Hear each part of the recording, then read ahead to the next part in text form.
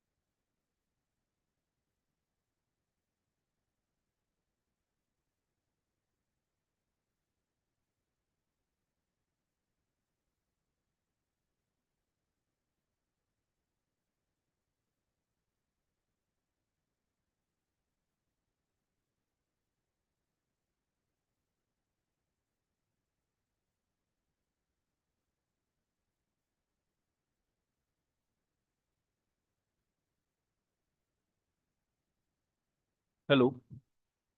Good morning, everyone.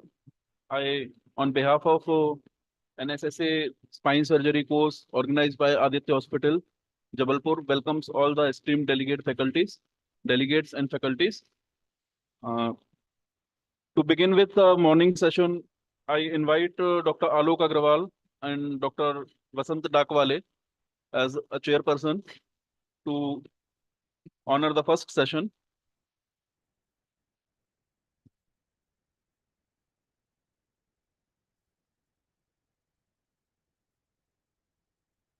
Good morning, everybody. I think we are starting a first session, and I think everybody should be alert.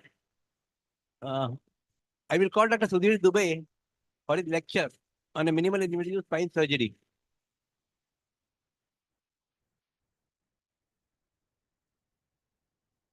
Morning. It's always pleasure to be in heart of India. I always think Madhya Pradesh is my home. So back to home. So I will be talking about thoracic spine and the essence of minimally invasive spine surgery as I see it. Now, if you look at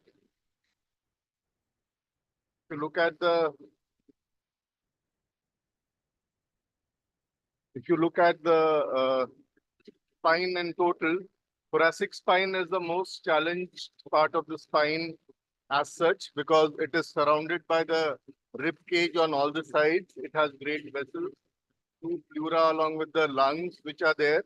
And the spinal cord in the thoracic spine is the most unforgiving because it has the least vascular supply and it has the least diameter at the D8 level. So it's very important because the approach becomes slightly limited compared to lumbar spine and the cervical spine, which can be approached in nearly 360 degrees compared to a thoracic spine. But the essence of all spinal surgery is your spinal cord and the neural structure. And if there are vessels around, they're also very important when you deal with pathologies related to the spine.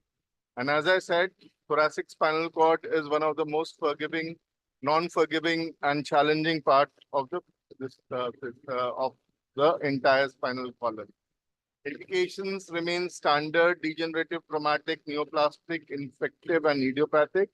And principles remain same: decompression, maintenance, balance, preserve motion, and fixation if there is an instability. So movement preservation to preventing instability are all principles of spine surgery.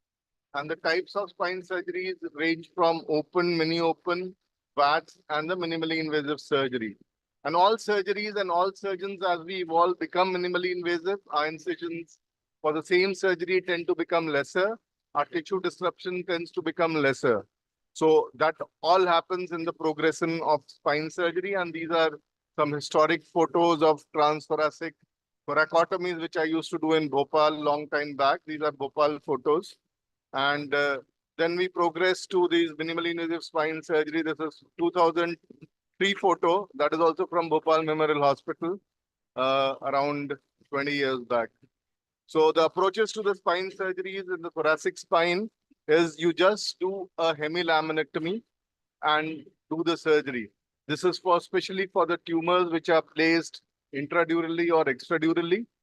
This is not a very good thing to do with a hemilaminectomy approach because your retraction to the cord will be immense and this will cause retraction injuries and neurological deficits.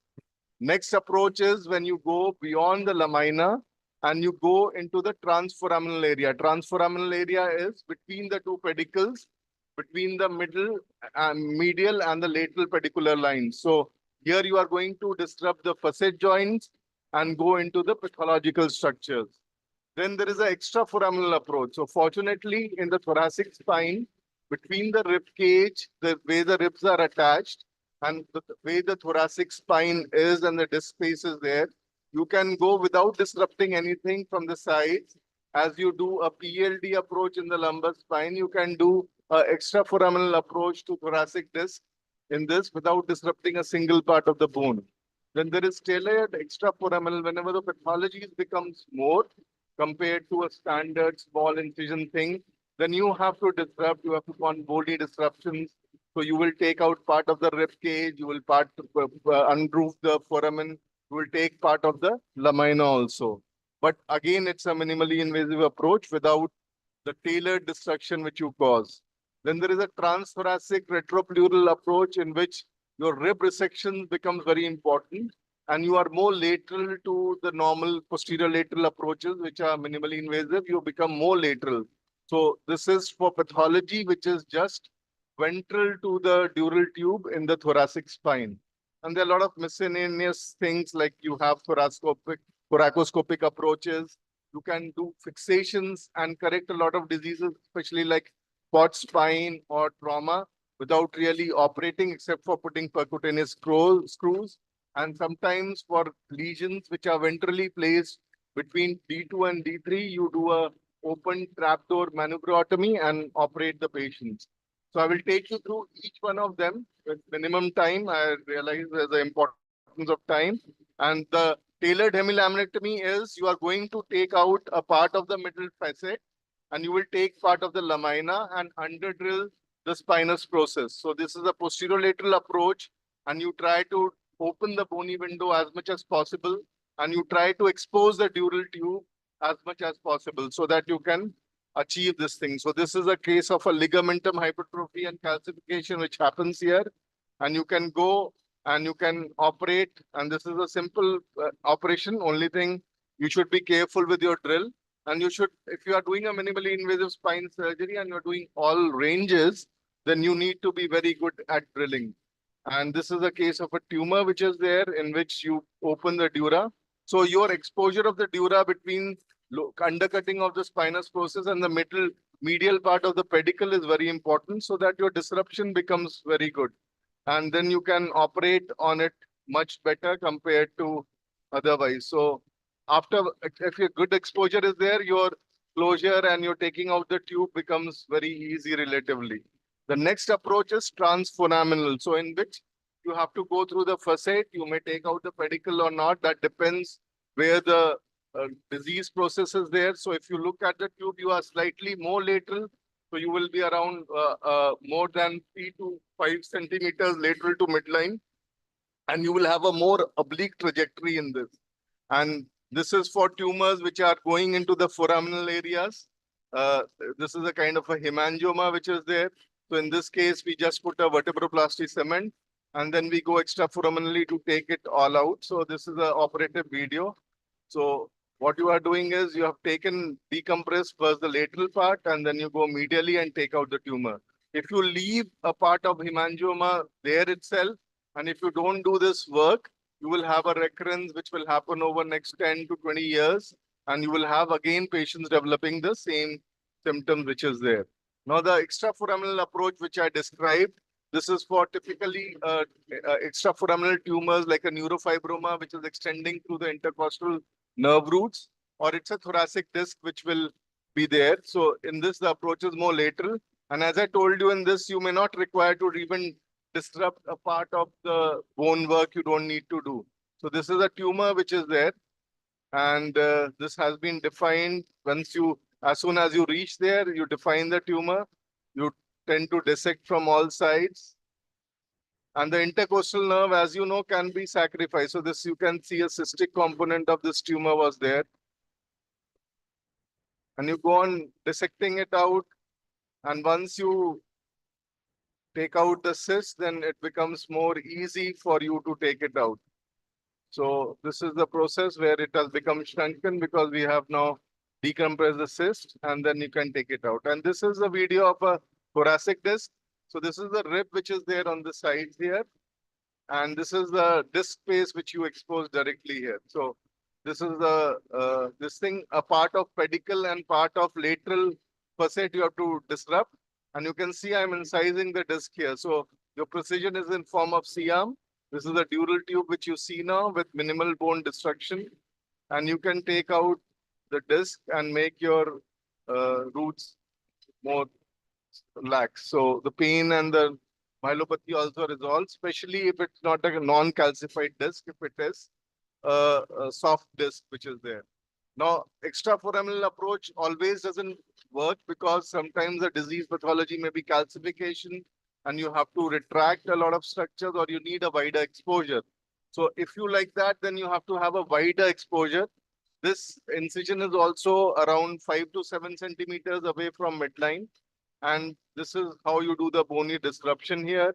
And you have to see the dural tube. So this is a case where destructive lesion is there, a body is going inside. If you don't decompress these bony elements, then the myelopathy doesn't get resolved. And this is required. And a retropedal approach will require more rib cage work in which you have to go really ventral to the cord and disrupt it. So something approach which is something like this. In this, you have to take out the rib as a whole. So you are seeing this rib getting out. And then you go from the lateral side, go on defining it. Then you widen the foramen in this area and you expose the dura from the lateral part. But the most important, you keep a plug of the bone in front and gradually you dissect it off and make, once you have decompressed the corpus, that is the body, you go on decompressing it ventrally. So you don't really touch the dura and you go on ventrally decompressing it. You can also use a cranial endoscope at this stage to look ventral, how much decompression you have done. And this will help you to deal with it. And this is the same approach, a corpectomy.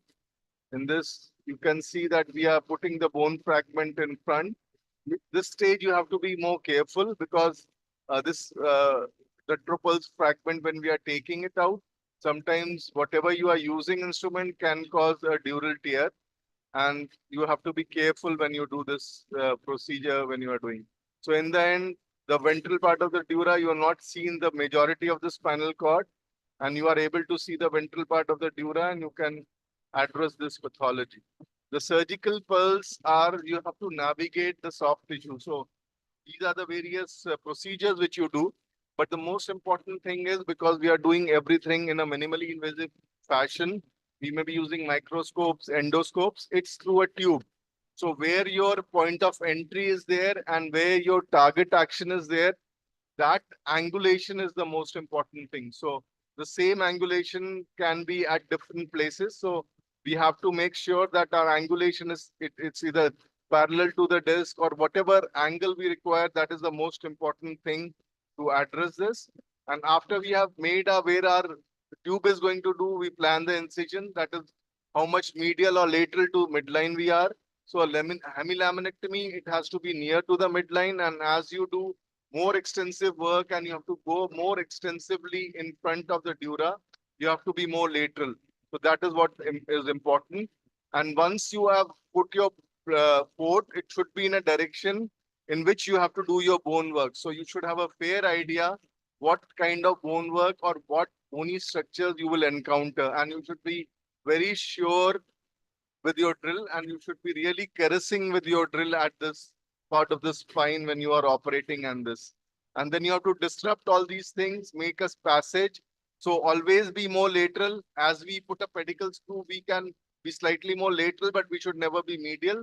So all our ports and entry points, we should, when we start the procedure, we can be more lateral and gradually make space medially so that we really don't disrupt a lot of things. And you should always know where the body and your dural tube is there. So if you know this, then you will find out that you are more safe and the results will be much, much more important. So rest of the thing, you can even put the cage through all the tubes and through all these things. And you have to visualize the dura. In the end, no surgery, spinal surgery can become complete if you don't see the neurological structures which you are supposed to see. So anything blind and not doing the total activity is going to limit you in things which is there. So with this, I will end my presentation. Thanks for your rapt attention. Thank you.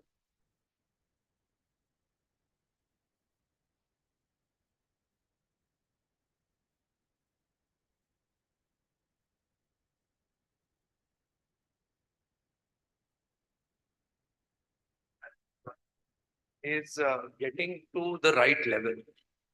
So, what are your ideas about reaching the right level and then maintaining?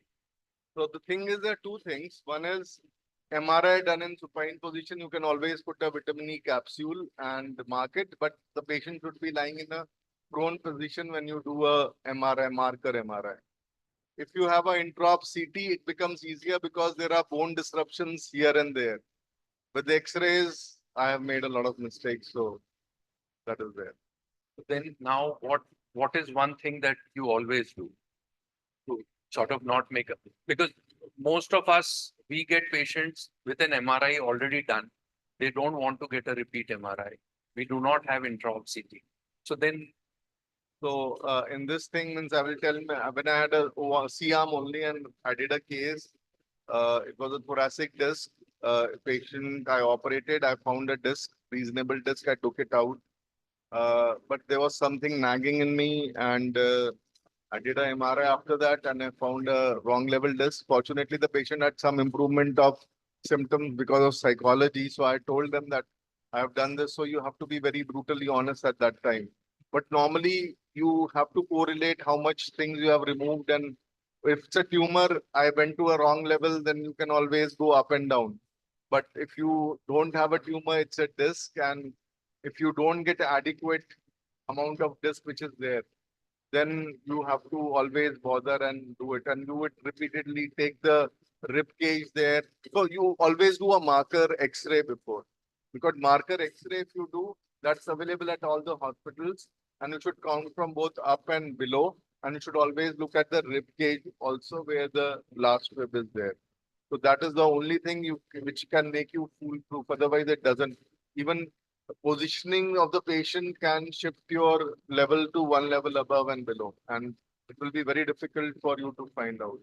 With introp CT, we are more fortunate, but we still make mistakes. So with all this technology, it is still possible to make mistakes. So always have this in the consent also, because to tell them it's 12 bones and it's very difficult to count.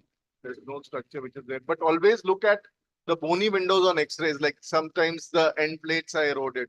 At D5, 6, there may be some kind of a change on X-ray which is there. At D7, 8, try to correlate that into this, then you have a double check. But going up and down, then you don't have a double check, and we still make mistakes going on the CM. Then we modify it and do whatever it is. But always be suspicious when you operate, because if you don't see the right amount of pathology there, always back check you. And saying that, I've also made a mistake like that. thank you.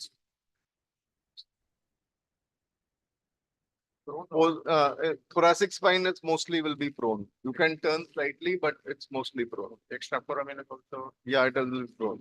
For our cases, everything is prone. Thank you, Dr. Sudhir. Excellent presentation.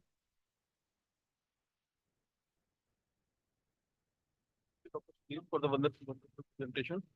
I welcome Dr. Panse as a chairperson. Now I would like to invite Dr. Nidhi Patel for his talk on interlaminar uniportal lumbar discectomy.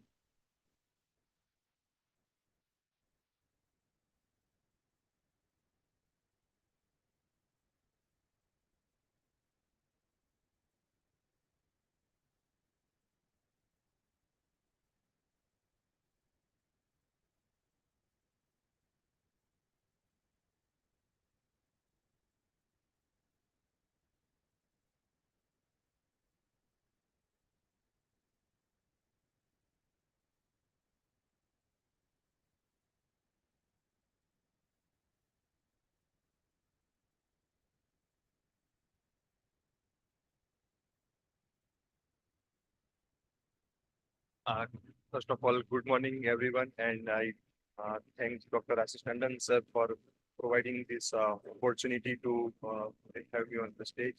Uh, exactly 5 years ago, when I came to Jabalpur for 1 month observership at Medical College to learn neuroendoscopy, at the time I had not even heard about full endoscopic system for spine surgery, and down the line, after 5 years, we are having a full conference on full endoscopic and minimally invasive spine surgery. I just started my full endoscopic spine surgery 1 year back on interlaminar. So I will share my thoughts on interlaminar monoportal lumbar discectomy. Uh, my indications for all the interlaminar approaches would be these surgeries starting from L5S1, L45, and L34. Higher level we can do, but I prefer transforaminal approach because that is lesser invasive and I'm more comfortable with that. Apart from that, we can do all the stenosis work, be it lumbar, thoracic, or cervical. And as our experience grows more, we are able to do the posterior lumbar inferior body fusion using full endoscopic system, which we call transfacetal or interlaminar approach. And the steps, we can do the surgery under local anesthesia. I started my surgery interlaminar even under pure local anesthesia, and we can do it under epidural. And of late, actually, I have shifted towards the general anesthesia. The reason being that for acute pain conditions, when patient is having severe pain or in cases of infection, uh, handling or working around the nerve root is become quite painful, and in especially the large disc when we want to do some decompression. It takes more time when patient is not comfortable. So of late, I am more and more doing under general anesthesia. So remaining steps would be almost same, like prone positions under the bolsters. Another thing that patient under general anesthesia can give the good opportunity to manipulate the table. We can break the table, and for uh, local infiltration, I always mix adrenaline, and for minimally invasive surgeries, bleeding is our biggest enemy. So I infiltrate everything, the right tip from the bone up to skin. So interlaminar approach access is very easy and quick. It's just 5-10 seconds drop. We need two instruments. One is the dilator and one is the cannula. And these two instruments can be of various size, depends on what system you are having. Either you have the discoscope or the stenoscope, which is having a bit larger diameter instruments. So we make the entry under the CM guidance, depends on your level. We just make a small step incision deep up to the fascia, and then we pass the dilator, and over that we pass this beveled cannula facing medially.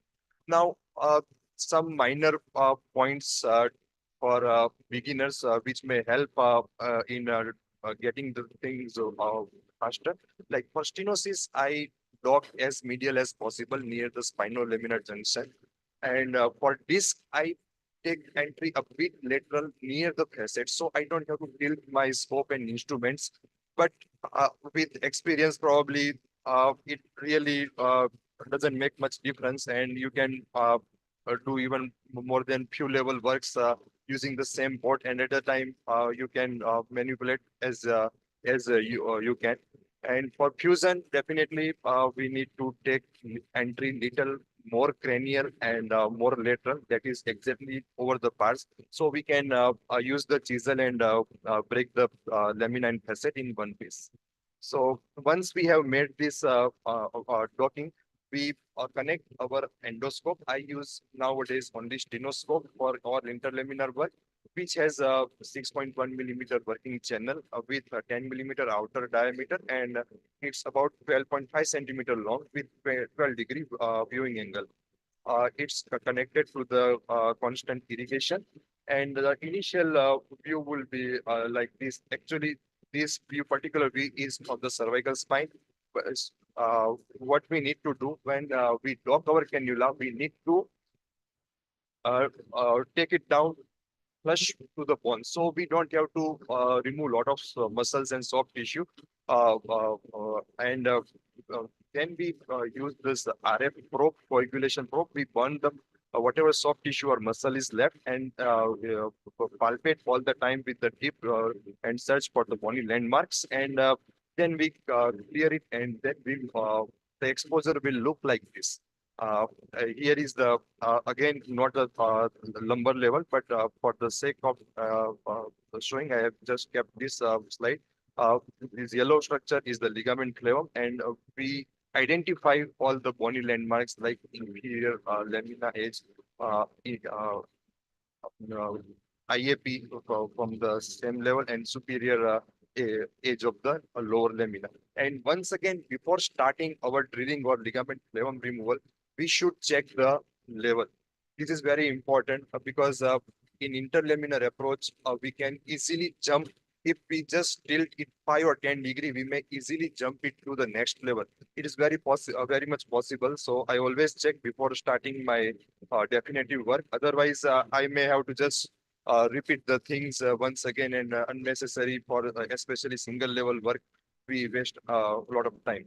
So uh, for the disk work, especially at Alpha S1, we don't have to do a lot of bond drilling, but definitely for other level, especially 3, 4, and 4, 5, we need to do some drilling for disk work.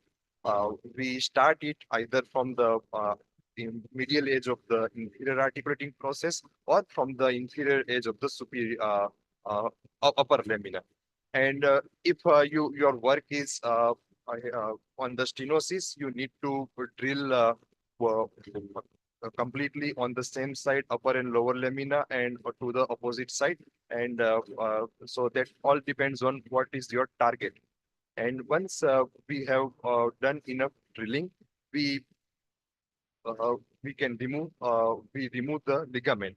Here, this is the at alpha S1 level. For disc, we don't have to remove lot of ligament. We can just create a small window, and we can gain access to the canal. And for the stenosis work, usually we finish the drilling completely, and we don't remove nowadays ligament in piecemeal. We usually try to take it out as a single or in a 1 or 2 piece, and because that way it is very easy, very safe, and very quick. So we'll just take you to the some cases. 43-year-old gentleman presented with right S1 radicular pain for 3 to 4 months. MRI showed a large alpha S1 herniated disc with a large annular defect. This was my initial case, so I was doing it under local using I had only transforaminal system. So I had done this surgery under local anesthesia. After the exposure, this is actually 30 degrees scope, so that's why you are seeing the angle like this. So this is the after ligament flavum window. This S1 nerve root was exposed, and then I was the extruded disc was just in front of me. Had just am trying to release the all the adhesions, and then I push my cannula, which is 8 mm cannula inside the disc and inside the canal, and rotate it so I can uh,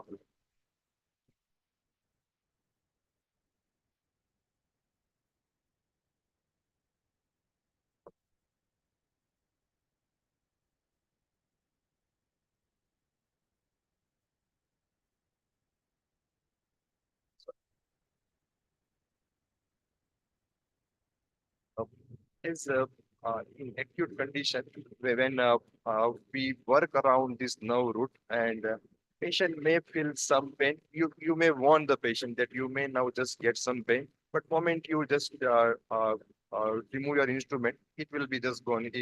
Pain will just go. But yes, all the patients cannot tolerate, and it all depends on the severity. So once you remove the but definitely once you have removed the fragment, patient will feel the relief of the symptoms on the spot, and you can. That is the beauty of doing the surgery under local. But nowadays I don't do.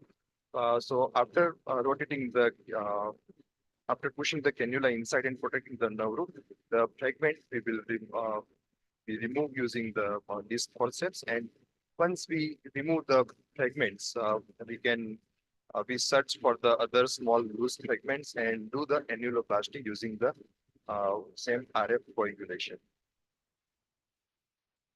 Another case, a 34-year-old gentleman with left lower limb radiating pain for 2 months, had a lumbralized S1 with S1 pass defect, but with stable stasis S1, S2, not the cause of the symptoms.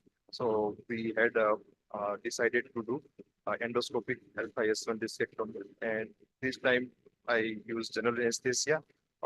We position it, and just before opening the ligament, we check it once again. At lowest level like alpha S1, there is a lot of space inside, and we don't need wide exposure or wide ligament removal for only this work. So this is the view after the opening of ligament, and then the disc extruded disc material we remove, and final view looks like this. The extruded the fragments have been removed, and traversing now traversing S1 now route, and it is from where we had removed the fragment, and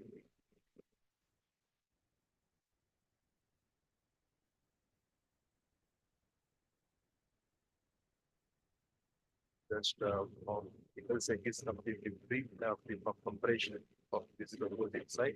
You can just see through the same event. These were the few fragments which came out. Another case of 32-year-old lady with acute on chronic left lower limb pain. MRI showed inferiorly migrated L4-5 disc, and we did surgery under general anesthesia by interlaminar approach. So this case also had some early degenerative facetal changes. So here we have to do good facetal work. So the view after just opening the ligament window, here you can see that now root is stretched due to the underlying large fragment, and we have reached up to bony margin, but still we are not able to gain access lateral to the roots. So we decided to do some more bony work, and afterwards we were able to do the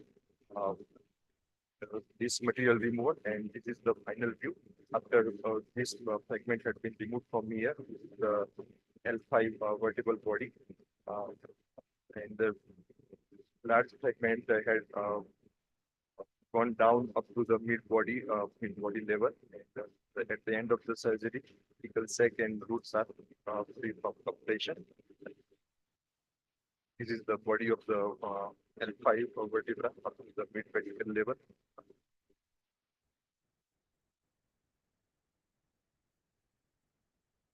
The post-op scan done on POD2 shows a good removal of the herniated fragment and post-op changes.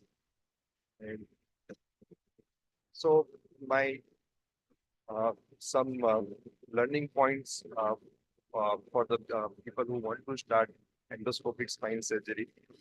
For a single level, I will always advise that you dock as perpendicular as your level of breast, so that you don't have to struggle unnecessary by the tilting the instrument and scope, which consumes a lot of time.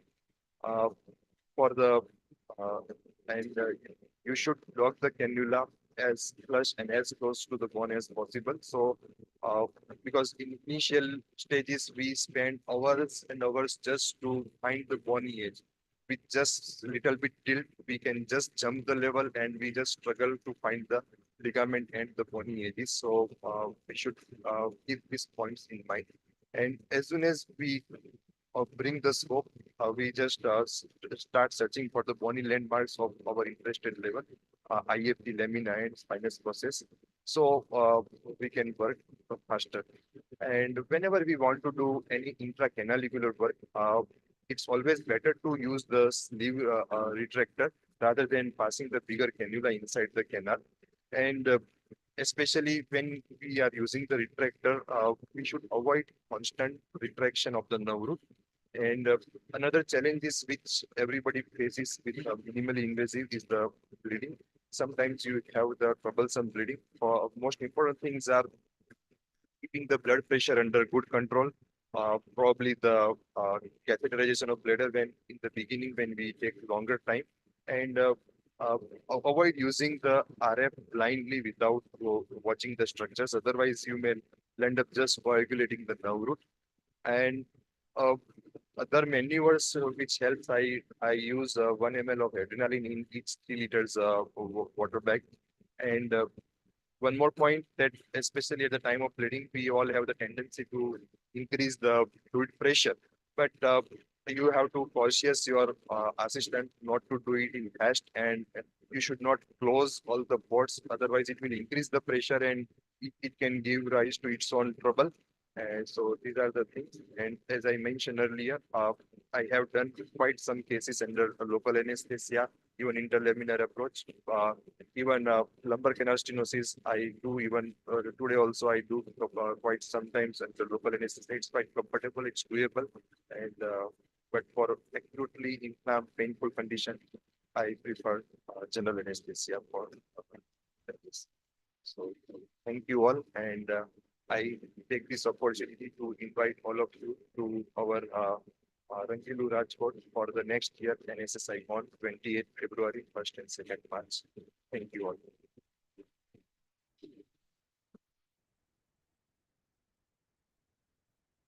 Now the topic is open for discussion.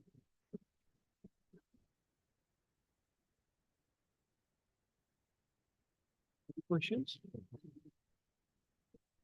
No question, then I'll ask the question. Sure. It was a very nice presentation. And keep it up the way you're working and keep doing. That is a very important thing for the youth.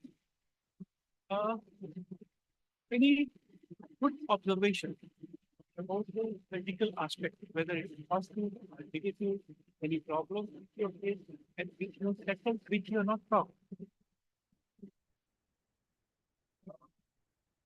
Probably I learned most of the things by watching live conferences, either online or offline.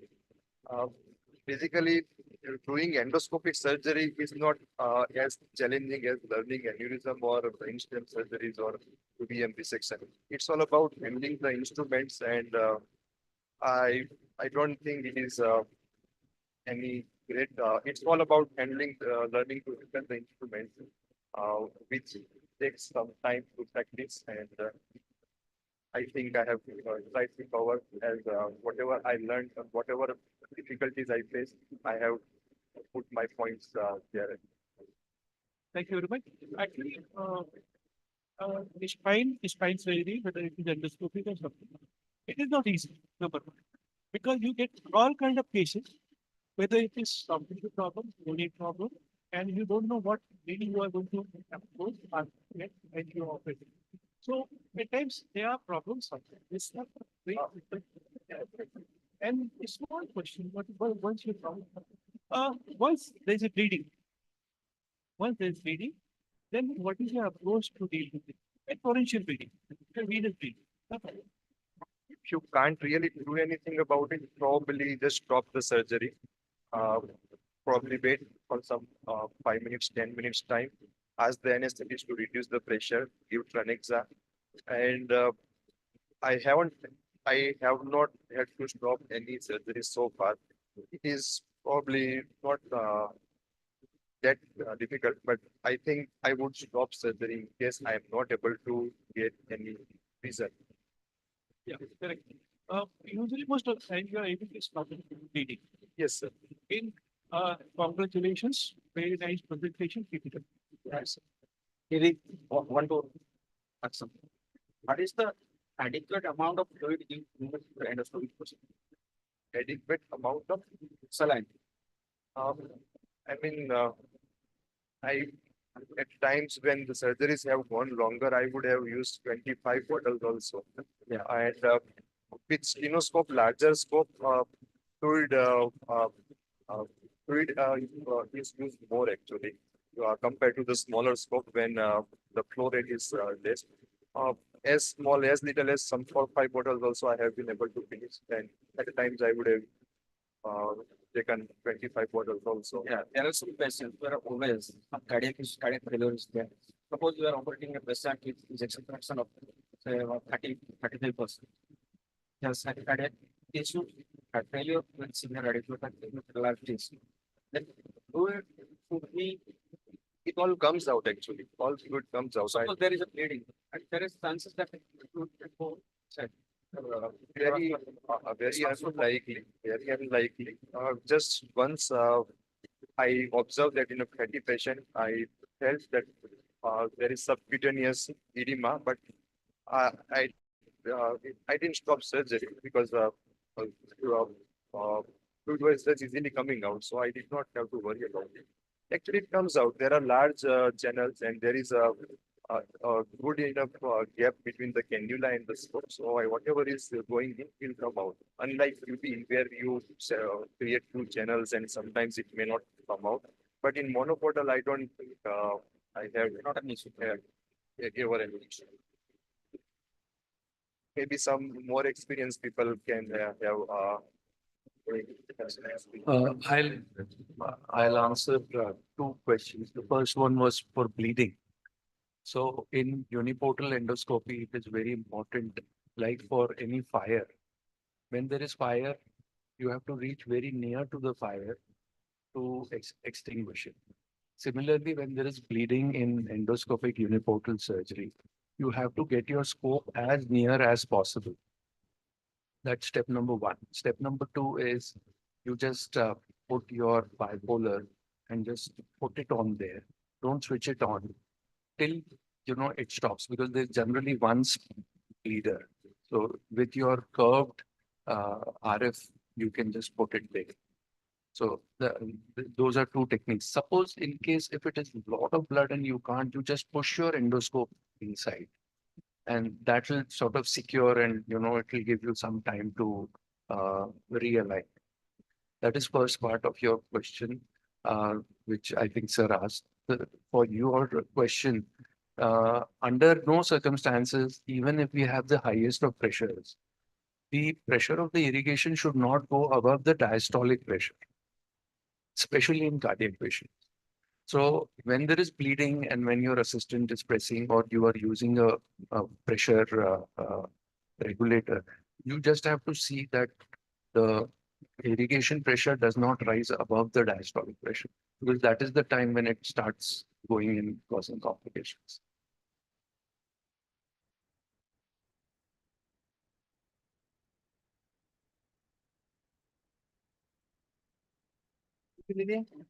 I would call Dr. Alok Agrawal for his presentation on management of odontite fracture.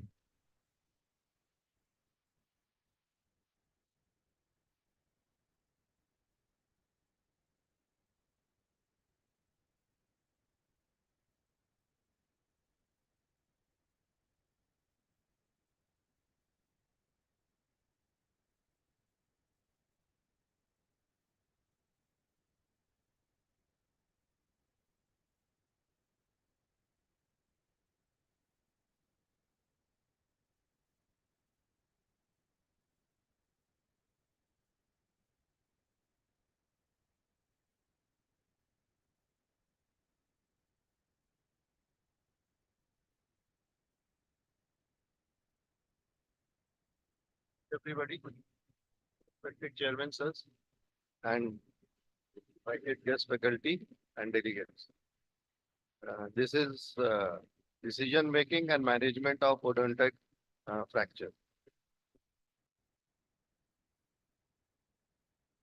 Well, the classification is based on the accessory ligament and based on shape of the uh, slope of the fracture. Later on, the type 1, 2, 3 were described by Anderson and Alonso. We are more interested in type 2 fracture, which is more amenable to surgery, while type 1 and type 3 are mostly managed by conservative treatment.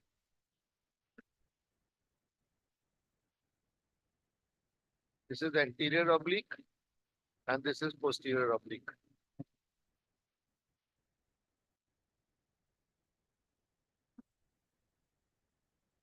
50 to 60% fractures of axis are at odontoid, and 10 to 15% of all spinal fractures odontoid is involved, and most common cervical spine above 70 years of age, and it is most common fracture of spine above 80.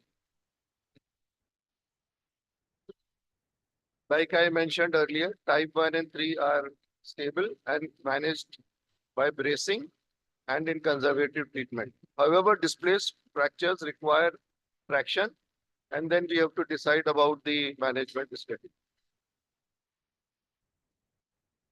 Here we are interested in type 2 fracture, and sometimes in type 3, if it is, there is a gray zone area. Why type 2? Because it's a vascular watershed area. There is enormous load transmission is there. So now we follow the treatment strategy. It is anterior odontoid screw fixation is most physiological, and it preserves the motion. High fusion rate. And there are some contraindications to this talk I'm talking about. Odontoid screw fixation is short neck, barrel chest, comminuted fracture of odontoid, like I said, and non-reducible dislocations. And if there is a transverse ligament disruption, then sometimes odontoid screw fixation has to be avoided, and anterior oblique fractures. This is the anterior oblique fracture which we have to avoid, comminuted fracture which we have to avoid. And this is just to show the barrel chest, which I don't think so we'll be able to reach odontoid screw fixation through this. And this is a very short neck. This is just to show the intactness of transverse ligament is essential for odontoid screw fixation. If transverse ligament is disrupted, then we should avoid odontoid screw fixation. Just to show the type of transverse ligament fractures. Yeah, this is just to show you that you have to see the intactness of transverse ligament by sagittal proton density images on MRI. Your friend radiologist who reads MRI will be able to demonstrate it and tell you about its intactness or whether it's fractured or not.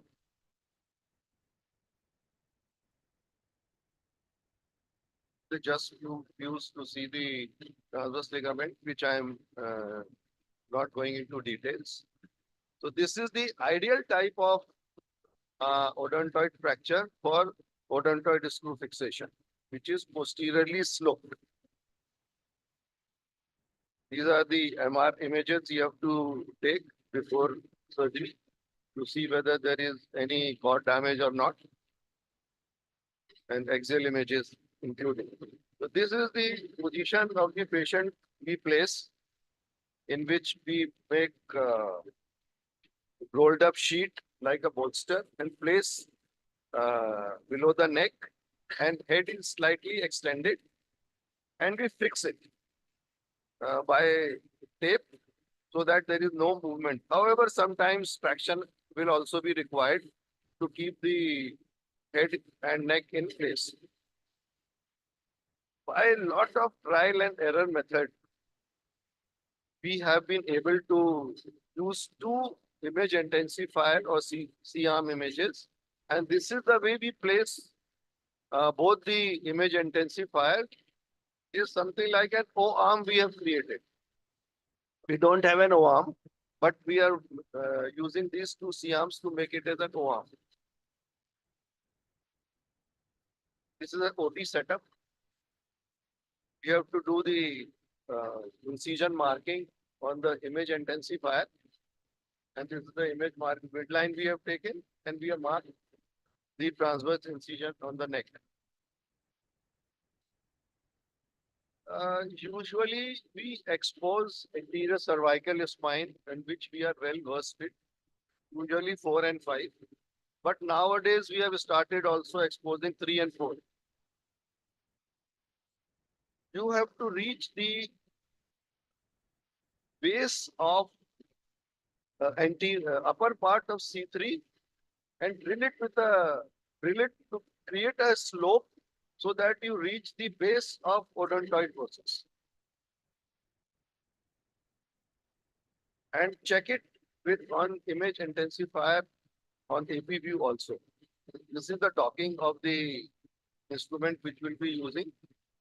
And this is the guide wire with the sheath we start inserting, and we repeatedly take AP and lateral views so that we are in the center and the trajectory is correct. As you can see, we have entered the odontoid process and we are moving towards the fractured side. And we have again checked it with AP and crossed the fracture side. You have to be careful that you stop at the tip of the odontoid and not cross it. Otherwise, the mural structure will be damaged.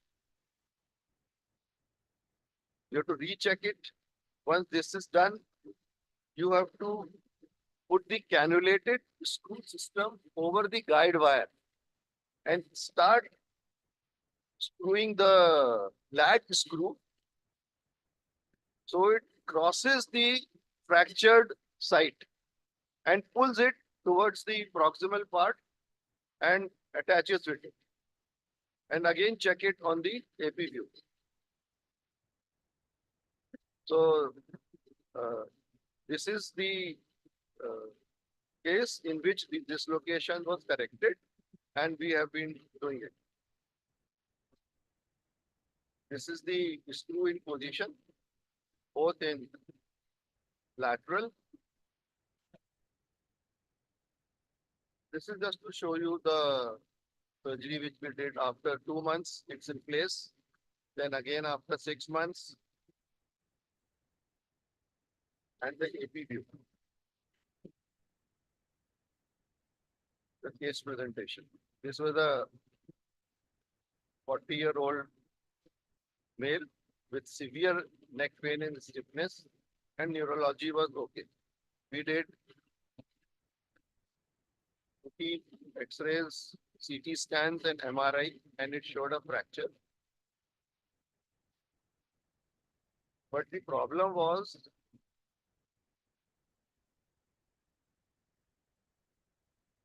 he had comminuted odontoid fracture. Like I mentioned earlier, odontoid screw should be avoided in comminuted odontoid fracture. So we had to plan the strategy. And what we did was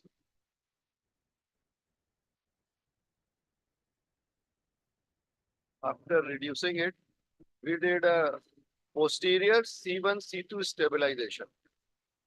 And once we were convinced that odontoid is reduced at a later stage, we did a odontoid screw fixation also. As you can see here, this is the picture of C1, C2 fixation with odontoid screw in place.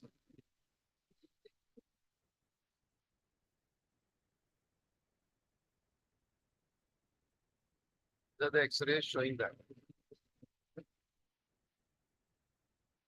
Now, conclusion is odontoid fracture are most often missed. They have a high non-union rates, especially type 2. And odontoid screw, once you have learned it, it's easy to do. Of course, will take few cases before you come to know how to manage it easily. The treatment modality is the modality of choice because anatomical correction is very good. It preserves the motion segment of the cervical spine and upper cervical spine. Of course, we have to avoid it and see that we don't do it in comminuted fractures, anterior slope fracture and pseudoarthrosis. Thanks. Topic is open for discussion. Yeah, of course, I just want to elaborate that whatever I have talked, the instruments which we are using, the guide wire, the screw, the drill system, all will be demonstrated to you all later on by Dr. Ashish Tandon. We have all the things to show you here. Any questions?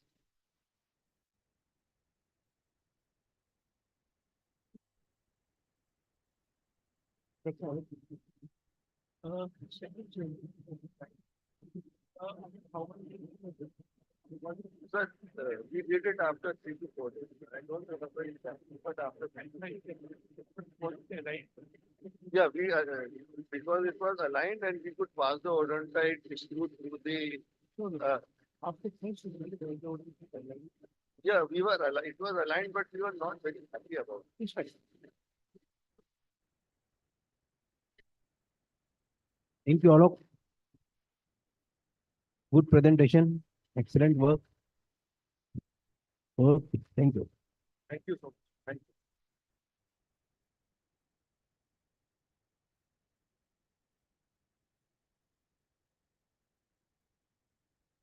I would call Dr. Sudhir Dubey for a minimal techniques for cervical spine disorders.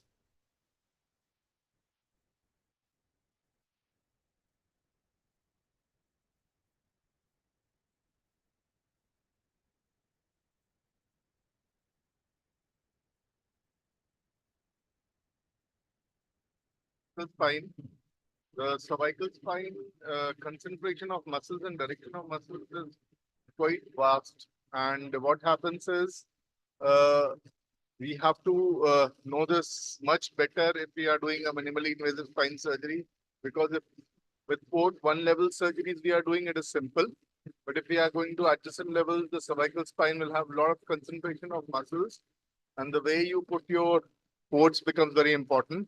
This is a tumor which was in front of a brainstem, causing edema of the lower part of the medulla and upper cervical cord, and it was going from one end to another without disruption, without causing any bony this thing. It is possible to address these tumors going from the sides and taking these out so totally. So as cervical spine surgery is established now, and you can do minimally invasive surgery of the cervical spine equivalent to the lumbar spine surgery. A lot of techniques have also come in. There are a lot of publications, and all techniques have their own problems. Anterior approaches normally is very minimally invasive if you do an anterior standard approach, because you really don't cut any muscle. You are just going between the tissue planes. The posterior approaches, because a lot of cervical musculature comes, it becomes very important. And because the muscles groups are multiple, you have a lot of patients with, if you're doing a tubular surgery, will have a lot of neck sprain and stiffness in the immediate post-operative period. So your disruption should be less, and you should be going more according to the anatomy. The areas of applications are decompressions, which may be subaxial, cervical spine, CV junctions. There may be fixation surgeries, and there may be oncological resections in form of tumors. The anatomy is slightly different. Feasibility of decompression, doing percutaneous things is there. There is a role of intraoperative surgeries, and there are published reports which show there is an advantage of this thing. Few things we have to realize. Ligament nuchae is a structure which is going from the occiput bone to the subaxial cervical spine, and it's a quite thick ligament, and we shouldn't disrupt it because it is responsible for maintaining your lordosis, and loss of lordosis is known to cause a lot of problems. Ligamentum nuchae is not a single stranded structure, but it has a lot of portions like lamellar and a funicular portions. So whenever you do this surgery, you try to preserve this to prevent lordosis. Anyway, because of our changing lifestyles, we are losing the cervical lordosis. But if we are surgically, if we are preserving it, it is for the long term, it is much better for the patients. You have a lot of muscles which go into the cervical spine. So you have a trapezius muscles which go, there are shoulder muscles from the posterior part and from the anterior part which go. And a lot of muscle fibers have different strengths. So if in the lumbar spine where erector spinae is top to bottom, they are going from top to bottom. If you want to operate at the lower level, you operate the level above first and below second. In cervical spine, your port should be below first and then you should operate on the level subsequently on the upper part. So that is all anatomically proven because of these things. And this is what the muscle in the final column where just above the bone, which will look like. So you have different planes, different muscles, different ligaments, and you have to know when you are disrupting it. The simplest procedure is a laminoforaminotomy, which is done. And in this procedure, what you do is you are just going to expose 2 levels is easier to do. More than 2 levels, it can be 2.5 levels. And with small incisions, you can do a laminoforaminotomy with this. So this is the operative video. You should know the spinous process. You should know the medial part of the facet. For a good decompression, you should always do a subspinous bony work because that is very important. Otherwise, there may be a subluxation of ligament below the on the dural tube in the ventral part. You can also do fixations in the subaxial spine using the same retractor systems if you slightly extend them, and extent of decompression becomes quite significant. Also, anteriorly, you can do a foraminotomy approach. The advantage of this is it becomes further small compared to a normal anterior cervical discectomy. So this is a syringe, which is a 5 centimeter syringe. You can dock it onto the longus coli, see the uncinate processes, and do a bony disruption and go and expose the foramen. This is especially for young people who have a foraminal disc which is ventrally placed, and especially if it is calcified. So you can see the ventral part of the dura and you can expose it compared to others. And similarly, you can, if you want to do a corpectomy, you can do, but if for a wide level thing where you have osteophytes going everywhere, anterior cervical corpectomy is also a minimally invasive approach. If you use the retractor system well and use the longus coli dissection, then the corpectomy at 2-3 levels should not be done with a minimally invasive because results will be better with a wider corpectomy. You can also remove tumors which are present ventrally. And in this, there's a neurofibroma and a meningioma, a case where you open from the front. And this is hardly the opening will be 8 millimeters, and you can remove tumors which are significant. So because the exposure is very small, you can just put a Durafoam with a glue, and that mostly takes care of this thing. The most important thing is you won't really disrupt the spinal cord, you won't retract the spinal cord, and you are able to do the procedures much fully and much more competently compared to where you see the best part of the minimally invasive in oncological resection is you don't really retract the cord. The cord is the furthest away and you directly land onto the tumors and take them out. So this is a case of a tumor which is there. Now it's possible to do minimally invasive with a tube at the ACM levels. In this, the important thing is that instead of having a port as such, you will have a kind of a system of a retractor, like a microdiscectomy retractors on both sides. And then your standard bony work is there, and you have to go with a C-arm between the C2 and the foramen magnum, parallel to the occipital bone. And without disrupting a lot of muscles, you can do the entire procedure. Now, depending on what is the level of compression, the bony compression, the ligament compression, you can open the dura, and dura should be open in all the cases. But opening of arachnoid, you can vary. If you can see through the transparent arachnoid, you can see the brain structures and there is a good pulsations. You can leave the surgery at that, preserving the arachnoid and not disrupting the arachnoid.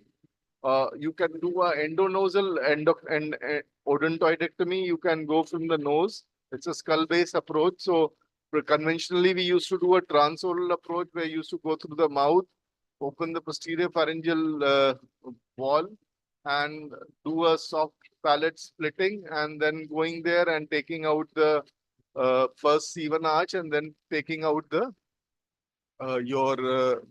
taking out the odontoid process. Now it is possible with the nose to do that. This is the posterior pharyngeal wall. You have to cord a midline posterior defect in the nasal septum. You can see the midline raphe. You can use it as a graft as such, or you can do a midline disruption. You will see the C1 and C2 as you see in a conventional transoral approaches. And you use a drill and you can disrupt the bone and you can decompress quite well. And all the ligaments which are present pressing in the front, you have to remove. It's a two surgeons approach. It is not done by one surgeon because you need to have a suction there, which is quite important. And that helps you to uh, address the problems which are there. So this is the final shell of the bone of the odontoid, which is getting removed. And after that, the decompression happens. Reconstruction is very simple. If there is no dural leak, it just needs to put a glue and you don't even need to put a vascularized flap. Fixation, as I showed you before, you can use a port which is extendable. Your extent of decompression with the port also can be very extensive. You can see here, it can be so much extensive. And the last thing which is very difficult to do in this cervical spine is the CV junction, which can again be dealt with a minimally invasive technique. This is a case of a cyst which has developed due to instability between C1 and C2. So what you do is you use a port from the sides. The most important thing in all portal or tubal surgery is that if you are going from the sides and you are making away your trajectory away from the spinal cord, you really don't disrupt the spinal cord and you are able to save those structures. So this is your C2 part, lateral part with the C1 on the lateral side. And once you have defined this bone properly, you can also put the screws with the percutaneous holes from down. So that also you can do. So now the drilling of the lateral part of the C1 facet as well as medial part of the facet joint can be done. Here is, I was putting a transarticular screw which is coming from here. So you use a C-arm, the incision is below, and you can put a transarticular screw from same exposure. So we have fixed C1 and C2 from the same incision, and now we are going to take out that cyst from here. So the cyst is being, the bone is being drilled, as I told you, medial part of the facet joint as well as the part of the this thing. In this case, I had a small amount of dural tear. Whenever you have a dural tear, don't worry, don't extend it. Go to a normal plane, extend into a normal, go and disrupt the normal tissues, but preserve the dura. If you act where you have caused a dural tear and there only you operate, then there may be a problem in the form that you will extend the dural tears. But if you keep it there, then you can go on extending the procedure. So this is, I'm gradually doing the decompression of the bony. I'm just opening my opening and making it more wide, taking the bony thing. Finally, we'll remove the cyst, which is ventral. So this is a dural tube, and I'm trying to feel with this dissector where that cyst was lying. So this is the nerve root which is coming out, the exiting nerve root, and the cyst was somewhere in the front. Once you take out that cyst, this is the part of the cyst which is there. And once you have taken out that cyst after puncturing it, then you do hemostasis and that takes care of the pathology, which is the compressing pathology and the instability. You have put the screws to the same port you have used and put the screws in this case. So that helps you in dealing with this problem more completely. So after the cyst is removed, this is the final part of the cyst, which we have removed in this. Also, you can do a C1, C2 distraction with the same technique. Once your port is in C2, you can go into the joint space and cause a distraction here. And with distraction, you can achieve amount of reduction, which we try to do with the same minimally invasive spine surgery. This I've never done, but this is a cadaver thing which we did for a laminoplasty, which can be done through the ports, but it is more cumbersome, takes more time and effort. Similarly, dumbbell tumors, which are going from the spinal canal to the foramen to extraforaminal area, can be dealt with the lateral pathology. Similarly, when vertebral tumors, which are placed laterally, can also be addressed with this minimally invasive techniques. And the more important is with navigation, you become more sure of dealing with these kind of pathologies But without navigation, most of the cases, most of my career I've done with the C-arm. So it is possible to do most of the procedures with the C-arm, and even you can put the screws if required from the C-arm. So this is a tumor which is getting removed, and because we are precisely at which place we want to be, we have navigation. We can do a proper job when we do this kind of thing. Finally, the first slide which I shared with you, it's possible to take out this tumor going laterally from this side and without causing any disruption into anything except muscle entry. So if you look here, the tumor was removed, and you can see this is first or second day post-op scan where everything has been removed from one side to another side. And the only thing you find the evidence of surgery is some tissue, some edema of the muscle on the lateral side. So without doing any bony work, also you can remove such tumors which are ventral to the spinal cord. Again, I thank you for your attention. Thanks for having me here.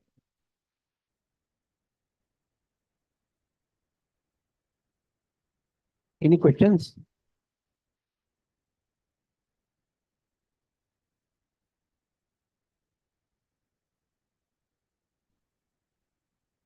What are your landing points?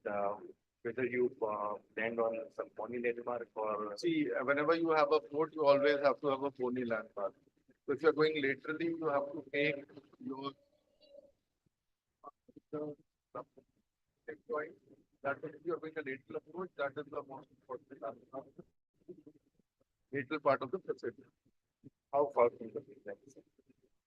You will be, if you are doing a lateral approach, it will be totally from lateral side only. And it will be posterior lateral, it will be around 6 or 7 centimeters or 8 centimeters.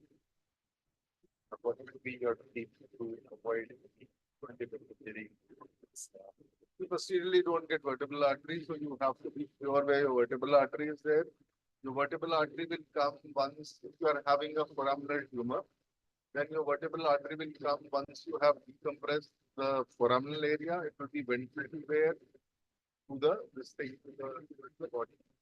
So once you are dissecting the tumor off, so go laterally first and see the anterior capsule. You should always study the scan first, where your vertebral artery is there compared to this. Mostly it is separated because except in the cases where they are frond-like structure into the some neurofibromas will have a frond-like structure. They don't grow in a spring-like fashion. Those are the things you have to be sure, and then you can leave a part of the tumor there if you are really going through this. Otherwise, the better thing, most of these tumors are there, most are not frond-like. So you see the anterior part of the capsule lateral to it, and if you dissect it, do internal decompression, the vertebral artery is capsular in front of the tumor.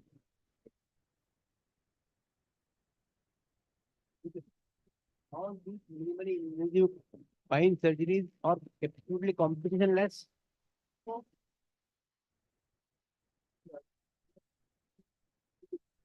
showing before, I had a lady who were traveling with her husband in a car, and she disrupted, her husband died, she came with a fracture. I did this case, I didn't realize the wire had slipped in, and I saw the wire in the, when you put the final screw, the wire was going inside the brain. I saw that. Fortunate for me that the patient didn't suffer anything, but I have a incident like that.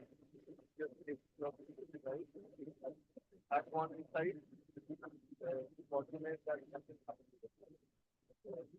The one each time to anticipate the complication and know that it is just one step away.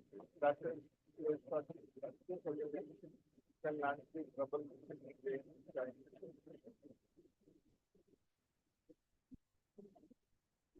Any questions? Thank you very much, Dr. Dubey. This is very nice. A good presentation. Thank you very much indeed.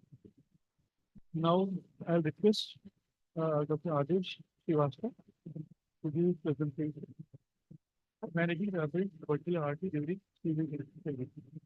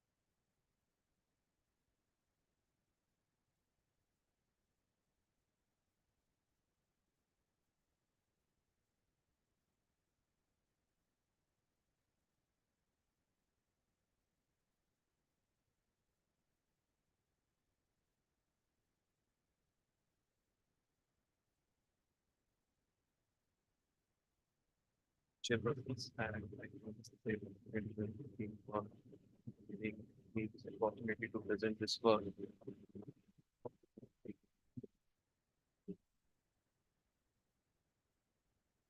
So, moving ahead from minimally invasive to a little bit more invasive, I'll be talking on management of aberrant vertebral artery course, which is encountered during CVJ surgeries. We all know that the vertebral artery, the third part of the vertebral artery, it passes through the region of our interest when we are doing a CVJ surgery, wherein in a normal anatomy, the vertebral artery passes through the C2 transverse foramen and then travels laterally, reaches the transverse foramen of C1, then crosses medially behind the occiput C1 OC1 junction, and then goes intradurally. A majority of the cases that we operate for CVJ are congenital anomalies, and these congenital bony anomalies are associated with vascular anomalies as well. There are a plethora of these anomalies which can be traced back to their embryological origin, where the vertebral arteries in an embryo uh, are interconnected on both the sides by intersegmental arteries. What remains of concern to us at the CVJ is the most commonly encountered dangerous variations, which can be divided into either anatomical variations or functional variations, where the most common one being the first intersegmental artery, wherein what we find during our preoperative scans is that after coming out from the C2 transverse foramen, rather than going to the C1 transverse foramen, the artery travels medially behind the C1, C2 joint, which needs to be addressed in the surgery, and then goes medially inside the dura. There could be a fenestrated vertebral artery where, in addition to the vertebral artery, which is going through the transverse foramen of C1, we also have one more small branch, which is going posterior to the C1, C2 junction. Then we have extradural pica from C1 and C2, and functional variations in the form of either a dominant vertebral artery or a hypoplastic vertebral artery, which actually ends as terminally ends as a pica, wherein the any injury to that hypoplastic vertebral artery may lead to catastrophic damage and grave morbidity to the patient. So let's look at the three cases. This first case is a case of BI with AAD in a 40-year-old male presenting with neck pain and some spasticity. As we can see, the CT scan shows that the C1 is occipitalized, it is assimilated, and the odontoid is pushing into the foramen magnum. There is the ligaments seem the facets seem to be somewhat coronally arranged. On seeing the 3D imaging, the 3D CT angiogram, which is in the current era one of the most important investigation to be done preoperatively before undertaking any CVJ surgery, we can see that the left vertebral artery, the right vertebral artery is anomalous in both. It's like the first intersegmental artery. It is coming out from the C2 transverse foramen and is just behind the C1, C2 junction. So when we take up this case, we initially do the dissection as a routine dissection one would do for a C1, C2 junction. What we usually do is to first do a foramen magnum decompression. I'll be talking more on the strategies to approach C1, C2 in my later lecture this evening. And then we start addressing the vertebral artery. A very important adjunct for finding out the location and the securing the vertebral artery is the use of intraoperative Doppler. So using an intraoperative Doppler, we can localize the vertebral artery as to where its point is.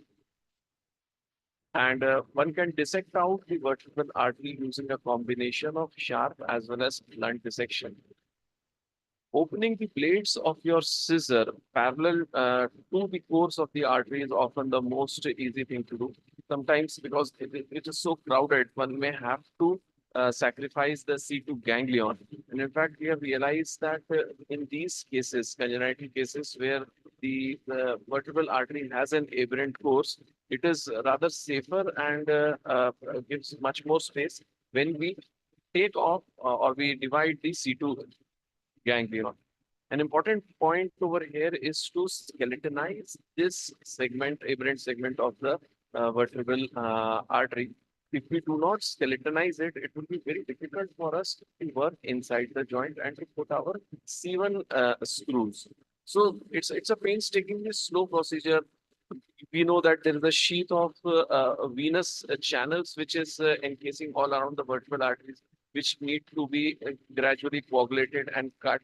And then after putting a loop, we start working on the foramen magnum again. Here we deviated from the usual protocol because the artery was much more medial.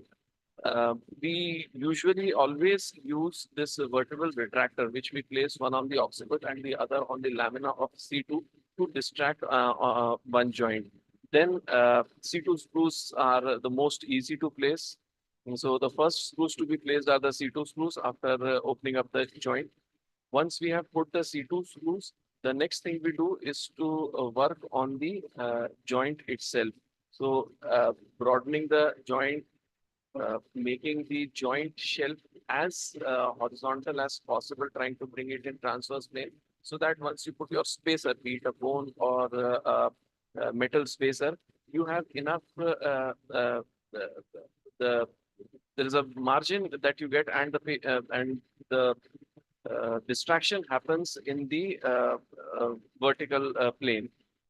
So both the screws are C1 and C2 screws are placed. The screws which we are using here, you can see, are having a smooth shank outside. So whenever we have a vertebral artery which has to be handled, an aberrant course, because now it is naked, we don't want it to be rubbing against the threads of the screw. So we use the partially threaded screws with a smooth shank, so that the artery pulsates against the smooth shank of the screw. So that's after the completion of the procedure. We place screws on both the sides, and post-operatively, one can appreciate that the BI has reduced, the odontoid has moved forward, and with in addition to that, we have taken off the rim of the foramen magnum, so enough space has been created. This can very well be appreciated even on the post-operative scan.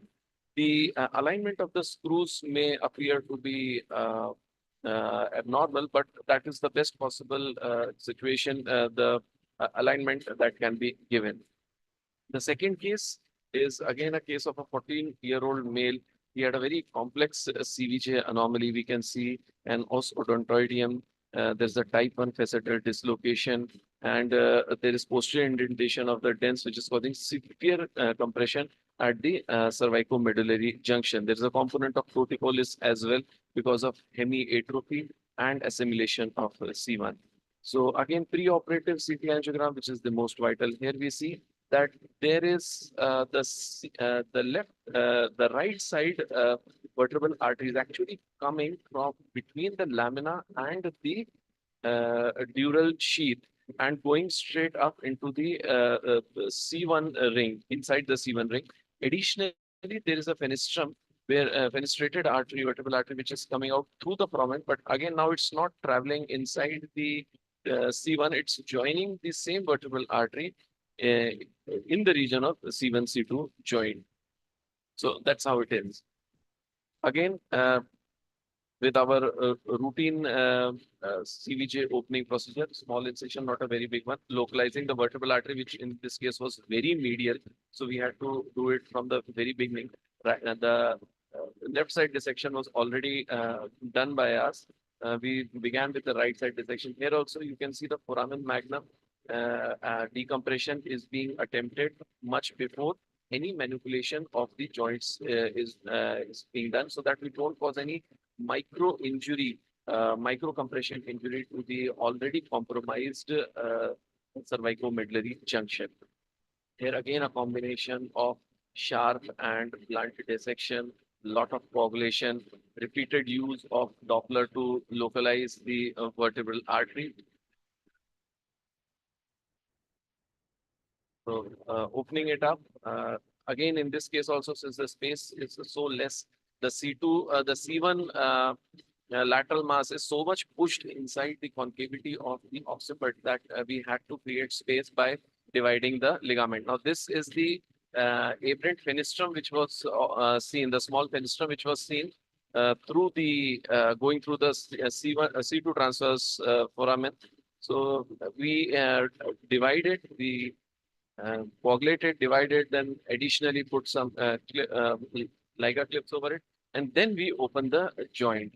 The joint manipulation is being done. The joint will then be drilled. We'll put the screws, and as you can see under the C-arm guidance, the screws are being placed. So we usually make the screw openings with the drill and then use with a power drill, and then we use the hand drill. One important point is that it's often said that the normal side should be treated first, or the one which is easier to do should be done first. I think as time evolves and a surgeon matures and graduates, it's usually the side he's most confident of not hitting the vertebral or most confident of putting in the screw should be the side where it should be put first. Again, we put both the C2 screws first, then we put the implant, and then we put the C1 screws. So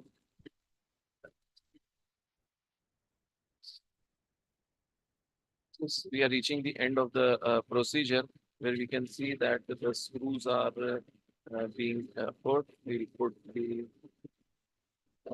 rods there, and then using compression, after compressing them, we ligate it. So one can appreciate here that what was seen in the pre-op, the picture is much improved in the post-operative period. The odontoid has come down. The osodontoidium also has moved a little bit, being pushed up, and the foramen magnum decompression has created enough space. We can see both C1 and C2 screws are well in C2. A little bit of torticollis in the right-hand side lowermost image. You can see a little bit improvement in torticollis has been attempted by using differential size of spacers. And at the end of the procedure, the patient had no damage to any of the vessels and did well. The last case is that of a Chiari malformation. Now that's an interesting case. This lady, actually wife of pharma executive, came to us with a feature suggestive of CVJ compression. Additionally, she also had a recent onset lower cranial nerve palsy in the form of hoarseness of voice, and she also had some regurgitations happening, especially while drinking liquids. So, as a protocol, we usually do CT scans, in fact, CT angio of all patients who have to go undergo CVJ surgery. So, looking at this plain scan, it is seen that the C1 is assimilated. Posterior arch of C1 is actually not seen in the sagittal section. The rest, it seems that there is no instability as such. But on looking at it further, one can see that there is a gross torticollis which is present. There is hemiatrophy which is present.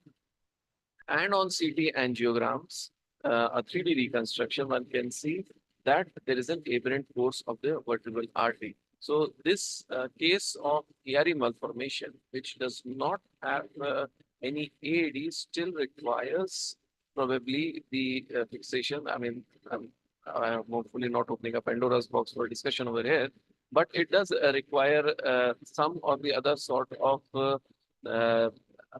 fixation in order to stabilize this segment. There's a very good article recently published by our Indian group from NIMHANS and SGPGI on complex Chiari malformations, where this issue has been decently addressed. So again, using the same procedure, we took this patient to surgery, working on the aberrant course of the vertebral artery. Again, a combination of sharp and blunt dissection, a liberal use of pottery to coagulate all the venous channels, and obviously intermittent use of the Doppler machine in order to localize and to prevent any intraoperative injury to the vessel. Let's skip the video. Now we have started seeing the vessel separate from the ganglion. We'll keep expanding, we'll keep dissecting parallel to the artery, again sacrificing the C2 ganglion in favor of the vessel so that we can reach the C1, C2 joint. Once that has been done, the artery has been skeletonized, it can be pushed onto one side. Now we are working in the region of the joint, now drilling and creating area for putting up the C1 screws. We mark all the 4 points very initially, putting the C2, C1 screws. This was the C1 screw which was being put. Now the C2 screw is being put, and putting a spacer in between. So at the end of the procedure, you can see that fixation can be achieved safely without damaging the vertebral artery. And this is the intraoperative post-fixation image. Post-operatively, one can appreciate that the odontoid has slightly come down. There is opening up of, not much opening up of the space, but the CV junction has been fixed using C1, C2 joints after mobilizing the aberrant vertebral artery. So this is the end of the procedure, and this is the post-operative CT angiogram. The take-home message is whenever there is an aberrant course of vertebral artery and the patient requires C1, C2 fixation, a liberal use of CT angiograms helps a lot. Using handheld Doppler device is it's mandatory. Without it, one cannot be safe enough to handle the artery. Foramen magnum decompression should be done before joint manipulation. I'll be talking more on this in the evening. And we usually sacrifice the C2 ganglion in favor of the artery. There are authors, there are surgeons who are who do save both C1, C2 ganglion as well as with an aberrant course of the vertebral artery, and begin screw fixation from the side where you are most confident of not causing injury. Thank you.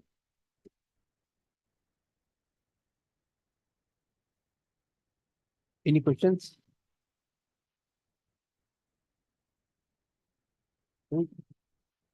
Just one question from me. You always do an CT angio for all the patients irrespective of Yes, sir. cause of C1, C2 dislocation. Yes. Even in traumatic. Even in traumatic patients. You always do a foramen decompression before joint manipulation, because the CV junction is already compromised. And the odontoid is, if it is a pre-odontoid, as we see in cases of the PI, any manipulation of the joint will lead to micro crushing of cervicomedullary junction, further crushing. So it's better to take off the rim first and then manipulate the joint, so that during that manipulation, even if the odontoid pushes back, it does not crush it against either the rudimentary C1 arch or the foramen magnum.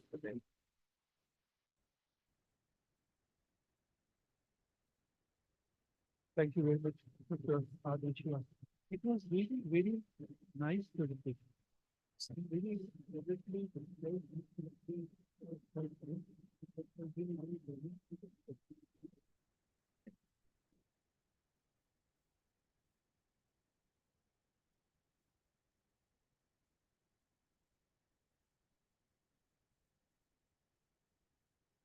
Thank you to all the speakers. Now I would like Dr. Takwale to present memento to Dr. Sudhir Dubey.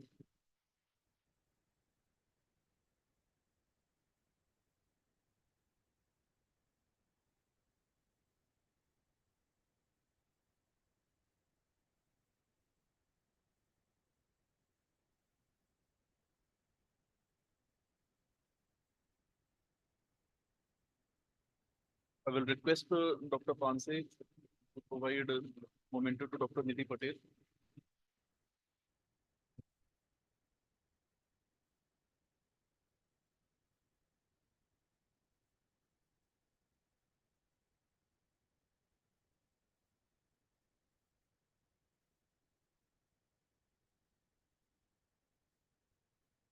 I would request the chairpersons to provide memento to Dr. Alok Agrawal.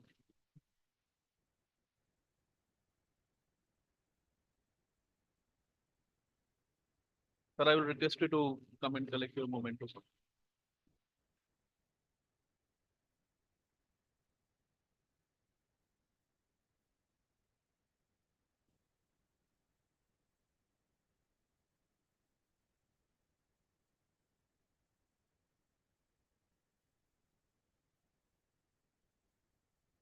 I would request the chairpersons to provide memento to Dr. Adesh Srivastava.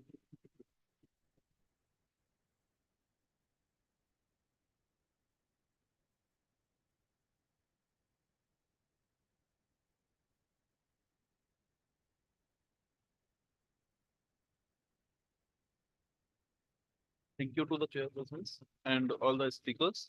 Now I would request all of the delegates and faculty to come for the tea.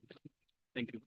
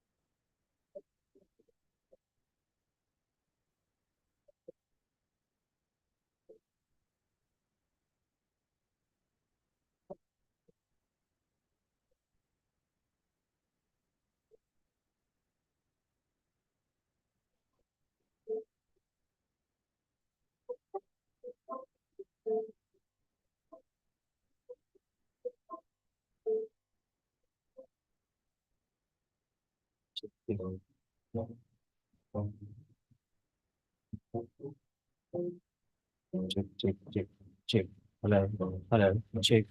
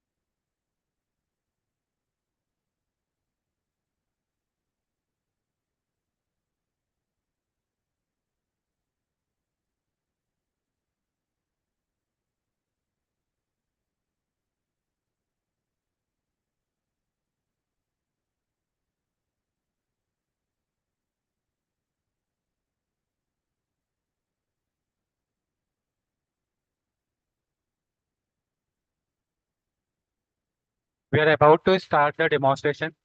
First will be tubular surgery by Dr. Sudhir Dupe. I request all the delegates to come inside the hall.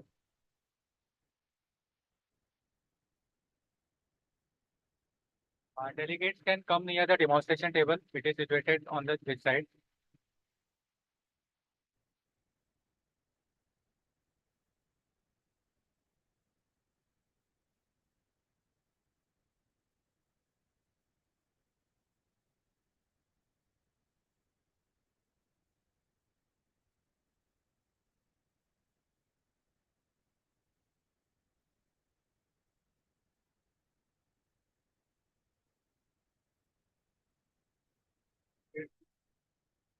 Compared to a laminectomy surgery where you are in midline, here you have to imagine where your port is, which direction you are going, and what structure you are going to see. Same port which goes like this, straight, if you look, this side, you are going parallel to the spinous process, and you are going to go just at the way the dural tube, and the lateral sleeve will come, and then you will go into the disc. If you go same thing into the medial direction, you are just going to hit the dura. And the same thing if you go into the lateral direction, you are going to destabilize the facet.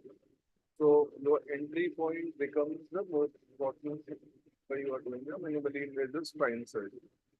So if you see a patient who is mildly or moderately big, if you look at the back of the patient, there is generally a dip in the center. And from the center where the dip is there, you can feel the spinous process. Next to us, you have a erector spinae group of muscles, which is multiple muscles which are there. And if you look very closely, there will be a dip where after the multifidus, there will be a dip which will come, which will be just where your lateral part of the transverse processes are there.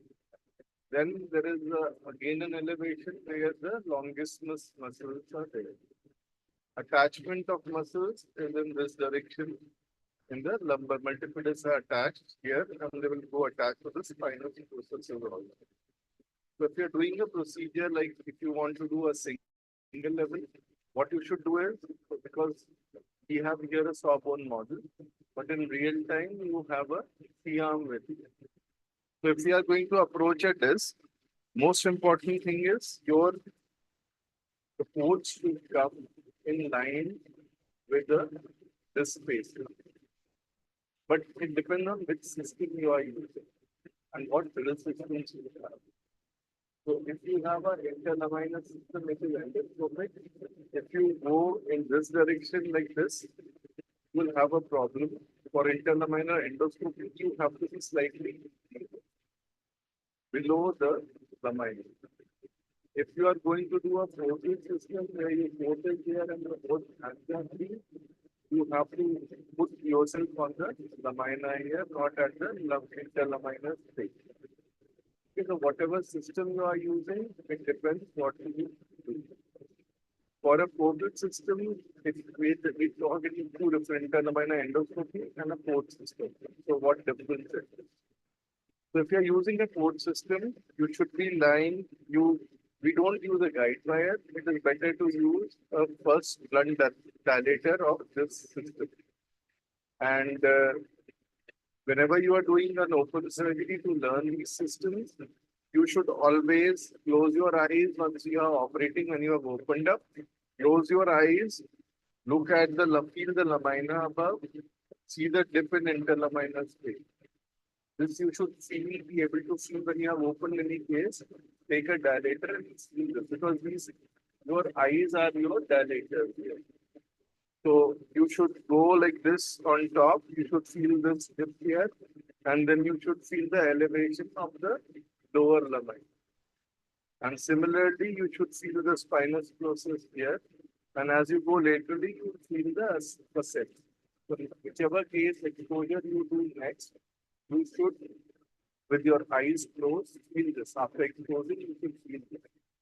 And then you will get a natural feel of this.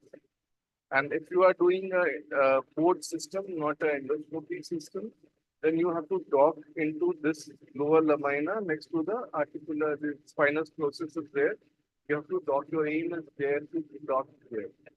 And then you have to make a small drill opening here, which will show your ligament here. And once your ligament is there, you just make the opening broader. At L5 S1, even with the port, you don't need to open any part of the port. Only ligament cutting is enough for you to do the surgery. So, but if you are L4 5, some amount of this will be there. For a port, you should be parallel to the end plates. You should have an opening which your port is parallel to the end place of the disc which we are going to handle. And you should be as medially possible, because even if you look at, we have three size ports here. One is this port, okay, it's 12 millimeters. Even with this, you are going to the interlamina space. There is no space to go here. And if you are a broader, this is a for decompression also, this is for discussion, the smaller port. These are for this decompression also. So if you look here, it will be more base, the more muscles. If you don't go as close to that time, you will have more muscles which will push it later. So this is, whenever you're doing a decompression, your port should be more in this direction. And if you're doing a discectomy, it will be dead on straight, whatever the size of it. Now, because the drill usage becomes very easy whenever you are doing this system both where your both hands are free and this thing is free. But for a easy go, this is fine. But some interlamina endoscopies will have to use one hand to hold the scope. So in these approaches, what happens? You have to go below the lamina, because those drills are not so high quality that you can do so fast drill work at this thing. So you have to go below the lamina, and then you have to dissect the space. Now that sheath are in those interlamina endoscopy, the sheath one is bigger inside, but it's not a uniform like this. This is a portal kind of endoscopy. In those, the sheaths are there. So once you go inside, your sheath, which area you want to see, you have to put the outer sheath opposite to that direction. So your visualization on other side is more. So with this ports, you will first drill this, expose the ligaments, and then you cut the ligament. Now cutting the ligament, there is also a technique in itself, where you cut the ligament, how much you cut the ligament. For endoscopy, you should go as much lateral as possible, and you should visualize the medial part of the facet.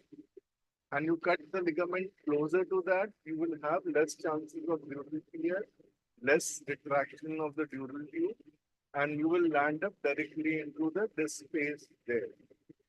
Whenever you have a port like this and you are doing this procedure, you will find that the ligament is attached to the inferior, to the posterior, the anterior part of the lamina there.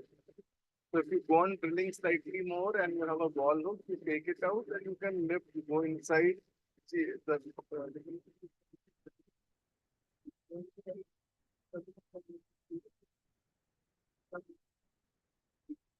to immediately, because then you preserve the structure and don't cause neural injury. So once you have done that, you have to take out the ligament. And because if you have this kind of scope, you have both sides which are free. So there are two things which you can use it. One is a retractor system, which is a nerve root retractor system. You can go on the side and you have to retract the nerve root in this direction. And the more lateral you go, the more unclear it is, the more lateral you go. Now, the most important thing is to identify the difference between the nerve root and the annulus. And the annulus and the posterior longitudinal ligament which is there. Now, sometimes when the disc is really tense and bulky, you will have the root which covers like this and it's very tense. So the more lateral you go, the less chances of you to injure any of these nerve roots. Now, if you are really in a tight situation and you are not getting anywhere, then what you should all that the lower pedicle, if you start traction for here, then you can retract just above the pedicle here. anteriorly, you go into the lateral part and then retract it medially. So then you can really save the nerve root because the pedicle being there, the nerve root will like this. So if you can go just above the curve dissector, then you can really retract from there and save it. Now for code, you will have to use a retractor, which is this. But for interdimensional endoscopy, which is in this shape, that also acts as a retractor.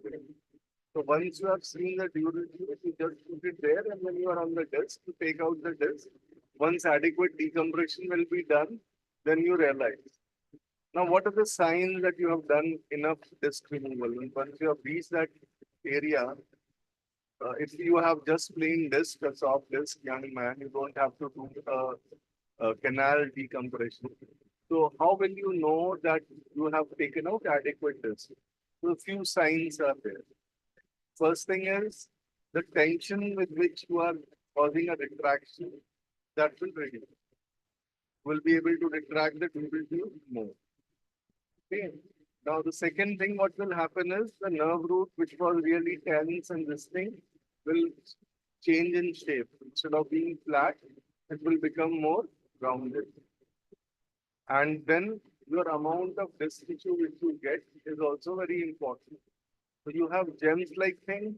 For a moderate disc, you will have 3-4 gems which are coming out. The small gems which the children eat. So those are the size of the disc which will come.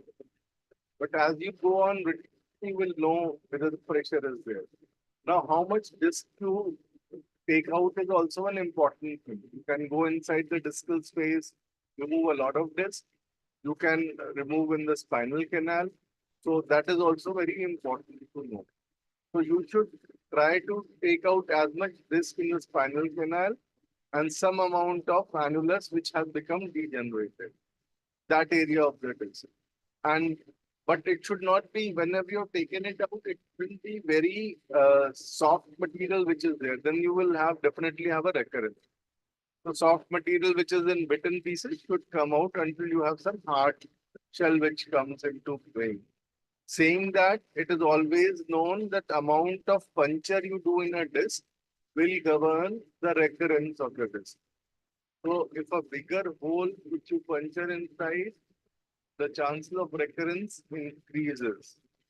The lesser the hole, the chances of recurrence decreases. So that always happens. But saying that, you have to also realize that people will have sometimes pain and you should have decompression on MRI also. To achieve good decompression on MRI, you have to realize that one is annular tear, annular bulge is there. So it's not only tear. Tear will have a tissue which comes out into the spinal canal. Bulge is something which will always be protruding. Then a chronic disc will have of the both superiorly and inferiorly, and there may be some osteophytes there. So this is an area which you should be more careful about. So whenever you are doing a disc surgery, look bone above, bone below also, next to the nerve root.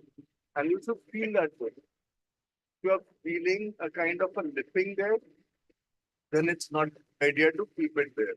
Because that elevation will always, you see most of MRI of all discs don't remain same. Young people disc sudden onset, you will get a near resolution of symptoms.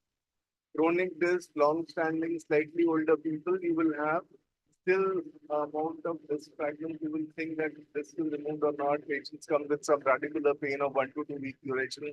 You may get scared that he requires some surgery. In fact, if some person has been operated elsewhere, it comes to you, will say it will require surgery. Your patient goes to another surgeon, may require surgery.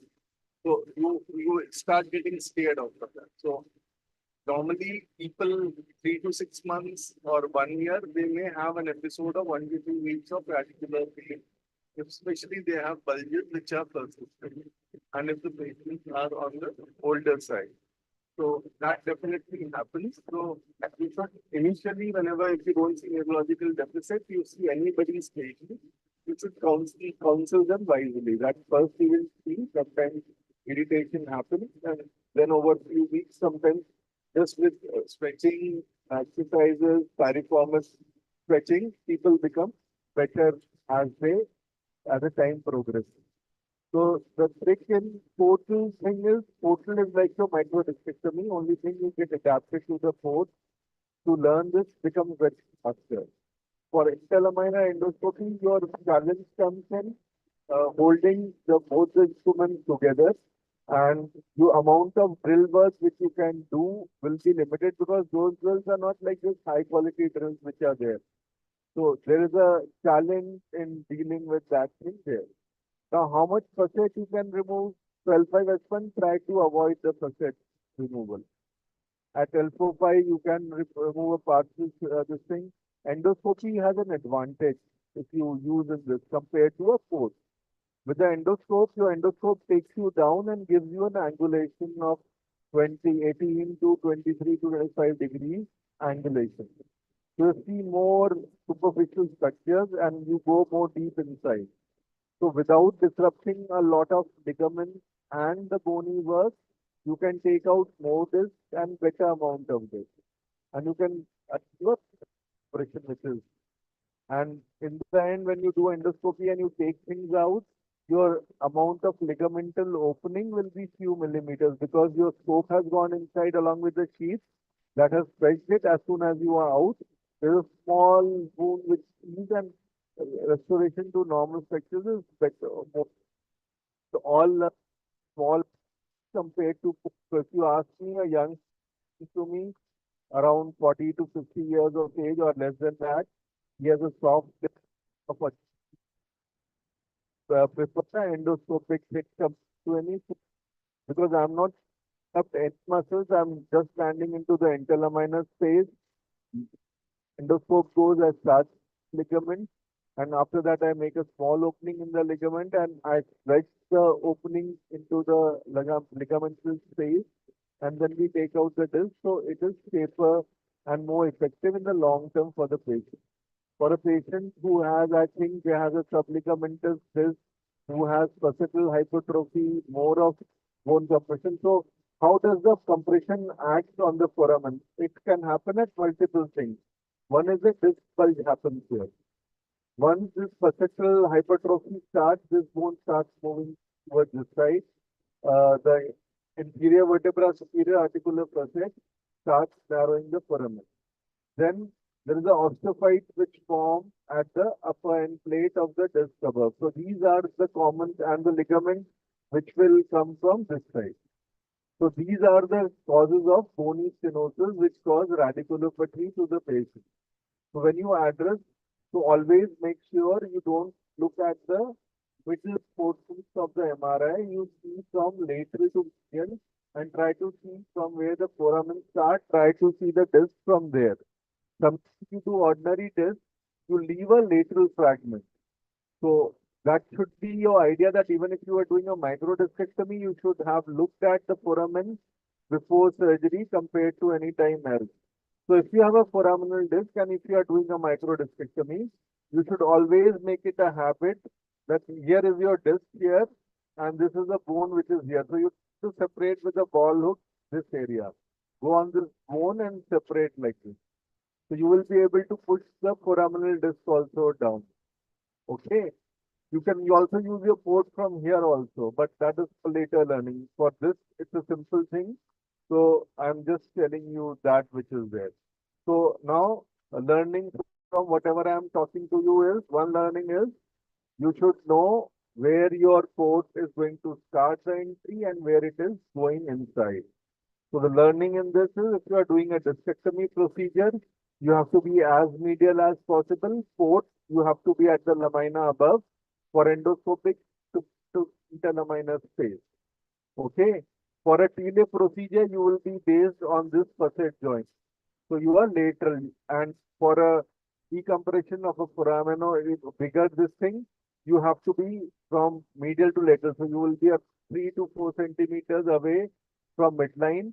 As the patient becomes thick, if the skin is here, then you are more lateral. If the patient is thin, you are more nearer to this. So obese patient, you by definition, if you are doing this, you are lateral, but for this you have to be like dead on like this. So we have to remember this. Okay. And as you go lateral procedures, your port entry becomes there. So always know where is your point of entry, where you are related to the disc space, and what all work this will show. So if you are in the center, you are going in this direction, you should expect anatomically you will see the lamina above, lamina below the medial facet. As soon as you go down, you will see the traversing route. If you look above, the exiting route will go there. The exiting and traversing routes are there, and the disc space normally will start slightly below here. If lysis, this tends to fall down, but in ordinary disc, it doesn't fall down. So if you open the disc space and do the work here, you are generally safe. And if you're getting a problem, go to the pedicle below. So nerve root will never come so inferior. Nerve roots, the exiting nerve root is always on the superior part, which is there. So it will never come inferior. So this is a safe area where you can start your dissection where you are unsure and do this. Amount of disc which we remove is important. The nerve root should become retracted. It should become pulsatile. And we should always feel with hooks or anything how much decompression we have done. And the next thing is after that, hemostasis is normally possible. It's not very difficult, except when the vessels are there. Endoscopy, your RF helps you in this thing. In open, you use a bipolar. If there's a lot of bleeding, which is weakness, you just you have to wait, and if you have patient, that will all stop by itself. If it's an arterial, you have to coagulate it. Now, what happens if you have a calcified disc? Now, calcified disc, you are stuck. Okay, so calcified disc, so CT in standard spinal units across the world, they do CT along with the MRI also. Now, if you are struck, then some people will say you put this thing and drill it. So what I use very safely is I use a Jump-Steady needle. So I will retract the nerve root, take a Jump-Steady needle and make one opening into the disc area. So that will give you around a 2-3 millimeter opening there. Okay, then you can use an upcut and gradually do it. Then it will give some space. So don't get too much bothered if you get a calcified disc, but always have a Jump-Steady needle somewhere sterilized so that you can always use it in a solution. So that is very important. And you should always be very confident with the drills. Start using drills more and more often. Means don't be scared of the drills. Don't say that I believe in upcuts more. Always have a drill because good drill work will help you in situations and prevent complications in very high complex spinal surgery. So that is very important. So this is the thing about the tube. Now, if you are doing a PLD procedure, this thing becomes less. So where you are entering there is, if you are going through that is, you are going more laterally and you are going to go into this area. So same area just above the pedicle, which is there, you will go on the side like this. So your port entry, there are lines of marking that you mark a line here, AP you do a lateral, and the junctions where they meet, you go from here. It will be around 9 to 10 centimeters or 11 centimeters from midline, depending on what kind of thickness you have. You will always land up here. Always when you are doing this, make it a habit that you can, if you feel the facet, it is very good. If you have a habit of feeling the facet, you are more safe. So instead of going like this, if you have a habit of feeling the facet and gradually undergoing, then your safety of this procedure increases by leaps and bounds with this procedure. So in that also you have in-out technique, out-in technique. But if you can land up at foramen here, it helps you a lot. You can do this removal of this fragments very easily. And that also then you can see the epidural space. The more horizontal you are, it is more possible if you have a L1-2 and L2-3 disc, this procedure becomes more safer and effective. At only thing that L4-5 that you can really cause a foot drop if you are not very easy with your instruments. If you cause a retraction, if you pull and push, then foot drops become very common. So you have to be very safe, go superior, do this. And if you are more in this direction, you will be seeing the dural tube faster compared to there. So in-out is when you have gone inside first and then you take out the disc, then you go outside where you see the spinal canal, and out in when you see the fragment first and then you see the spinal canal, and then you go inside the disc space. So whatever you are comfortable with, you can use. Now, interlamina can be done without when both can be done with under local anesthesia. General anesthesia is something with nerve monitoring I prefer because patients don't jump and they don't give you sudden reaction. So with monitoring, you can do the both the procedures. Otherwise, foraminal you should always do under awake. If you have no monitoring, then you should do under awake anesthesia. And but it's very difficult if patient has acute pain, it becomes difficult. It's not easy to manage even in the hands of experts. It becomes problematic because if patient is in a CM or that image is gone shifting in a very frequent and fast situation. So it becomes difficult at that time. So these are the basic concepts of the tube. Now, if you have same thing, you want to do a OLIF approach, then your approach is anteriorly between the muscle plane, and here there is a soft muscle. So soft muscle comes here. It gets attached here, you separate it, and then you go into the disc space for an OLIF approach. And transthoracic, depending on how much bone work you have to do, your angle will depend on what you want to do and where you want to reach. So your port has to be dependent because the ribs comes into the thoracic spine.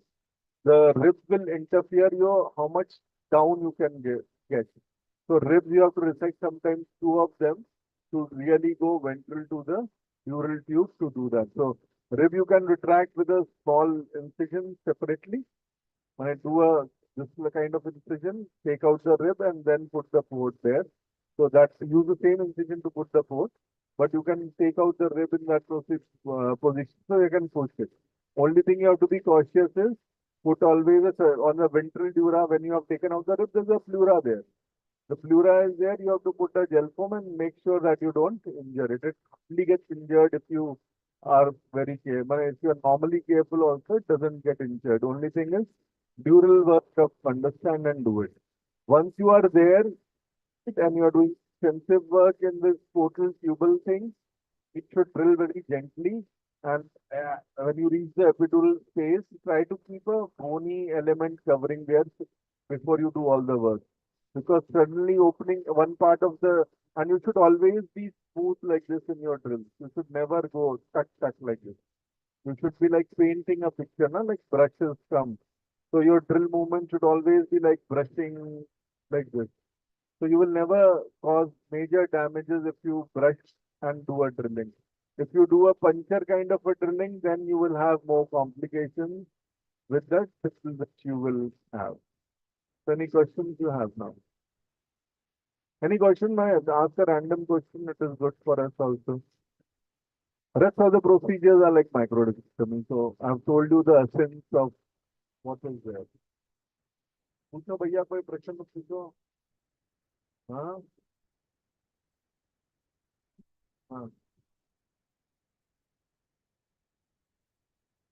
yeah we can yeah over the top I have removed the disc especially if they are soft in nature. If they are very hard in nature then you will struggle and you will cause more damage. So if you can if it's a soft disc what you will do is once you go through you take the ball kind of a dissector and you will see the dural tube on the opposite side with a ball hook also, small ball hook, you just squeeze it there. And teasing it gets the soft disc out.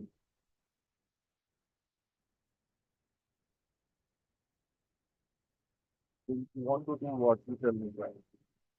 You want to do an endoscopy, you want to do a port, you want to do what? Then I will tell you. So now thing is you have to define this thing. You have a ligamentum hypertrophy, you have a bony hypertrophy also. So if you have a ligamentum hypertrophy, you can use endoscopy or a port, and you have to go on removing the ligament as over the top, and some amount of drilling you will have to do below the spinal surface. You can go easily over the top. So until you remove this lower part of the bone, you are not going to be successful on over the top. So you have to remove it to do the over the top. Now this is very easy if there is no bone hypertrophy. If you have a bone hypertrophy, especially the lifting, on the opposite side, then you have to use a force only, because then you will have to take a upcut there, you have to retract the dura also there, and then with upcut you can do this thing. So endoscopy thing also, they use a foramen instrument, because these instruments can go, their drill bits become better and they become bigger. So when you are going with drill bits, you start drilling like this, because you don't take out the ligaments first. First do the bony drilling, because ligament is protecting your dural sac. So do the as much bony drilling. If you are doing a foraminal stenosis with bone hypertrophy, don't think about cutting out the ligament. Do the bony drilling. One problem what happens if you are doing a foraminoscopy with angulation, this thing, you may see less on the same side. You may see so much better on the opposite side. So the amount of bony work that you can do on the opposite side will increase by leaps and bounds, but the same side you may struggle there with the same procedure. So because you are angled like this, you are not like this. So at that time, if you are doing on the same side, you have to learn to turn on this side and do. But again, the opposite works, because the visualization of the opposite side will be increased by leaps and bounds, and it will help you in doing the procedure. So there you use a force, not an endoscope, because then it will be a very cumbersome thing. But endo company have come with a permanent this thing, for bone decompression, they have a larger force for that. So you can use that.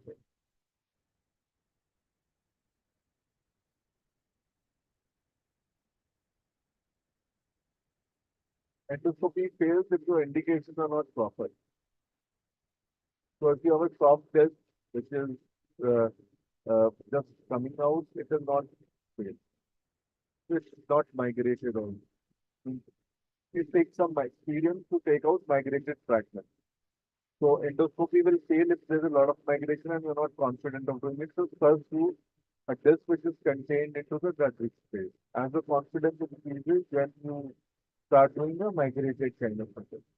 And if there's a migration, you should know that your where both is, how much of the upper part you have to do and how much lower part you have to do. So that is very important.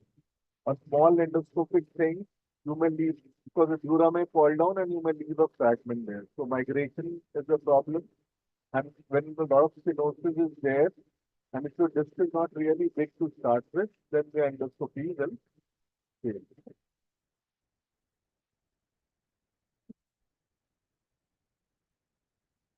Yeah. Mm. So what is your, in that situation, what people do is they use a bigger this thing and you have to drill everything. And then you will take out a part of the facet will definitely come out. And if you are doing a this thing, it is not going to stop at that, because even with this much scope, you are going to damage the facet. So they are not the ideal cases to do this. Means I will not do for a severe where I have a migration of both.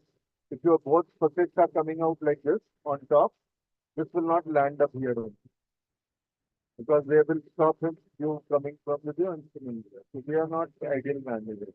For that open dual lamination, that will be much than doing all these minimally major procedures. So you will have more control situation. And if there is no instability, because the bony ankylosing happens, after 60, whenever these kind of things have happened, there is facet joints are ankylosed. If you see the joint, they don't have a articular surface, they have ossified, they have become ankylosed. So instability is very less. So people do very well even if you do laminectomy. Everything is unfailed. So don't try this procedure.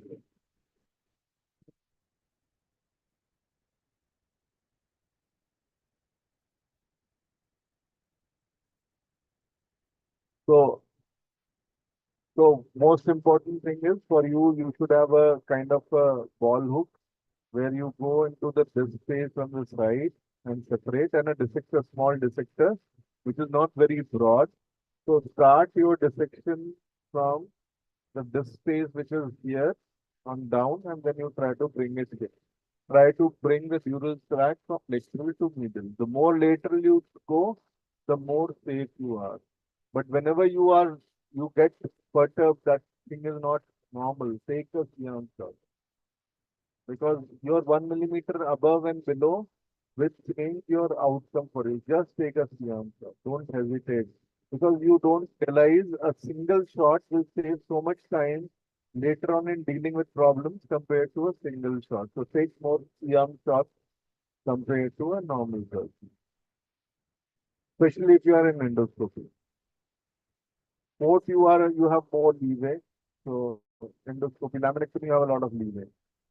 But in the end, when Gurudul centers who do all these things, they have in their lobbies, if you go, they have a thing diagram. First they do a endoscopic cystectomy, they do a PLD, then they do interlamina endoscopy, then they do a stenosis, this thing, then they do a laminectomy for the patient, and finally they do a TLIP.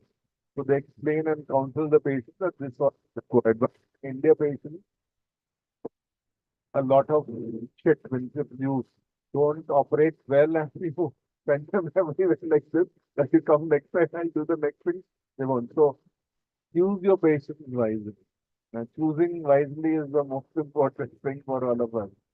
Okay, we don't have that दिए भैया तुम आज ये करते कल वो करेंगे तुम्हारे तो पास जाएंगे खाली बैठेंगे अपन सब हाँ और बताओ axillary disc is it's a finding, it's a pathological finding. So what happens is once you have taken out the ligament, if you are seeing a nerve root on the lateral side of the, then you should always go medially and explore it first. Because axilla gets involved, but the disc has come out in the axillary fashion. So that sometimes happens, especially at the L5S1, because the space becomes really wide. So L5S1 always look at all those spaces.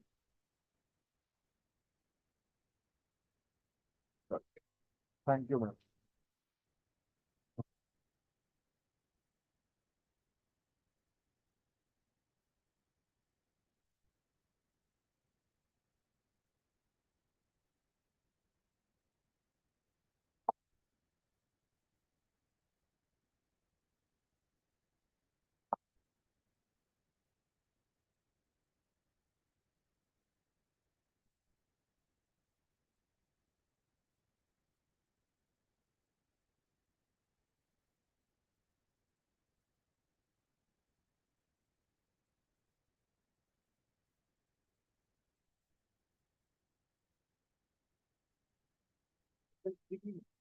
Um, what is the experience level of all of you for odontoid screwing?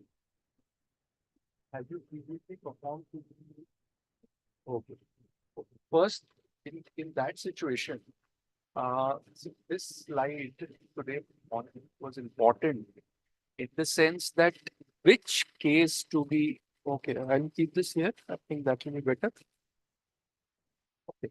So you see, when we are putting a C2 screw, the type of anatomy is important because the screw is going to go from here to here. So this fragment is getting to be pulled down when you're putting a C2. So one is that there has to be a posterior angulation. That's one. Or you can also do a straight fracture. But if it is an anterior type of fracture, when you're pushing it, it will go further apart. So selection is important. The maximum you can go is till the base of the odontoid. If there is a fracture above it, don't do it. It is not required. So the fracture line has to be below the C1. Okay. Sir, sir.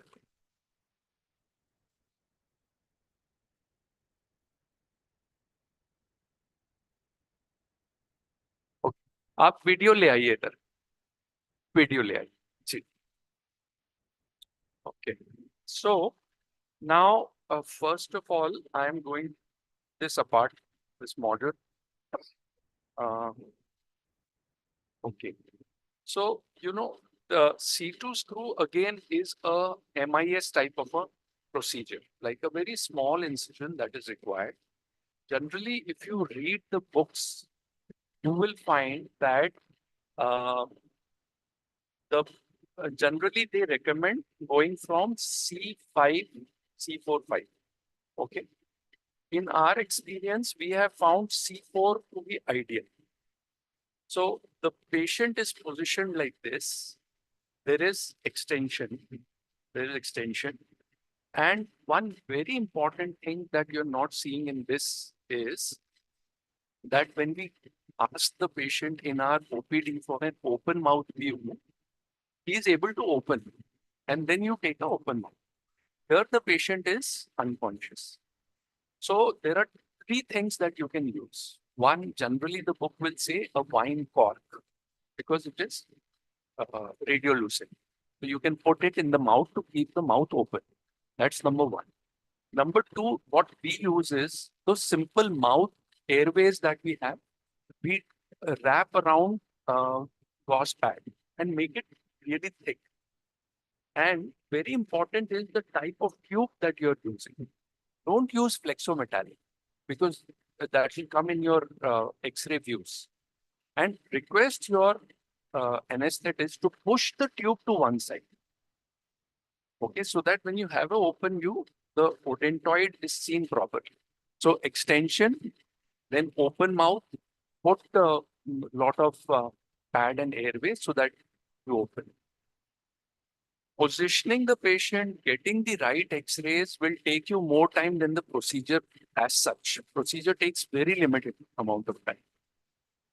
So once you have positioned and now you're sure, so if there are two CMs, why we use like this is from here on this side you are working on from the right side of the patient you're working. So this does not come in your way. This type of a setup does not come in your way. And you can, we number it as 1 and 2. So when we say 1, he shoots. When we say 2, the other person shoots. So it becomes very fast and smooth. The main point is angulation of the CM that you need to angulate and you keep it free and you take a fluoro other than an X-ray shot. So you just keep on rotating and you press the pedal and you'll get the best view of the important point. Once that is, then there is an important step that you need to do is this mark. Okay. So suppose the patient is lying down, you have to take your K wire and put it here, and you have to see that angle you're getting. The chest is not sort of coming in way, so that you get that angle into the C2 screw inside. So that is important. So now this is not very important. This midline is very important. And why? When we are doing, we are used to ACDFs. So if you are even, you're standing on one side, you're not worried about the midline because every time you're able to see the longest coli, you know the retractors are there, isn't it? So you will go only between the retractors, which you have placed under the longest coli, and your work is there. But here in this surgery, suppose the retractor is at C4-5, but the surgery is being done at C2. So you can deviate from the midline. So this line in the center keeps on reminding you and your team that, you know, you are not moving toward one side. So when you see the line outside, every time it is reminded that you have to go like this to put the screw in the center. You understood? So this is why we use this central line in the middle, so that every time you are reminded that you have to be in the center. Now, once this here you have exposed, it is very straightforward, like for ACPA. To expose, we do a C4 exposure. So we go a little higher up, especially in thin build, it is very easy. So once the C4 is exposed, we put in the retractors under the longest coli at C4 level. So you see here, so this is C4-5, but nowadays we have started going up. Okay. So now coming to the model, if you look here,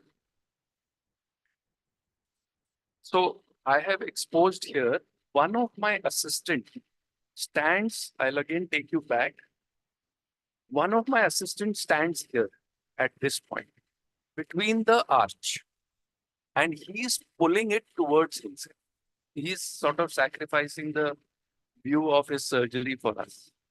So he is standing here and he's pulling it toward himself. Okay. So if you look here, and if I'll show you on the video or on this model, you have exposed C4. Okay. So this is C4. Now, if it is like this, you won't be able to enter here. Okay. So the first thing is you clear the tissue over the C3. Okay. You clear the tissue over C3. Then you start drilling this part here, almost 3 mm. Okay, you drill this part. So now you will get an angle like this because if this is drilled here, then you are entering like this. Okay, and the best thing is to use this drill here. So this will flush it, and then you use the same drill on an AP view. Yeah, see on this, sorry, on the AP view itself, it should be clear that it is in the center. The biggest problem, what happens with this whole system is once you've inserted the K-wire tends to come out. So what we have learned is to drill a good amount of hole at the C2. So even if this comes out after you have pushed the wire, you know where exactly you have to put. Okay. So once you have drilled this, you can go like this. This will not obstruct. You understand? So if you drill this, you go like this. Okay. Now, once you have seen it on lateral and AP that your entry is, you're getting the right entry. Okay. You see the K-wire here? So you drill a hole here and then the K-wire starts. So we started using this. So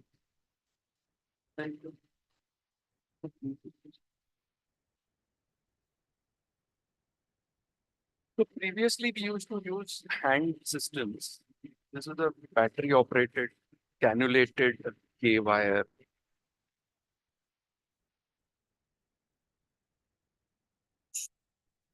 So this goes here and you remain in center. Okay. You're getting? Oh, sorry.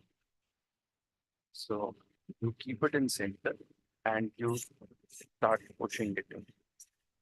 Okay. And as you're pushing it in, every time you have to see that you are in the center, and on lateral shots, you have to keep seeing that, you know, you are gradually, this is to see the center and you're gradually going in. Okay. Because that is your only help. Okay. So this sort of makes it easy. But remember, you cannot keep the instrument like this. We have to rotate it like this because the chest is here. Okay. So we push it like mine. Yeah.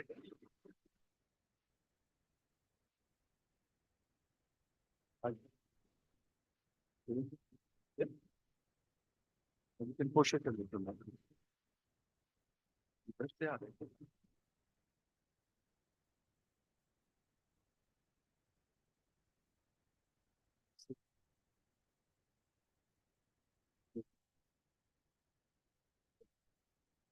Yeah, so- Yeah.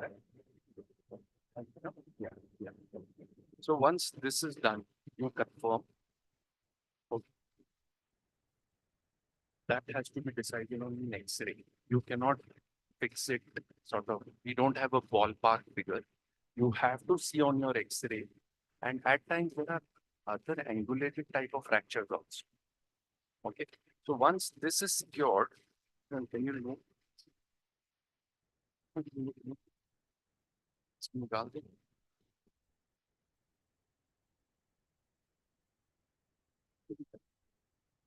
Hold on.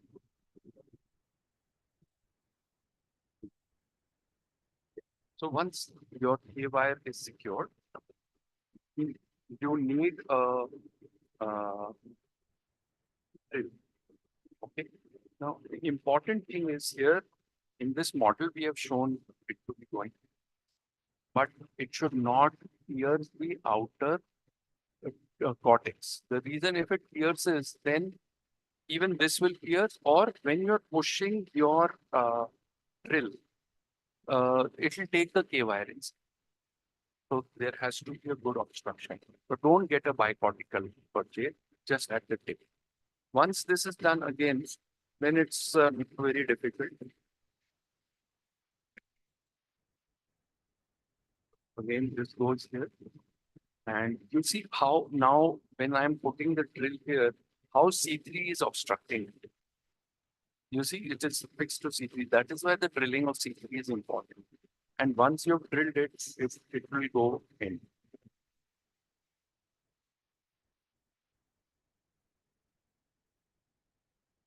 So the whole system is cannulated.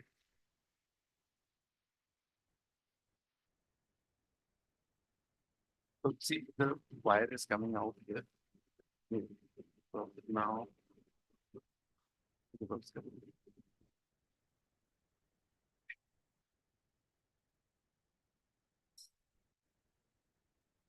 now there's one more technique here. You need somebody to push it. Otherwise, it brings the wire back.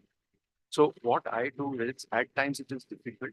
So I can get this removed. I'll show you. Oh, you can't. This is how. So I hold this here and then hold this. Okay. So this is coming. Comes out here.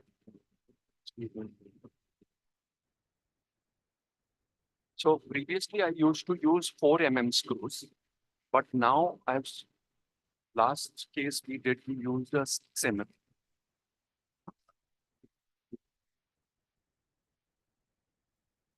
Yeah, the length has to be so. We have another K wire here. Okay, so there are two of the same length. So you put it here, and this difference would be the size. Okay, so that size you take, and okay, suppose we have this. This is again a cannulated screwdriver. Okay, and this is a lag screw, as you can see. That you have the screws here. This is smooth. So this will pull um, the fractured fragment towards the see-through body. Now, another important thing to bring this, see, if you have to press something, it has to be pressed from both sides. So this head here has to go inside the C2 for the fractured fragment to come and stick. Okay, so that hole which you made initially with your drill again comes off your head to your head. Okay, so this and then you want to go one shoe. And the very important thing to remember is that when you are putting in the screw, just keep doing lateral X-rays because you want to always see that your K wire is not penetrating the tip. That is the most important. Okay, so as it is going, as your screw, see, you can, this screw and this whole system can push the K wire in here. Okay, which can be a very dangerous situation. Okay, so every time, and the only way to do that is to get X-rays. So to keep on taking 80 lateral X-rays, and this screw is done. So generally, if you have dual C-arm, it will take you an hour's time. If you have single C-arm, maybe another 15-20 minutes. And so top it here, you let it go in. So when you are checking the length, you have to see that this will also go in. So take a little smaller. And that's it. When this comes out, it's okay. See on AP lateral, and that does the job. So lateral and on so on AP, this, and keeping this mouth open, as I've already explained you, the ways you can. The most important aspect for deciding whether you can go for a C2, apart from the tilt, is whether the transverse ligament is intact or not. If it is not intact, then you should do a C1, C2 fixation, be it anterior approach or posterior approach. You can't use it because still the C1 will slip in front of C2. Okay. So now you can ask.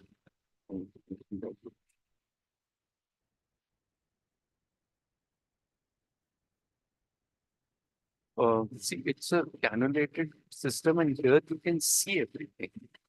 There, in the body, you are not truly seeing at times the C2. C2 is too anterior. So you need a guide that you are going in the right place. So it is just aiding you to, otherwise every time you have to find the hole.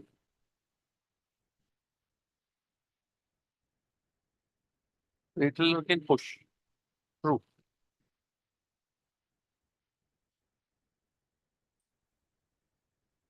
Yeah. Anything else?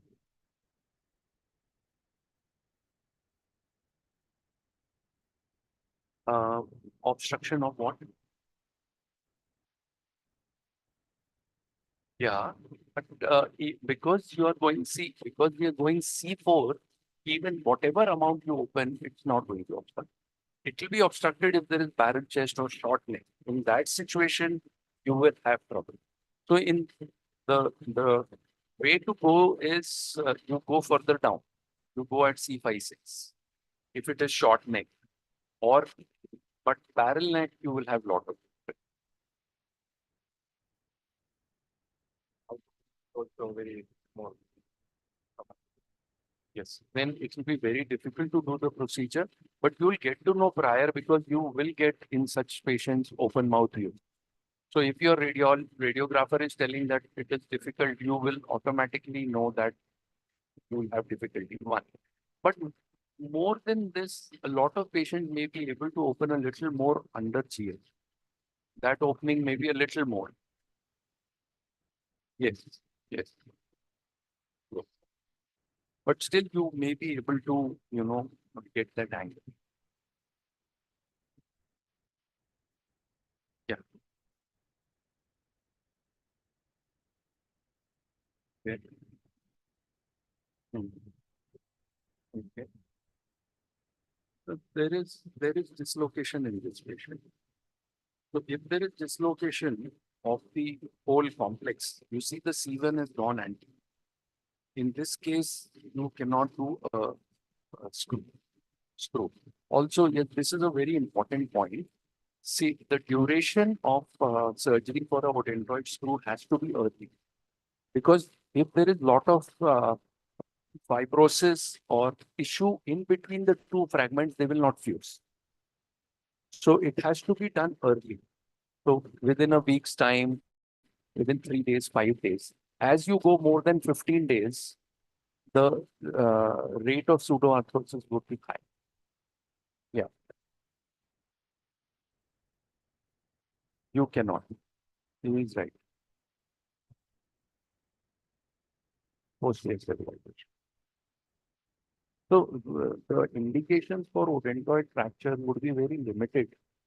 I mean, one is horizontal fracture, the other is posterior fracture, shorter duration, no evidence of dislocation as such.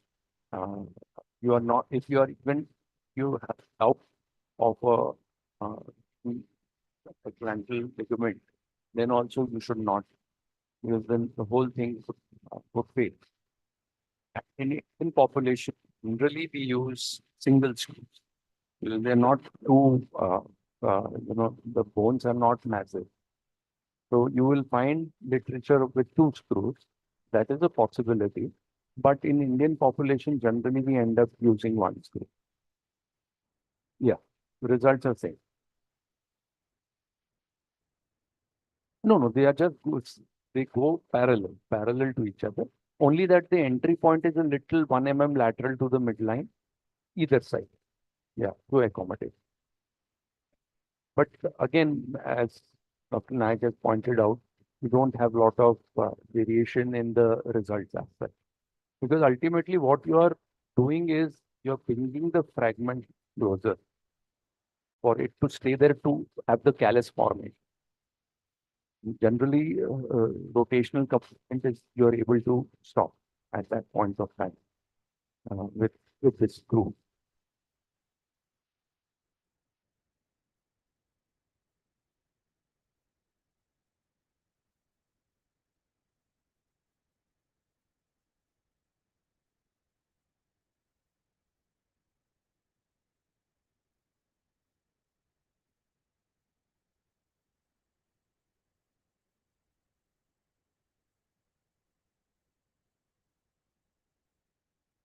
Also वो है क्या दूसरा वाला अपने पास system छोटे wire वाला वो दिखा so suppose if you do not have this system you can also use this system. This is again cannulated if you see and you can put and you can use this and suppose if you don't have anything else then you can use this system.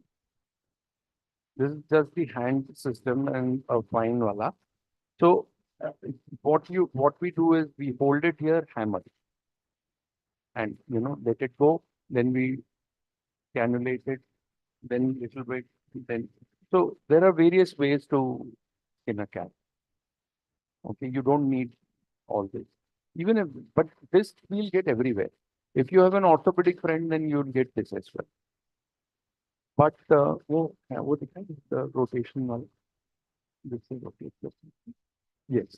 Now see it's also cannulated, but the problem what happens is when you are rotating, the chest comes. The chest is here. So this rotation becomes difficult. So you have to pull it up, rotate, then take it down, rotate. That is one problem. So the main problem is chest, and the other problem is to get a good X-ray. Otherwise, straightforward, not the other. Okay. Anything else? So next I'll request Adesh for C1, C2 demonstration.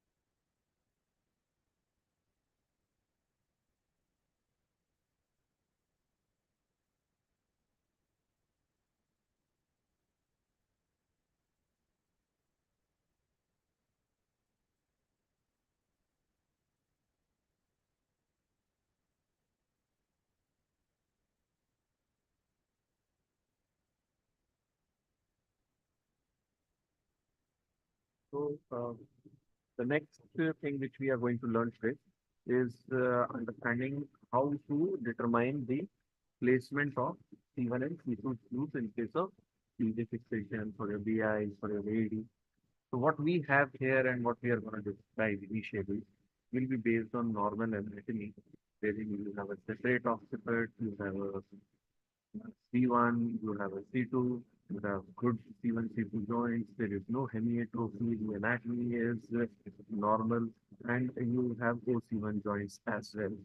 Whereas, while in your clinical practice, you will face more of patients with abnormal anatomy. The C1 is occipitalized, either complete or partial fusion.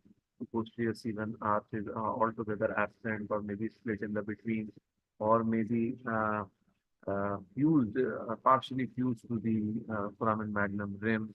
And all those anomalies you'll get, the C2 may be fused to the C3. So that would be the anatomy which is distorted.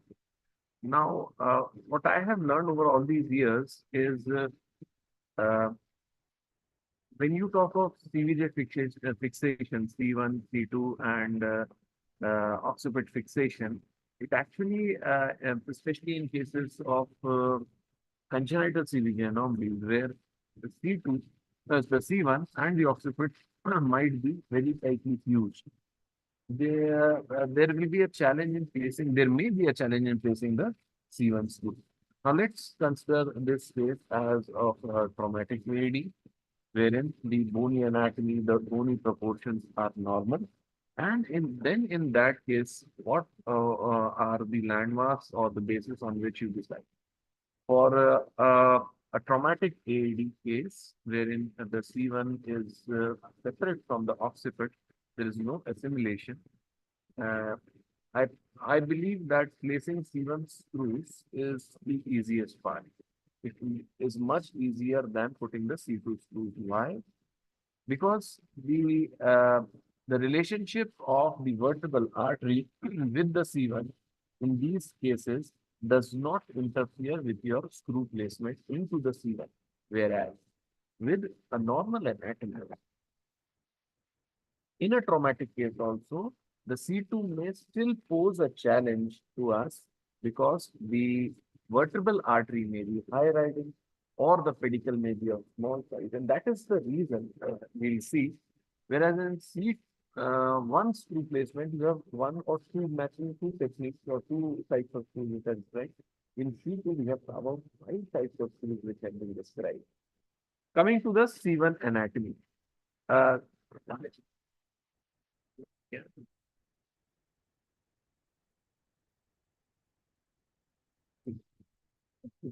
I hope you can see this. Coming to the C1 anatomy, uh, everybody is very much familiar that these are the two lateral masses of C1. The body of C1 is actually the odontoid, um, and these are the transverse processes. These are the foramen transverse area. This is the tubercle. Now, what is important for us, because when we are operating, our guidance intraoperatively is the CR. So we need to understand what is the what are the landmarks of these structures on a lateral image, the lateral image of the CM that we take. So this is the posterior arch, this is the tubercle, posterior tubercle, this is the anterior tubercle. So the most common point, the used for a C1 screw is in the lateral mass inferior to the posterior arch. This is the posterior arch, and this is often called as the overhang. The most common procedure that we use is just at below about a millimeter or two below the junction of the posterior arch and the lateral mass is our entry point on either side. Obviously, when we put a screw at this point, the screw's head, pedicle screw, I think, lateral mass screw and entry point will be almost like midline, midpoint of the center of the lateral mass. And on the fluoroscopic image, this you will be seeing by your eye, because once you open it, you can see it from your eye that this is the lateral mass, midpoint of the lateral mass. And on the fluoroscopic image, you have to decide the craniocaudal direction. So on the fluoroscopic image, your instrument should be pointing towards the anterior tubercle of C1. Okay.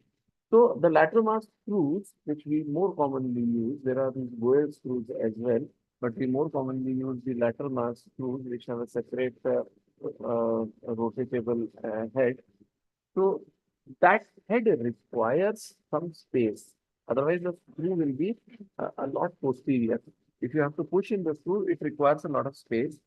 So we can drill out this overhang.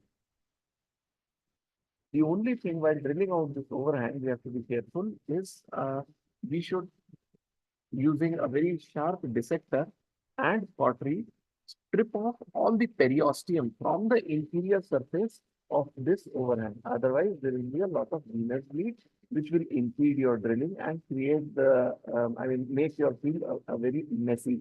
So the first thing to do is put in a, try to strip out maximum amount of periosteum from this place and burn out all the venous channels which are there in that region.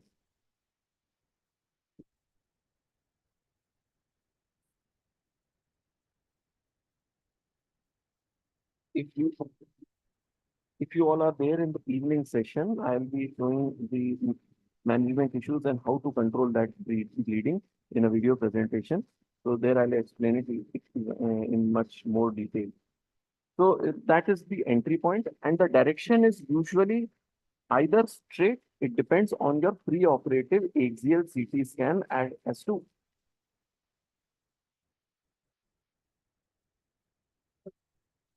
कैमरे को आप यहाँ focus करिए ना इसमें, ये मेरे हाथ पे फोकस करिए जी. Okay okay okay. So, depending upon the orientation of your lateral mass, see the lateral mass can be oriented a little bit converging or maybe oriented vertical. So, depending upon the orientation of the lateral mass, we want to use the maximum length, and at the same time, we want bicortical purchase. That is, you want your screw head to come out from the anterior aspect. That is why you have to point towards the tubercle. So either your direction will be straight, perpendicular, or slightly. I'm talking about the mediolateral orientation. Mediolateral, it will be around 10 degrees directed medially. That I told you, you will have to study on your preoperative axial section of the CT scan through the lateral masses of C1. Okay, this is clear? So once you mark your entry point on both the sides, you use your hand drill, and if you have already calculated, which should be done in the current era of practice, you should always calculate your screw lengths beforehand.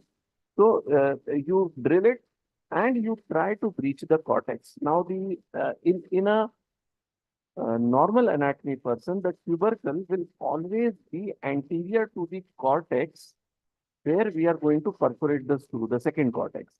So your landmark fluoroscopically, intraoperatively, would be that the screw head should not cross the tubercle. It will only be touching through the muscles. The more anterior you go, there are chances that you may be touching the internal carotid artery there. Sometimes it happens. I'll show you a few scans in the evening. So if it goes too much out, so dura nahi aayegi. Dura is inside canal. We are here outside. No dura hai. So this is the direction of your screw placement. The other thing which some people use is to put a screw directly on the on this posterior arc. But we usually don't do it. Otherwise, the screw will come more and more posteriorly. We want the screw to remain anteriorly because the longer the lever arm, the poorer the biomechanical stability of the construct. We want the lever arm to be as short as possible, and we want maximum fixation point so that we have two cortical surfaces. Okay, so this is how a C1 screw is placed. You have a working table. Yes, put one. So they don't have this lateral mass screw. Leave it. Now coming to the C2 screw placement. Now to understand C2 screw placement, let's briefly revise the anatomy of C2. C2 has a body, an odontoid process, a pedicle, a pars, then this is your pars, and a lamina, and a spinous process, which is usually bifid. That's how you intraoperatively identify it. It's one of the most heavy and bifid, big one. So the first screw which has been described in C2 is the pedicle screw. This was the screw which Dr. Goyal had first defined, that putting the screw in the pedicle. Now, how do you put a screw in the pedicle? What is the difference between a screw and a pars screw? Can anybody tell? What is pars? Pars interarticularis. ये superior facet है C2 का. This is inferior facet of C2. So the area between these two facets is the pars interarticularis. And we all know by our anatomy of the lumbar anatomy that superior facet, inferior facet के बीच में pars, and pars is connected to the body by pedicle. So if you are targeting this area, the body और ये आपका pars के बीच का connecting वाला area, if you are targeting that, then it will be called as a pedicle screw. That means pedicle screw is directed more medially. Whereas if you want to keep it between the two articular surfaces only, this is the one articular surface, the other articular surface. If you want to keep it between the two articular surfaces only, then your trajectory will be maybe a much straighter trajectory, and it will be called as a pars screw. So usually for a pedicle screw, the mediolateral angulation is around 20 to 30 degrees, again depending upon the patient's anatomy, whereas it is 10 to 15 degrees in cases of pars screw. Okay. Again, these lengths and the angulations should ideally be calculated preoperatively in your CT scans. Everybody clear till now?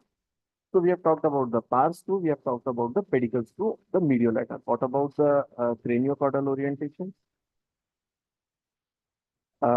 Usually, again, to have a once we are because what will happen? The amount of angulation that will be required for putting these two screws will depend upon the the size of the curvature of the C2, the vertebral artery inside the C2. That is called a what we call as a high riding vertebral artery. So the higher your vertebral artery, which you can see on sagittal CT cuts, the more the craniocaudal angulation. But in that, you have to be careful that you should not breach the facet, superior facet of your C2. So that will determine your craniocaudal orientation. Now, the problem with these screws, pedicle screw and pars screw, is the trajectory. The ability to put the screw will depend upon two factors. First, what is the thickness of the pedicle, or what amount of bone is left above the vertebral artery.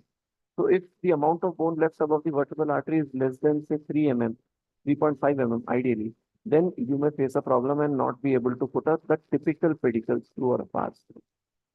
So in that case, what has been described is the subfacetal screw.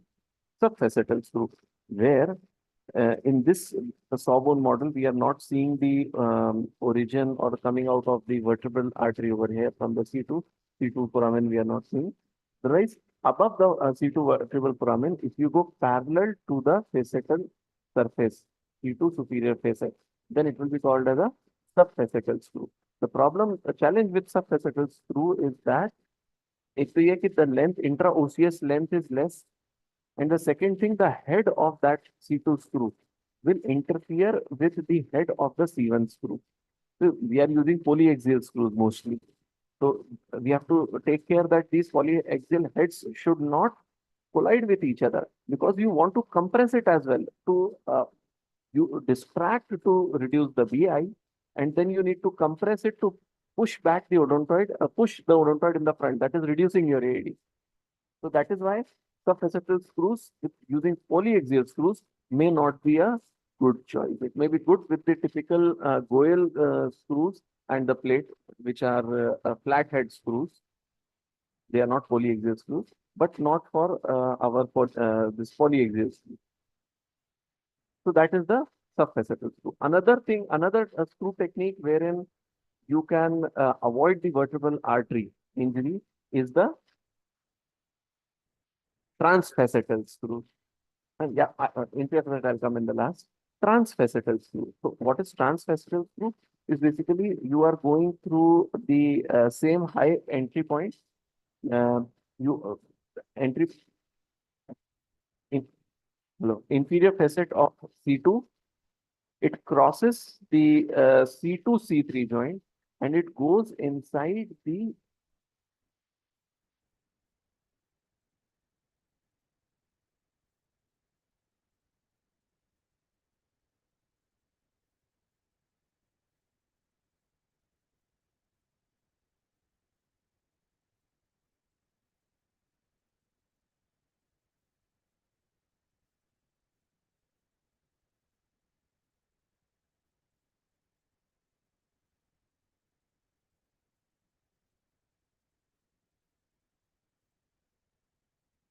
not reduce the motion. So that is the transfacetal screw. The advantage being you can you don't need to be concerned about the vertebral artery. And second thing, you almost have four cortical surfaces for this screw. Two surfaces from C2 and two surfaces from C3. So that is the transfacetal screw. Then the next screw again in this very region is the subfacetal screw. Now, subfacetal screw is considered to be the one of the least biomechanically stable screws, wherein you again go parallel. It's almost like transfacetal screw only, but that you don't breach into the C2 C3 joint and do not enter into the C3. So that's how the subfacetal screw, inferior subfacetal screw is placed, and the length of the screw is also less. That is, it's more of a rescue screw rather than a first choice or a second choice screw. And finally, moving away from this region, the final screw variety for C2 is the translaminar screw. Now again, translaminar screws are not that much biomechanically stable. They create a long lever arm and they also depend upon the thickness of the lamina. If your lamina is not thick on your preoperative imaging, then also you cannot put those laminas through. How to put laminas through? They have to be put in a crisscross pattern. So if you take for the right lamina screw, you take a higher point on the spinous process, you target it towards the inferior facet of C2 and then from inferior point to the superior facet of the C2. So this is the translaminar screw. So whichever screw you use, the basic principle is that you should have the shortest possible lever arm, you should have maximum intraosseous component and try to be bicortical. Any further questions on C1, C2 screw placement?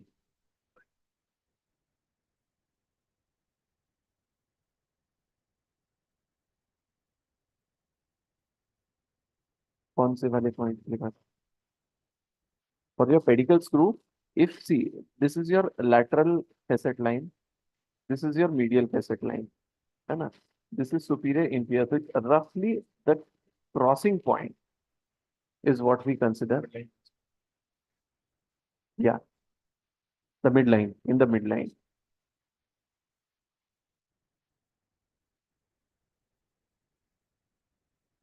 In just inferior to the facial line. Yes, that can be done. That's what I'm telling.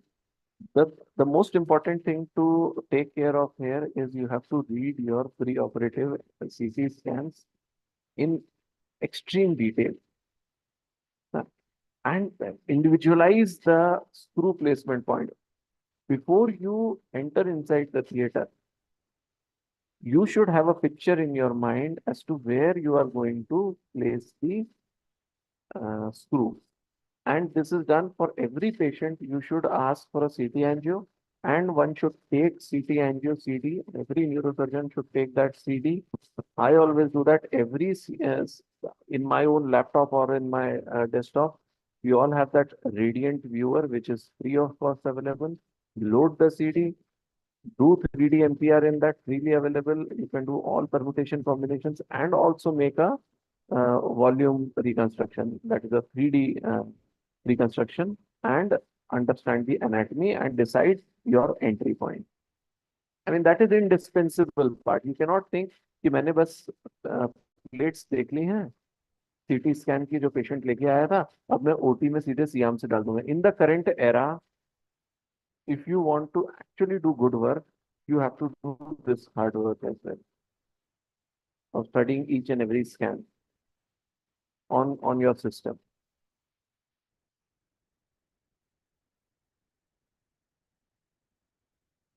Patient position, very good. So the patient position that we use is obviously prone position. We try to keep the neck in neutral, no flexion, no extension. We try to keep the neck in neutral. To stabilize the head, we do not use pin retractors. We put on a horseshoe gel foam, a gel silicone gel padded horseshoe. But then we also put a skull traction, maybe 2 kgs. That is used when you have a very tight or a very high BI. So your assistant can hold the head and provide a little bit of traction. But now with majority of our cases, we get at least enough space to put in your vertebral body retractor, which rests on the occiput. And just drill something in the occiput in order to create space to hold the head of that retractor. And second would be on the C2 arch, C2 lamina somewhere, and then distract it. So once you distract it, you can easily work in this region. Why I am talking about occiput here? Because majority of these cases where you need retraction by a vertebral body retractor are congenital cases wherein C1 and C2 will be assimilated. So putting traction on occiput is equivalent to putting traction directly on C1.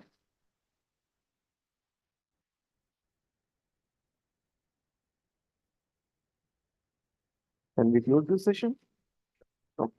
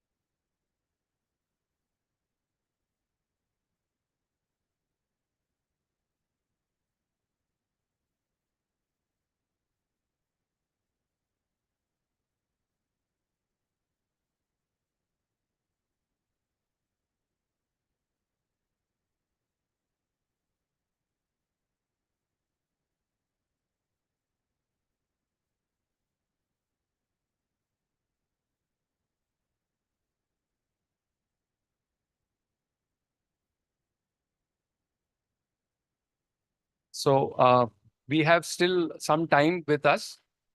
One of the demonstrations for endoscopic uniportal, we have not yet got the model. So that we have shifted for tomorrow. So today, before we go for the inauguration, we have some time left. And we've just requested Dr. Nayak.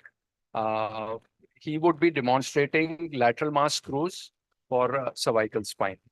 Thank you.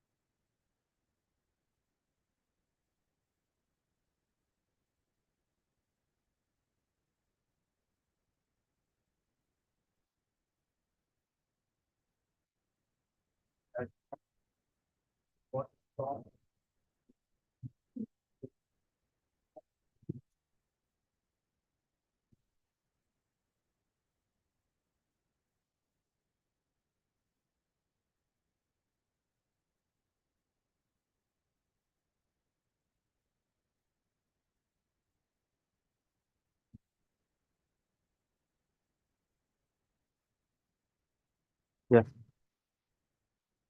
After we discuss about the subaxial spine fixation, lateral mass. So it will be discussion because everybody is doing lateral mass fixation, I think. Okay.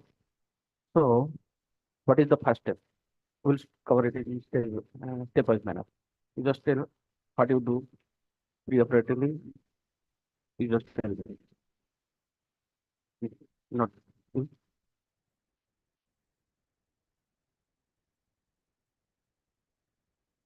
Okay.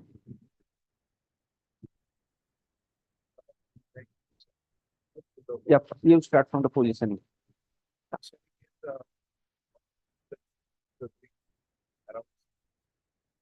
Yeah. Yes. And after that, we just went from around, we take the incision from the seven. Okay. So we split it in the final process, then we take it back. When we fill it in the dissection, till there is this coming, this. Yeah. Lateral part of the lateral mass is visible. Quite We okay. dissect out with the interspine. Interesting. Okay. Then you have delineate adequately the posterior element of the vertebral body. Okay. Then what is the next step? Yeah. What joint?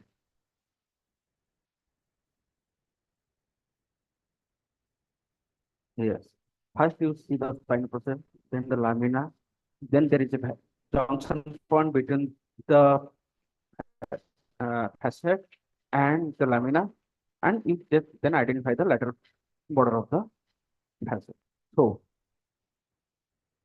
next step is putting the screws. Before putting the screw, so how Direction. then please you are not doing you okay. Yeah, where will make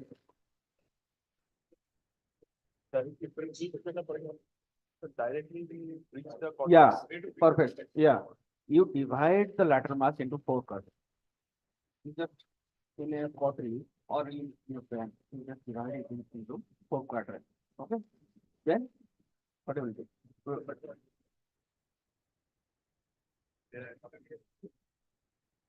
In here, okay. If you delineate a point from where if you put the screw, that will process the maximization. Because lateral mass screw after the screw. Nowadays the pedicle screw is coming, but that needs some more expertise and over navigation. These are the things required for the cervical pedicle screw, but most of us do not have that. So lateral mass screw is the best screw for us. So we have to decide a point from where if we enter, we'll give the maximum purchase of the screw. So we have divided it into 4 quadrants.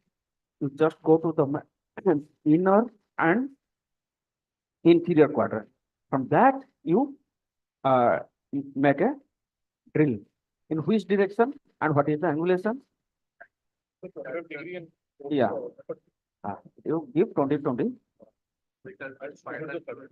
Yeah.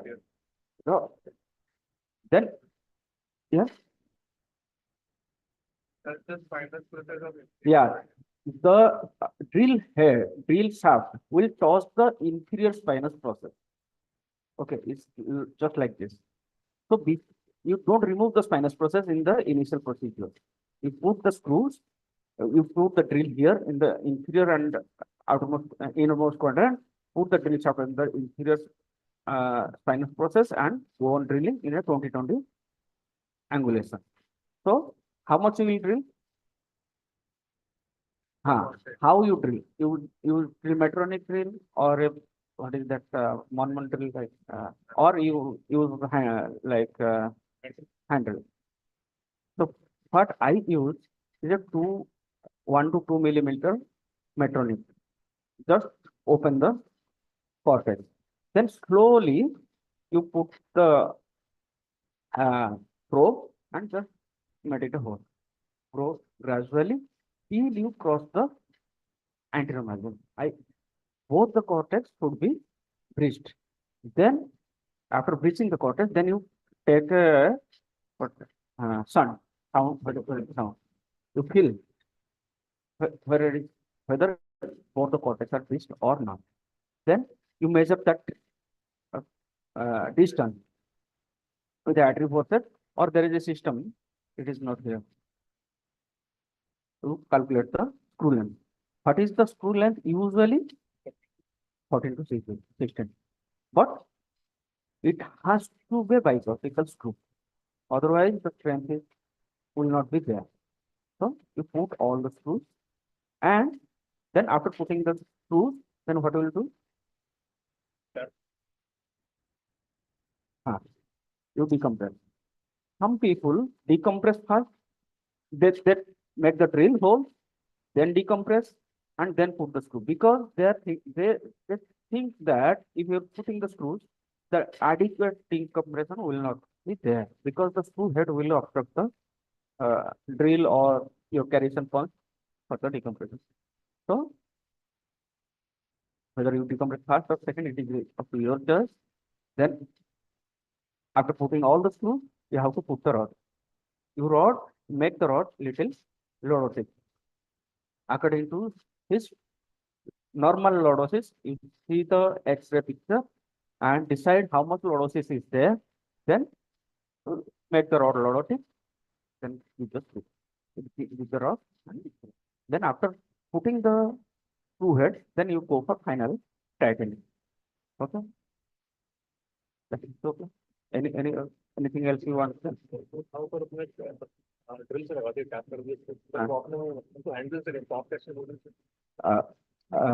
क्या करता हूँ, आपके पास मेट्रोनिक drill है?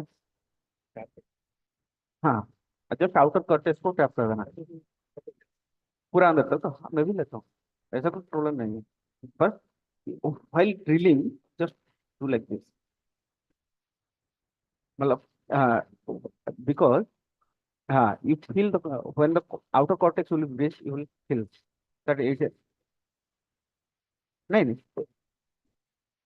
Suppose you are go on drilling.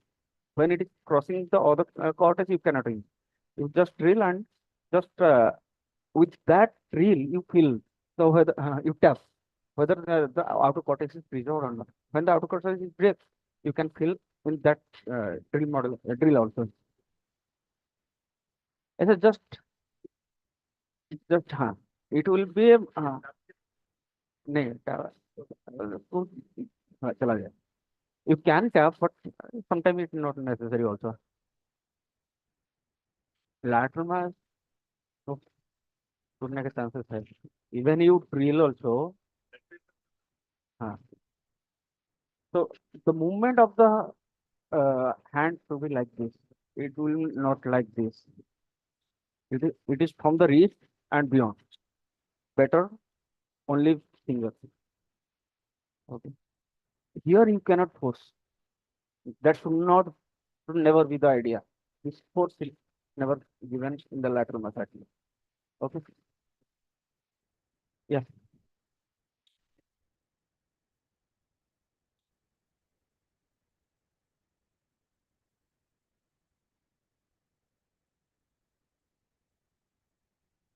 Loss of resistance will be there.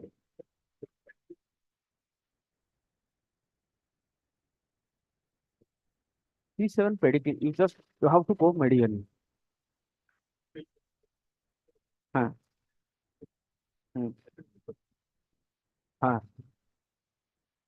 Yeah. So medially, you have to go medially and with angulation of downward. थोड़ा सा drill करना पड़ेगा तो angulation easy हो जाएगा. Like you just drill the inferior margin of the C1 here in for the lateral mass screw. Here you have to drill this portion. Okay. Thank you.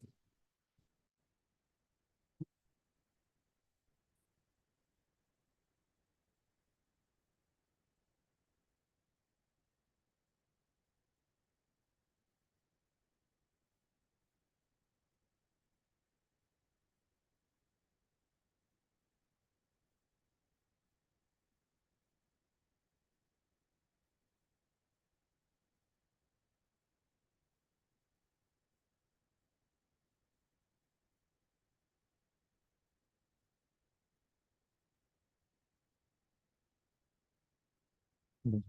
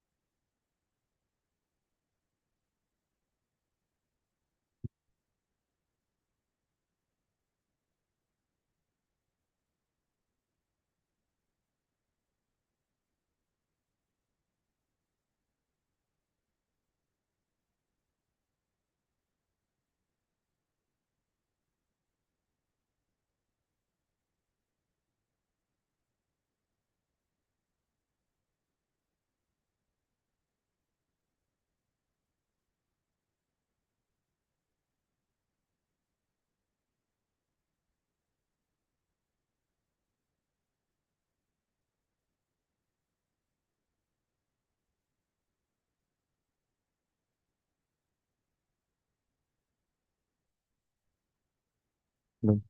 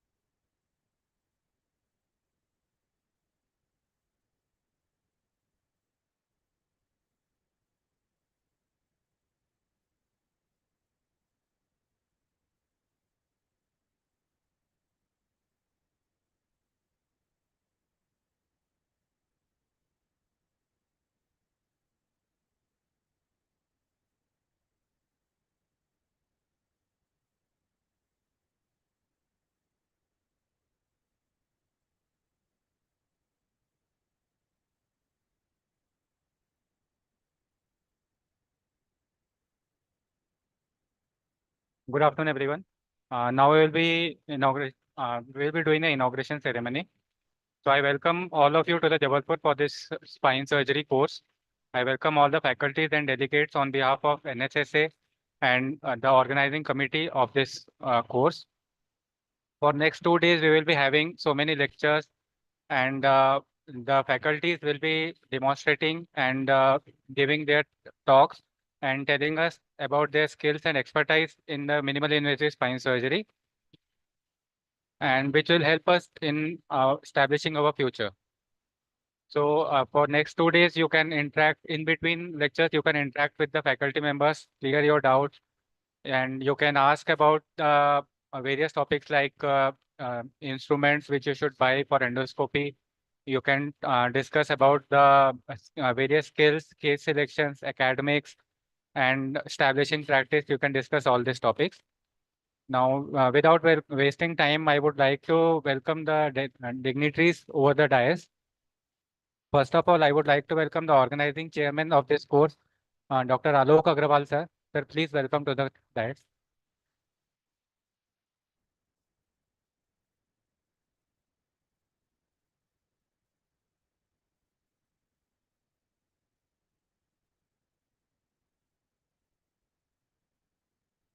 Next, I would like to welcome the guest of honor, Dr. J.B. Kapoor, sir, to please welcome on the dais. I would request Dr. Amitesh to please accompany him.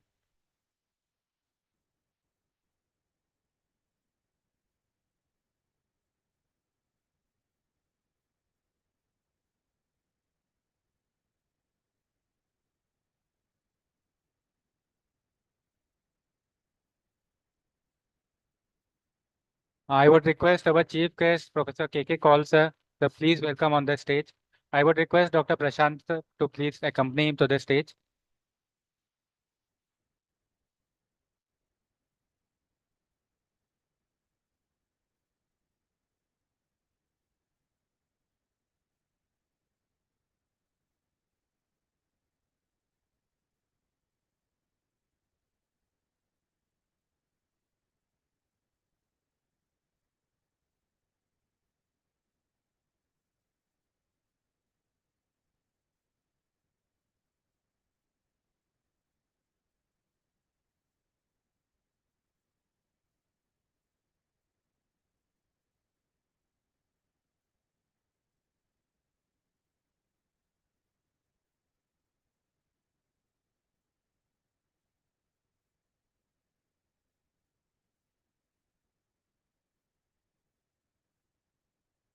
I would request our organizing secretary, Dr. Ashish Tandon, sir. Sir, please welcome on the stage. Thank you, Professor Kaul, sir, and Professor Kapoor, sir, for accepting the invitation and honoring us with your presence and your blessings. Thank you for coming. We would proceed for Saraswati Vandana and lamp lighting ceremony. So please welcome.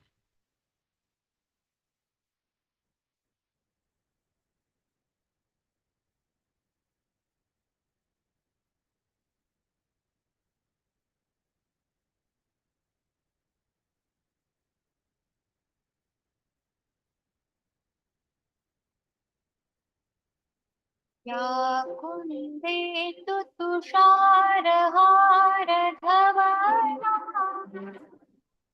या शुभ्रवस्त्रावृता या वीणावरदण्डमण्डितकरा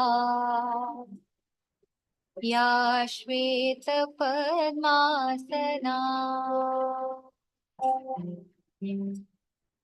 या ब्रह्माच्युतशङ्कर प्रभृतिभिः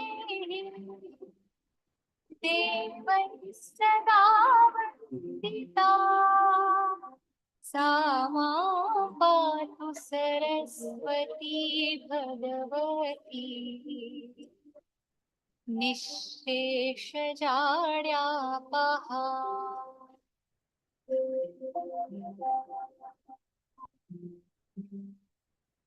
शुक्लां ब्रह्मविचारसारपरमा आद्यां जगद्व्यापिनीं वीणा पुस्तकधारिणीम् अभयदा जाड्यान्धकारापहा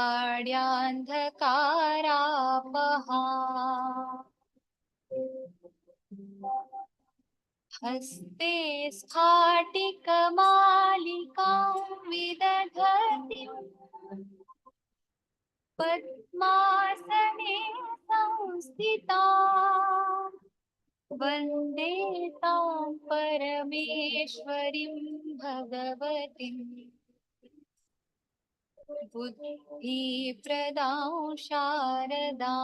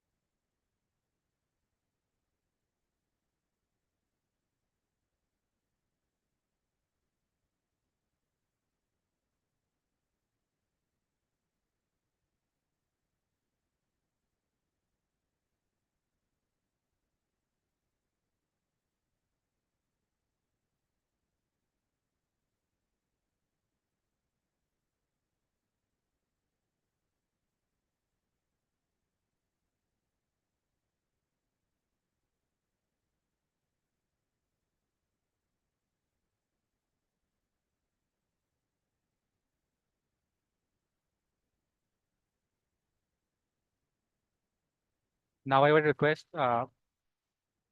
Now I would request Dr. Mabel to please welcome our guest of honor, Dr. Professor J.P. Kapoor, sir.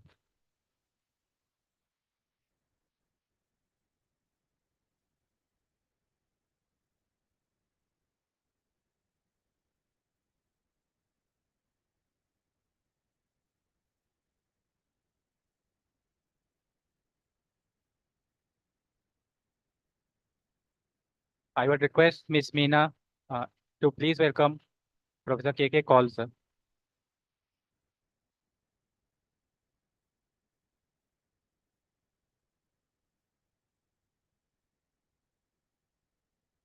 I would request Dr. Mabel to please welcome Dr. Alok Agrawal, sir.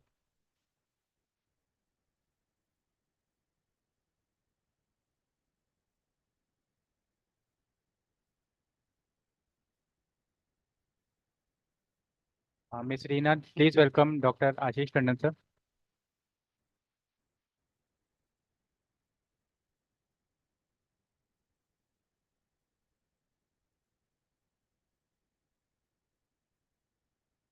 I would like to welcome Dr. Alok Agrawal, sir, our organizing chairman, to say a few words. Sir is a senior consultant neurosurgeon working at Aditya Hospital and Jabalpur Hospital. Sir, please welcome.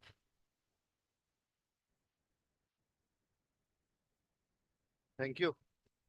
Respected chief guest, Professor Kaul, respected guest of honor, Professor J.P. Kapoor, sir, eminent speakers, guest faculty, and dear delegates.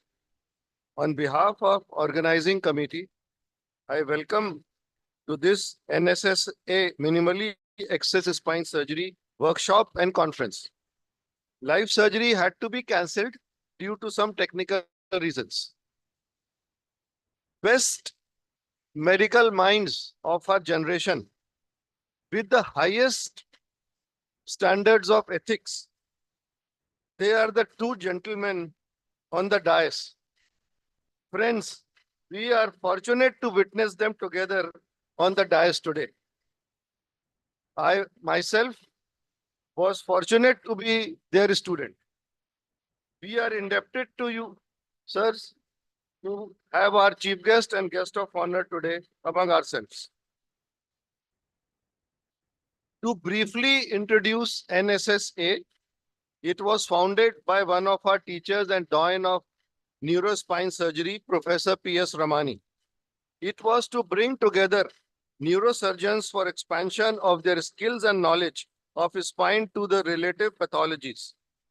It is a need of our, in view of our patients' expectations, that we have to graduate to minimally spine surgery and make surgery experience more comfortable and safe. Thus, the theme of our conference is Miss in Spine. Once again, as an organizing chairman of this conference, I welcome you all to Jabalpur, which has been on India's neurosurgical map as an educational hub for endoscopic and minimally access neurosurgery. For this, we are thankful to Professor Y.R. Yadav and his team for their stupendous effort and work. They deserve a big round of applause.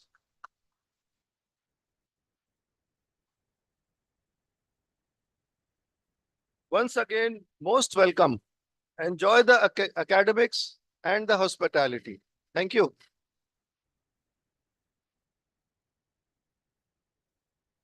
Thank you for your kind words.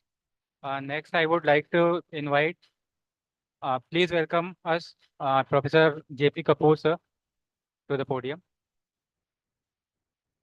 Sir has worked as head of the Department of General Surgery in NSSA Medical College and one of the senior most surgeons of the Jabalpur. Sir, please welcome.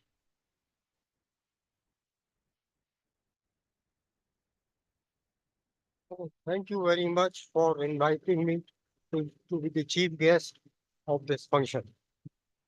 It was a very good effort on the part of Dr. Alok Agrawal and Dr. Ashish Tandon to organize this conference and workshop, National Spine Surgery Conference. I wish them all success and hope that all the delegates, persons who have come here from India and overseas will be greatly benefited by this workshop. Thank you very much for calling me.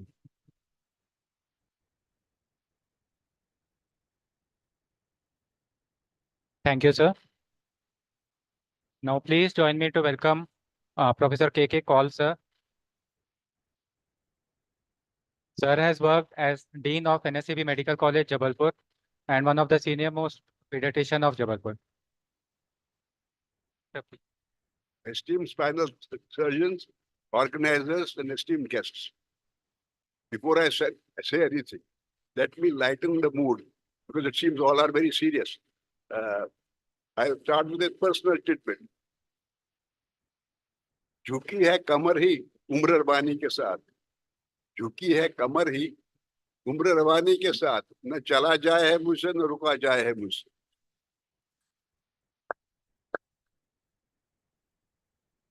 You are all conversant with pain, and patients with pain every day.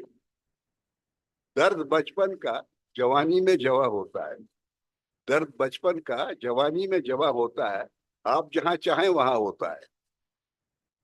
लेकिन खौम का बुढ़ापे का न पूछो मुझसे, एक जगह हो तो बताऊं कि यहां होता है. As one who, despite grappling with spinal canal fluid,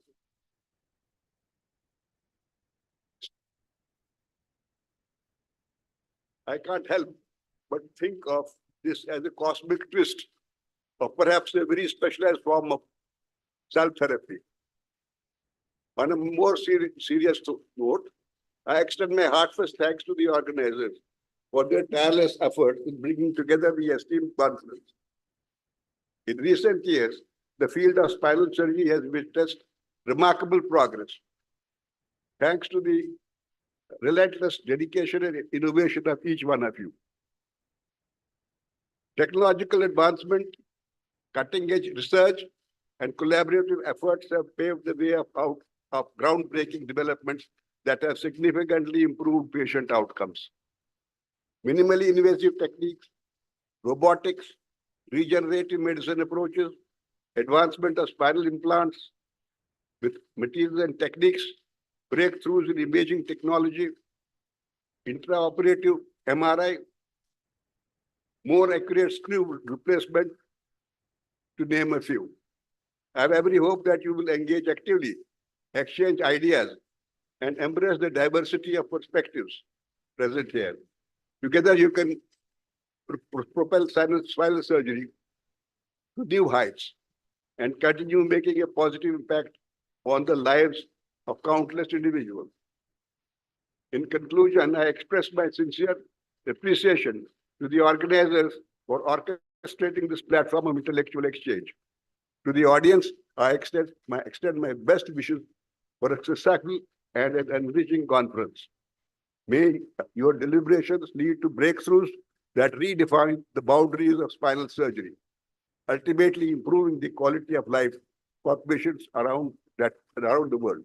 To that end, my blessings to you and good prayers to you for a successful conference to come. Thank you very much once again.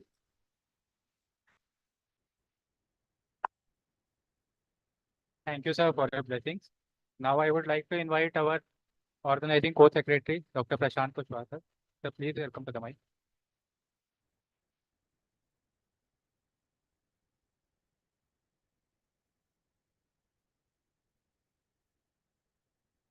Good afternoon, all. I'm here to present both of you.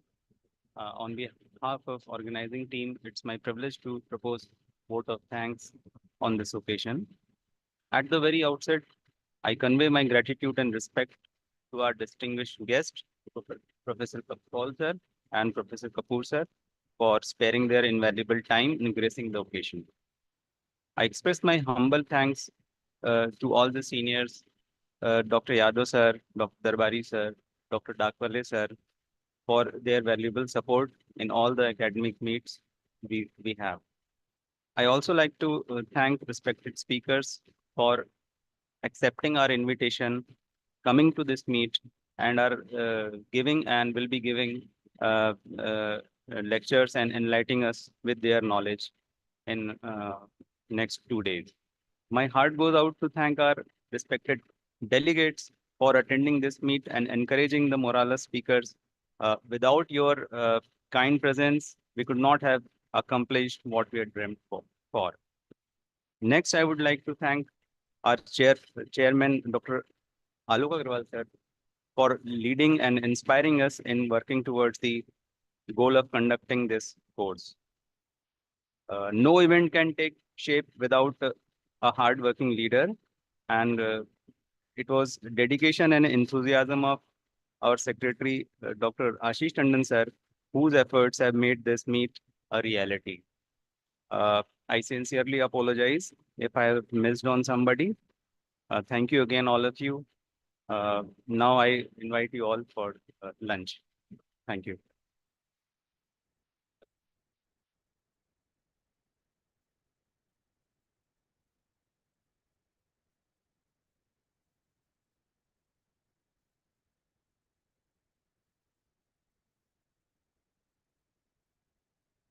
We have various workstations, and in between you can join those workstations. We have demonstrative tables also, and you can practice. We have spine models. You can practice on those models. There's screw placement. We have VTOM session. It will be ready soon, so you can practice there in between.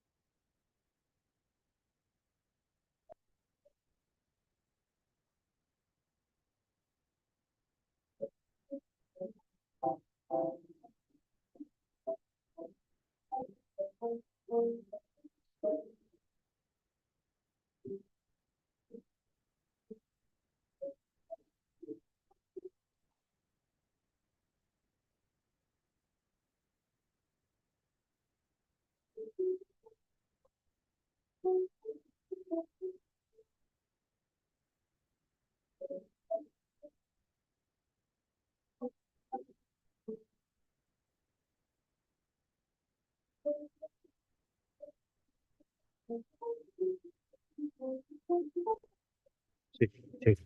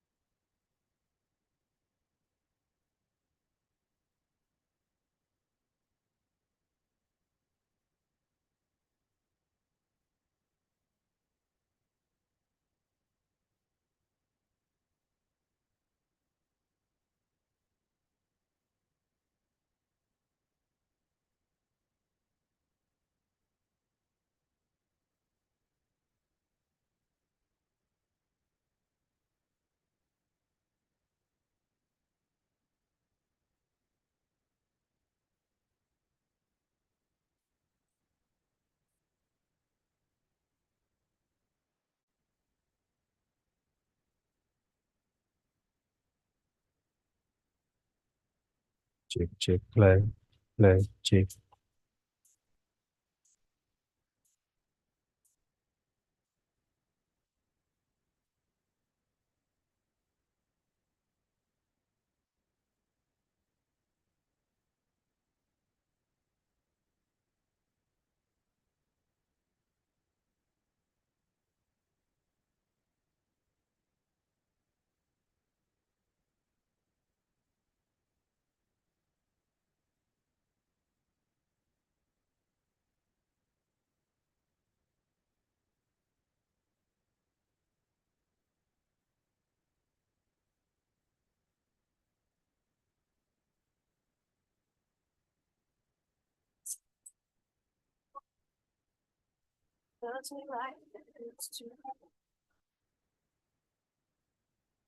Sometimes we're not ourselves. There's no one I can turn to. And I know all the things that I shared are in the past. And I know you're the relationships I'll never meant to last.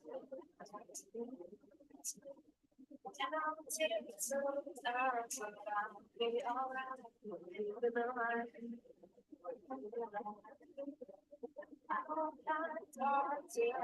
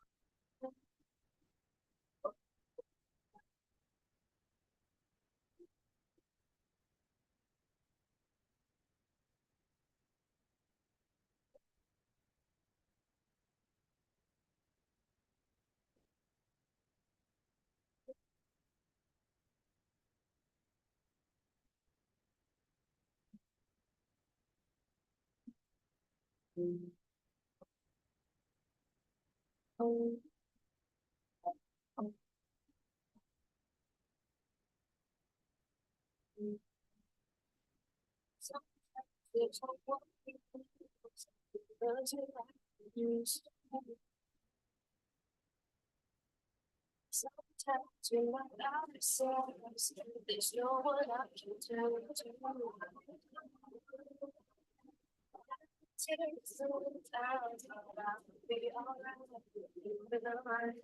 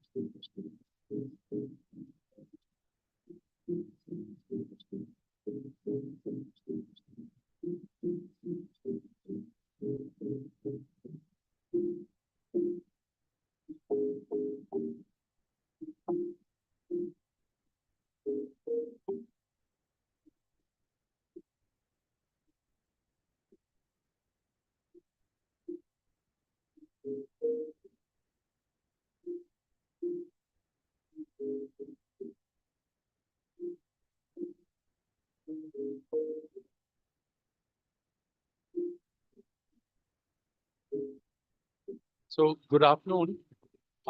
We are about to start the post-lunch session, and so we will have virtual session from 2:30. Before that, Yadav sir has agreed to engage with the youngsters regarding how to build minimally invasive surgery in your practice, how to include endoscope in your practice. So it's a very good lecture, and sort of it helps. It is also under publication that I just written a few months back. So thank you, sir, for joining us.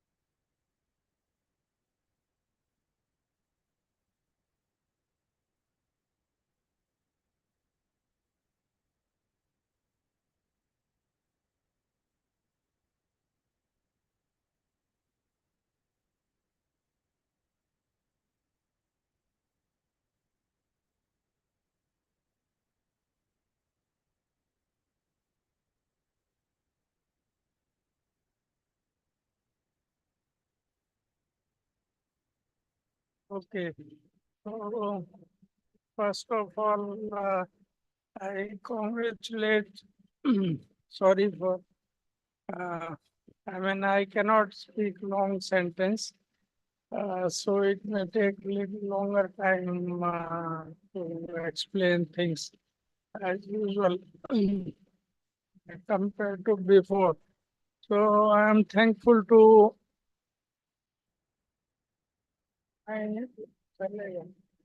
यहाँ बैठ अच्छा इधर से बोल रहे हैं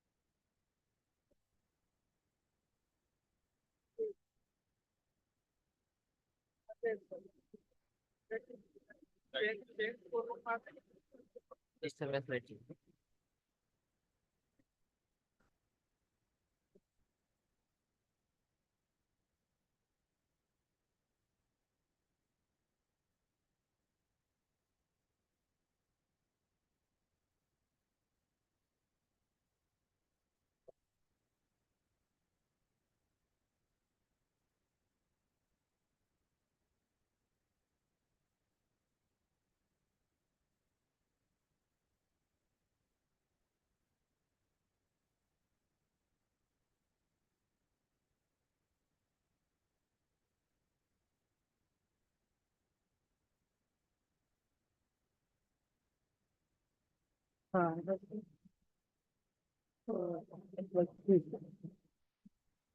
इसको भले ही हटा दे बेटा ये जो है ना क्योंकि बीच में क्यों इसको हटा दे So I am thankful to the organizer, especially Dr. Ashish and Dr. Alok for giving me this opportunity.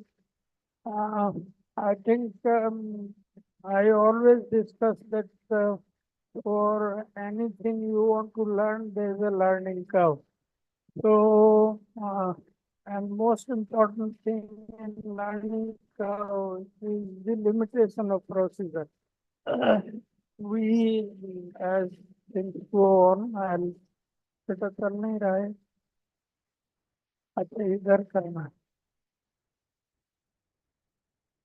ये आया है क्या continue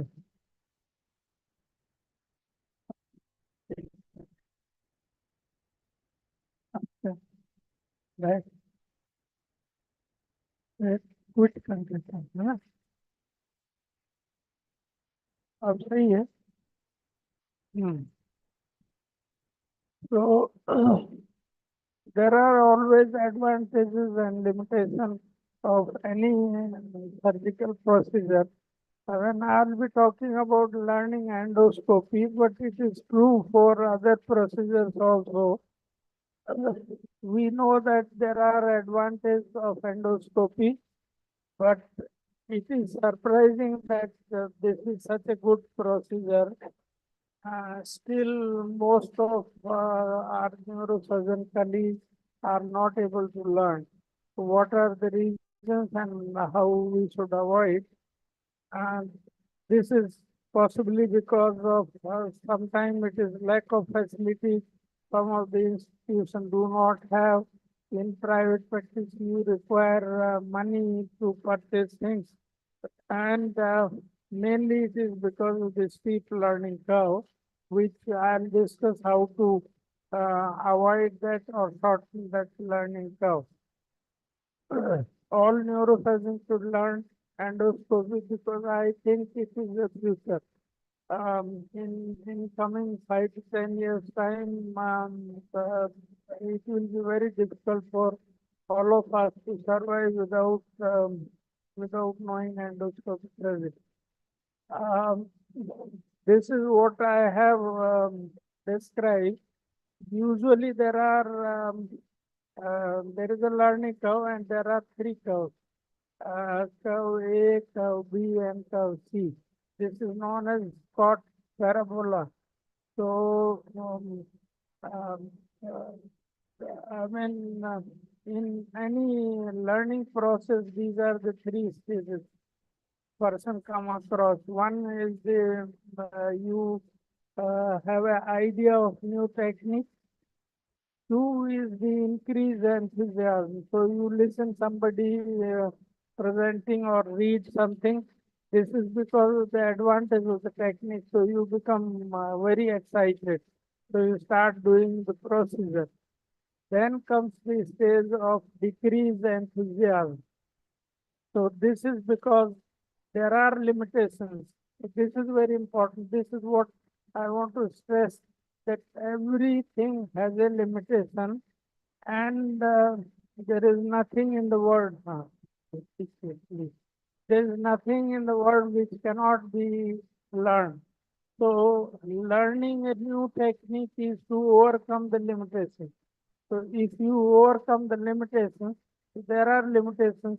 So initially there is an enthusiasm, then because of the complications or because of limitations or because you start doing complex cases. Initially you take some limited indications, simple cases which should be done. Later on you start doing more complex cases.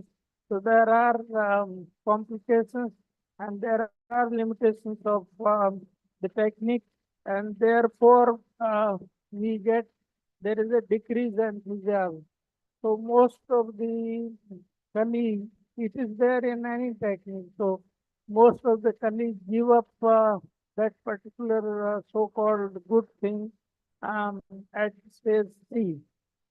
So what I suggest is that you should overcome the limitation by continuous learning. So keep learning. You should know about what are the limitations. Do not only read the advantage, but you should also know what are the limitations. And there are steps to overcome limitations, which I'll be discussing today. So these are the limitations of endoscopic surgery: blind area, difficulty in control of bleeding, difficulty in bimanual dissection because the space is limited. There is a short focal length. So it has all these there are advantages of endoscopy, but the advantage also comes with some limitations because you put in endoscope closer to the target area, so there is a short focal length. If there is a bleeding, there will be frequent swelling of the lens. So this is also a limitation. It gives good visualization endoscope main advantage, but it can also give rise to very poor visualization, which I'll discuss what are the causes of poor visualization in endoscopic surgery. You need to learn the endoscopic skill which are different from microscope. So this is important. All of us know microscopic technique and we think that the same technique will work in endoscopy. So most of the microscopic technique will work in endoscopy, but there are certain things which are completely opposite from microsurgery. So you need to do you need to learn different skills, which I'll discuss. There is 2D image and there is a learning curve. So the first and foremost is blind area. So it has problem. This is the endoscope. Anything which is proximal to the lens tip is not seen. So if you keep an endoscope and if you move it, supposing you have passed through the fornix and then you see that you are not at a correct place in the third ventricle, you move. So in the process, you injure the fornix. So anything proximal to the lens tip is not seen. So do not move if you have passed through a narrow area which is very critical. And anything which is distal also is not seen. So this is a lens tip. If there is an object in between, then B will not be visualized. So it has a practical implication. Supposing this is a tumor, there may be blood vessel underneath the tumor, and if you try to pull the tumor towards the endoscopic tip, the blood vessel will not be visualized. So how to overcome that? You move the tissue to the side, not towards the lens tube. So anything which is there in the straight line will not be visualized, whether it is in the depth or sideways also. So if this is the lens and telescope, you put any instrument in between the C. This may be a forceps. So if you put in forceps here, in between the endoscope and the object, the surgical target, then C also will not be visualized. So these are the blind area which are proximal to the lens tip. This can be distal to the lens tip, and these could be lateral as shown here. That I'll discuss again. So proximal to the lens tip. So for example, if you are doing endoscopic surgery, nasal, and you are using a telescope holder, so anything proximal to this will not be visualized. So there are methods to overcome that. So what are those 4 ways? One is that you remove endoscope with insertion of instrument. Every time you introduce instrument in the transnasal endoscope, you remove the endoscope, and the instrument should be about 1 centimeter ahead of your endoscope. 2 is that if you want to use the endoscope holder, then the instrument which you are passing through the nose, you should be able to see it with the naked eye. So intermittently look at the monitor and also in the nasal cavity so that you don't injure the nasal mucosa. Third thing is if you use the tubular retractor or you are passing instrument through the working channel, then there is no risk involved because in that case this teeth is protecting the injury to the surrounding structures. The fourth thing which you can avoid injuring the surrounding structures in the brain is that rather than a movement, if you are in the third ventricle and if you have not reached at a translucent place to do EPV, then rather than a linear movement, if you try to move it, you will injure the fornix. But rather than a linear movement, you can rotate the endoscope. So rotate the endoscope, the working channel which was initially anteriorly placed can be placed posteriorly. So by just rotating the endoscope, you have purchased about 6 millimeters of the distance. So these are some of the tricks. The other is that you can station your endoscope at the foramen Monroe, and under vision you pass the forceps through this so that you can visualize whether the fornix is getting stretched or not. So how to avoid the blind area? Distal to the lens tip. Every time you pass an instrument, you should withdraw your endoscope. You see, the problem is till your instrument comes to the lens tip, you don't see where it is, whether it is here or here. So suddenly this might come out and injure the floor of the third ventricle. So there may be injury to the vital structures if your endoscope is very close with the target area. So every time you are passing the instrument through the working channel, you withdraw your endoscope and then you pass instrument so that you have some space and suddenly the instrument will not injure this. The other thing which I have discussed is do not pull tissue towards the endoscope tip.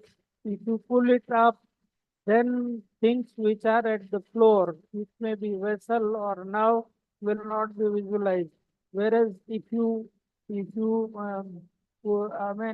it either cranially, caudally, or medially or laterally, then you can visualize what is there in the floor. So don't pull it towards the endoscopic tip. The third thing is in endoscopic surgery, you should have a triangular arrangement. This is the endoscope, this is the instrument, and this is the area target, surgical target which you want to remove. So it is better to have a triangular arrangement as shown here. So this is a simulation model which we have made. This is the ice cream stick which is simulating the lamina. This is the endoscope tip which is shown as north. So if you keep Cariston punch like this, cutting edge here, put here, then you visualize everything. And then you can put the cutting edge underneath this and take it out.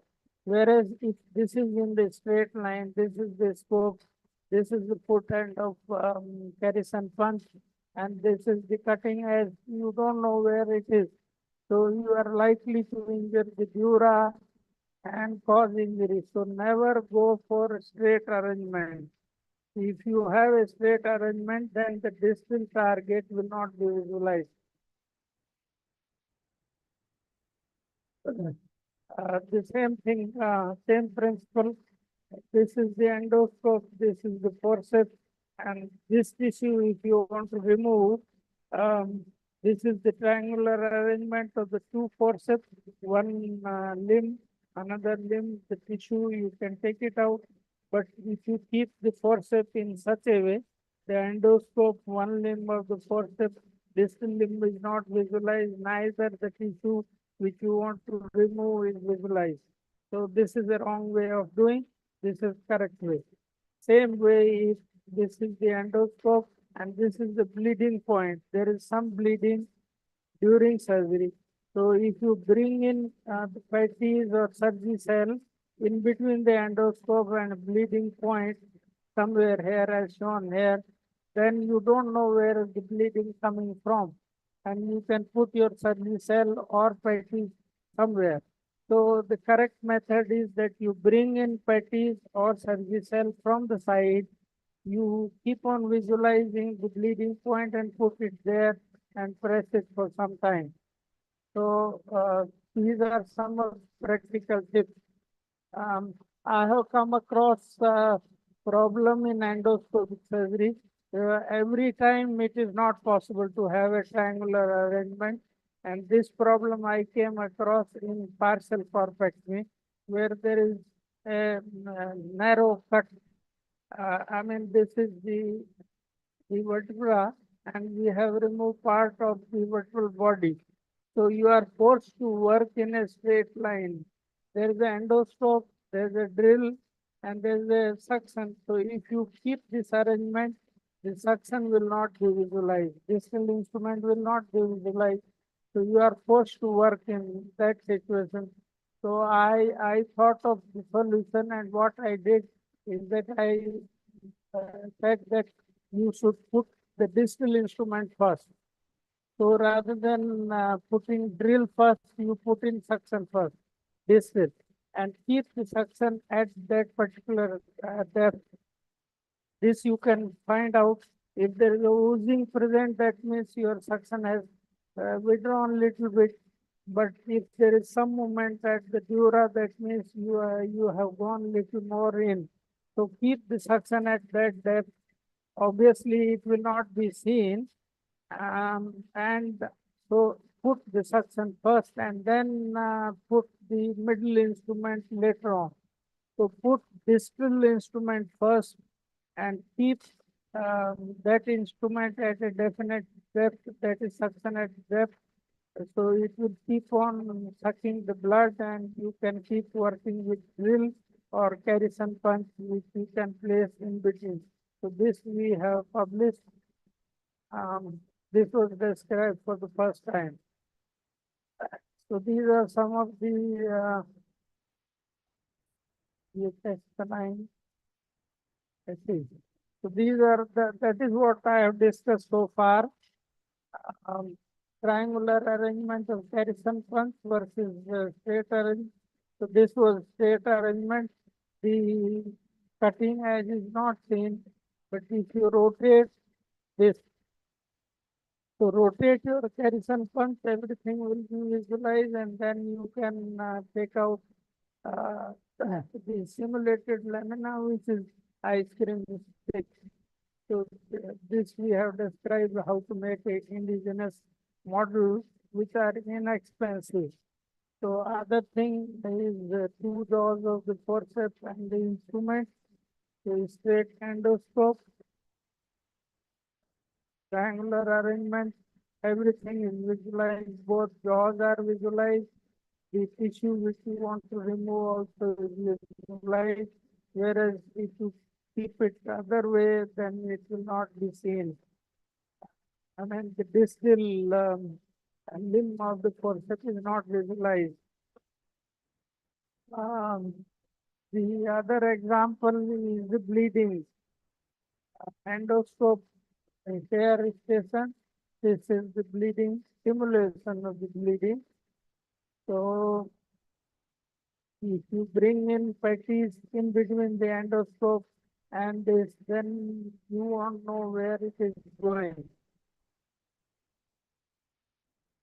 Right, so you can put it anywhere. Whereas if you bring it from the side, you can exactly put where you want to keep it.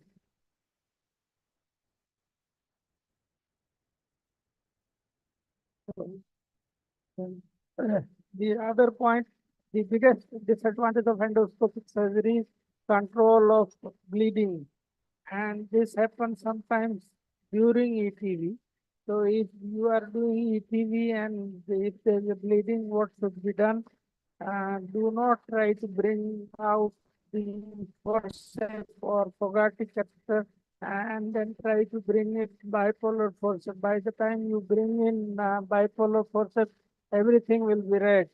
So what you should do is that you should reinflate the Fogarty catheter or ventriculostomy forceps, or if you are working with some sheath, then you can even use the tip of the sheath to compress the bleeding point for some time. It is stopped. Usually the small bleeding stops, but if there's a large bleeding, then I mean massive bleeding, then it is difficult. The other option is that you use a tamponade effect. Intermittently during ECV, you can block the outflow. Jaldi karta हूँ मैं. I think I'll finish it first. So you block the outflow and then you start visualizing things. When there's a bleeding, it is better to stay in the field. Some of our colleagues, they take out the endoscope and the sheath. So if you take out the endoscope and sheath, it will be practically impossible to put it again. So keep your sheath at least in the field. You can take out the endoscope and reinsert it. Keep irrigating and it usually works if there is a less bleeding. The other trick is that you create a large cavity. See, the ventricle is a large cavity. So large cavity, light is dispersed in a large cavity. The whole thing will look red. So if you withdraw your endoscope slightly, so convert this large cavity, that is the ventricle, into a small cavity. That means the small cavity of the sheath. So there, this is the sheath. This is the endoscope. Withdraw endoscope little bit. So you have created a small cavity which is transparent fluid, which you are irrigating.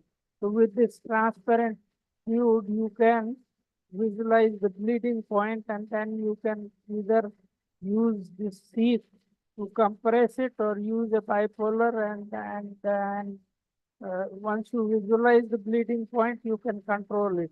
So create large cavity into a smaller cavity, or you can use a dry field technique. So what does this mean? That you take out the fluid and put equal amount of air in this. We all know that visualization in the liquid media is poor compared to air. So if you put in air here in the ventricle, then the bleeding point will be seen and you can cauterize this. So this is another way. The other thing is the obstruction, especially it is true in the minimally invasive technique. So if you keep the endoscope very close to the surgical target area, if this is a nasal cavity, you keep endoscope too deep, and then you try to put in instrument here and want to reach here or at the corner of the tumor, you will not be able to reach there because then endoscope is blocking the movement of your instrument. So the best way in endoscopic surgery is station your endoscope at periphery and as much away as possible. If you keep it too close to surgical target area, then this might obstruct instrument manipulation. So zoom this and keep it as much away as possible. Third thing is that again the instrument or anything. There is a difficulty in manipulation of the instrument because of the sword effect. When the direction of the scope, this is the scope, this is the instrument, this is the target area, this is the tubular retractor. So if you want to work on the left side, then everything should be directed towards left. I have seen people that if you want to work towards this, they are trying to bring in instrument here or drill here, but the tubular retractor is directed in a wrong way. So tubular directed in opposite direction, endoscope also facing in opposite direction will give rise to sword effect and you will not be able to work. So visualization also will be poor and working will be difficult. That should not be done. In any minimally invasive technique, do not use thick instruments. If these are too thick, then that means it will take more space and instrument manipulation will be poor. So what is the trick? One is that you should use thin instrument so that there is more space for manipulation. Second is that use a angle tip. No, hey hero. बहुत ज्यादा important काम हो रहा है. चुप रहो. So use the angle tip instrument. When you have angle tip instrument, the angular movement sometimes is difficult. So in dural repair also, this is the principle. With same, without moving this shaft, you can move your curate in all the directions here in the tubular retractor. So use the angle tip instrument, use thin instrument in endoscopic surgery. You can use 2-in-1. If there is less space, you can use an instrument which has two functions. There can be poor visualization. This is because of the humid air, blood, bone dust, or drop of fluid on the lens tip, or the brain tissue staining this lens. So these are the method you can suck. Simply sucking the air which is humid will make the field clear. Anti-fogging agent can be used. The bone dust staining can be avoided if you keep scope as much away as possible. Do not use constant irrigation. If you use that, then there will be frequent soiling. So intermittent irrigation should be used, and you can place silicone between the scope and brain tissue, and there may be poor connection. So I think this should be the last one. Learning endoscopy, I already told that learning endoscopy is not only learning the microscopic skill. You need to learn microscopic skill and endoscopic skill, which may be completely different from the microscopic skill. So these are some of there are many differences, but these are main difference. In microscope, you use bayonet shape instrument, whereas in endoscope, you should use straight instrument. Because here your hand is coming or instrument is coming, but in endoscope only tip is visualized. So it is better to have a manipulation of the straight instrument. The centering, the field is there in the center in the microscope, whereas if you keep the center, field in the center in the endoscope, then you have to keep usually 0-degree scope in the center. So you cannot work. The endoscope will be obstructing your instrument manipulation. So try to keep the area of interest at the corner, but you should be visualizing it. So keep it at the corner. There's a blind area in endoscope which is not there in microscope. There may be change in the orientation. You are operating, the camera rotates during surgery, so everything will be disoriented. So keep watching the camera. If it rotates, then you have to correct it. Drilling is difficult. I told you, when you drill it and you irrigate, as you do in the microscopic surgery, there will be spoiling of the landscape. So drill it, don't irrigate. In between irrigate and then drill. So this should be done. The instrument manipulation is difficult. The endoscope may obstruct. I told you how to avoid that.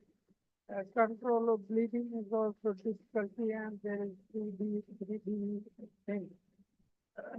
So best way to learn anything is you should have some simulations, and there are very easy simulation methods available. I have described it and also published this. There can be simple things like these ice cream sticks, this is earthen pot, which can be used for which is used for tea. So hole is made, and underneath this you can put in camera, general camera, just simple camera, LED light source, and then you can learn whatever you want, hand-eye coordination, you can cut on a predetermined size. So you hand-eye coordination and cutting or carry some funds at a desired place, not that you do it wherever you want. So everything can be learned, and these simple model also can be augmented using animal cells. So you can have these artificial models. You can use animal because cadavers are not available everywhere. Where so you can use animal models for different things, and there can be augmentation. You can augment CSF by just puncturing the cervical spine there and put in fluid there.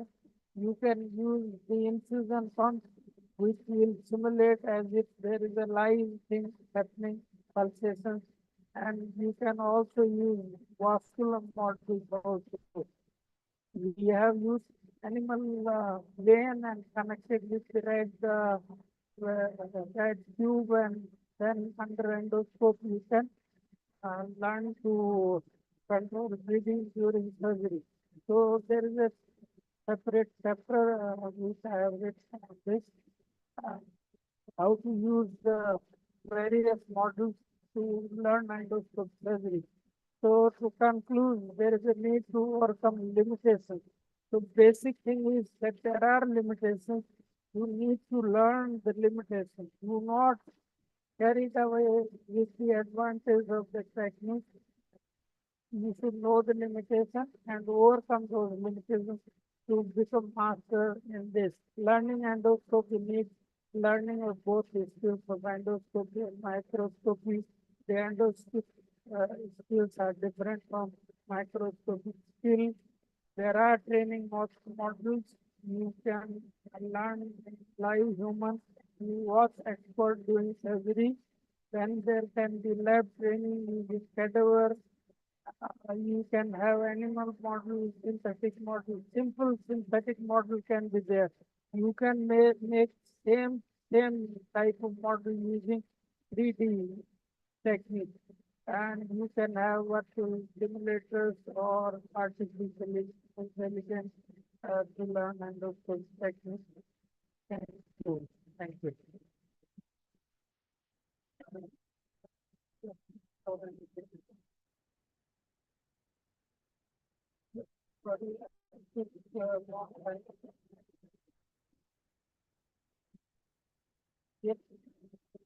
So you can ask questions personally with Sir, discuss.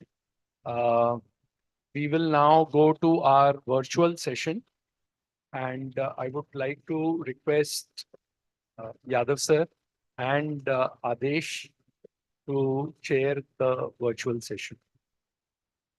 Is Adesh around?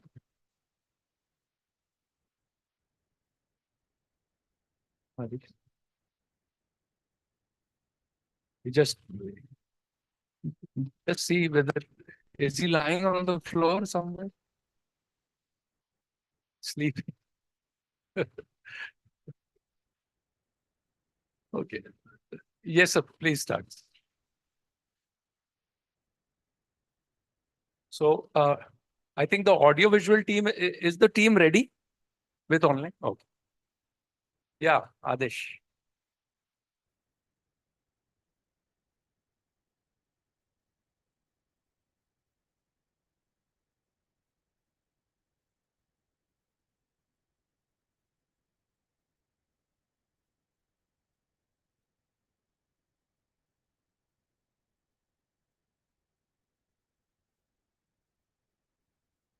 So welcome everyone after the post-lunch session. And this third session for today is a virtual session uh, where we have speakers who have joined us online. For the first lecture, is Dr. Parthiban there? He's online, no? Yeah. So the first talk is on MISS tubular retractor lumbar spine surgery by Dr. JKBC Parthiban.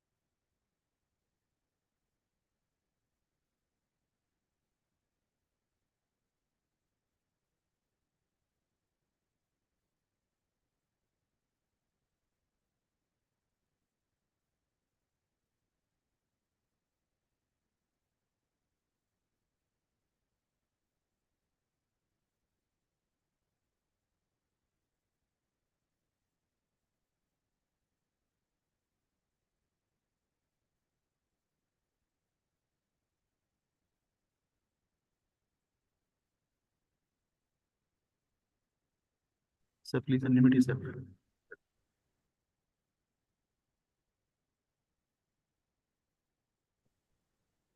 Am I audible now?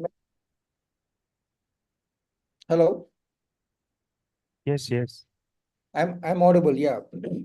First of all, my big congratulations to Dr. Ashish Tandon for conducting this NSSA spine course.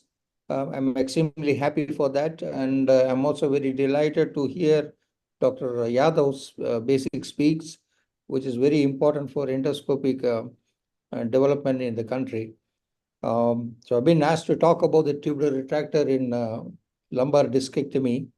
And, it's a very nice topic because microlumbar discectomy is in this arena for more than 30, 40 years now. And uh, this is basically, when we start talking about the tubular retractors, the main aim is to preserve the function of the multifidus muscle. There has been discussion that the multifidus muscle dissection creates a lot of problems in the weakness of the back muscles, but that need to be compared with the microlumbar discectomy. And also it is to perform a minimal destructive spine surgery and minimize the lengthy incision, make this incision much smaller, and also maximize the reach through unilateral approach. When you see these pictures, you can see the microlumbar discectomy, the muscles are separated from the spine and the lamina and retracted, and then we go through the interlaminar space. But in the tubular retractors, we go through the muscles. That is, we're splitting the muscles and go through that. It's something what we were doing earlier with the digestive system. Now the tubular retractors are in practice. Now you can see here, this is the introducer set which has got so many dilators, and there is a guide wire there. You can see a guide wire, and there are the dilators.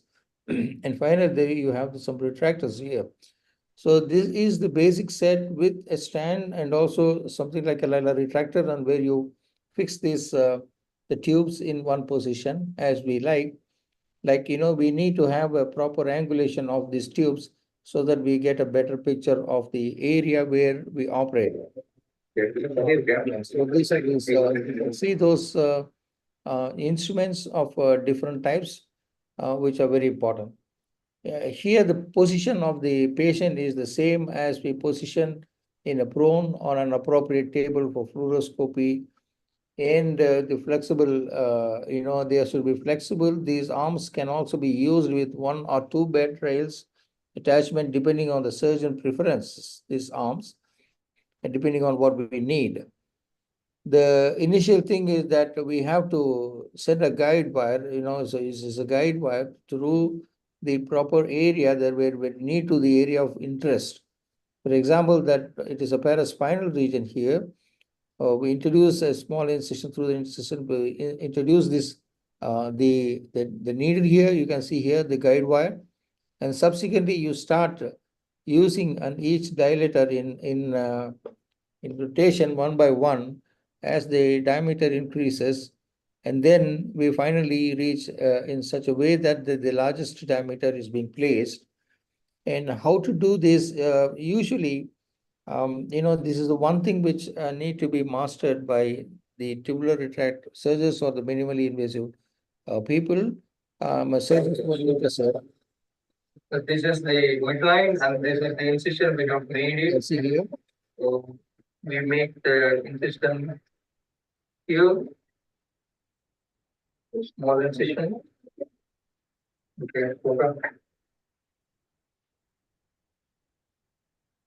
The first step we separate and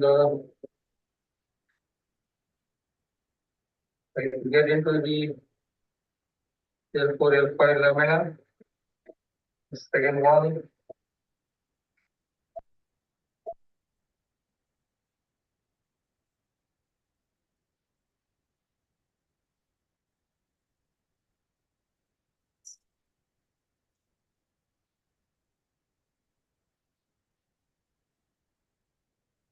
The next bigger one.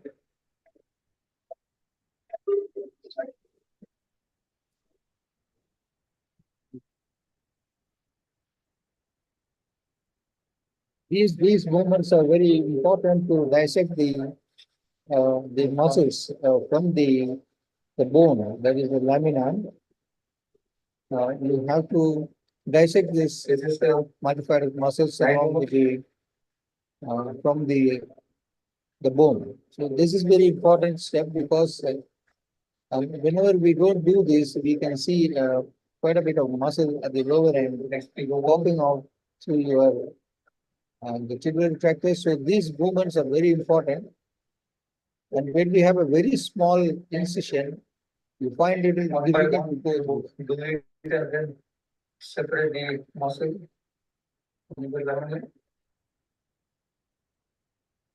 And this is the last one. And so then we position this like this dilators, and subsequently we can after this we can also put a C-arm and see where we are exactly. Where we are the we know approximate area where we are. In this case, where you wanted to go for L4 or L5, and so you can understand there where exactly you are going, and subsequently you put your arm and fix it in the position which you like it. If you're going for a microlumbar discectomy, the angle may be a little bit more vertical, and if you're going for over the top decompression, then you need to come from more laterally with lateral incision. So this is the midline. This is the midline, and this is how you can see after the fixation.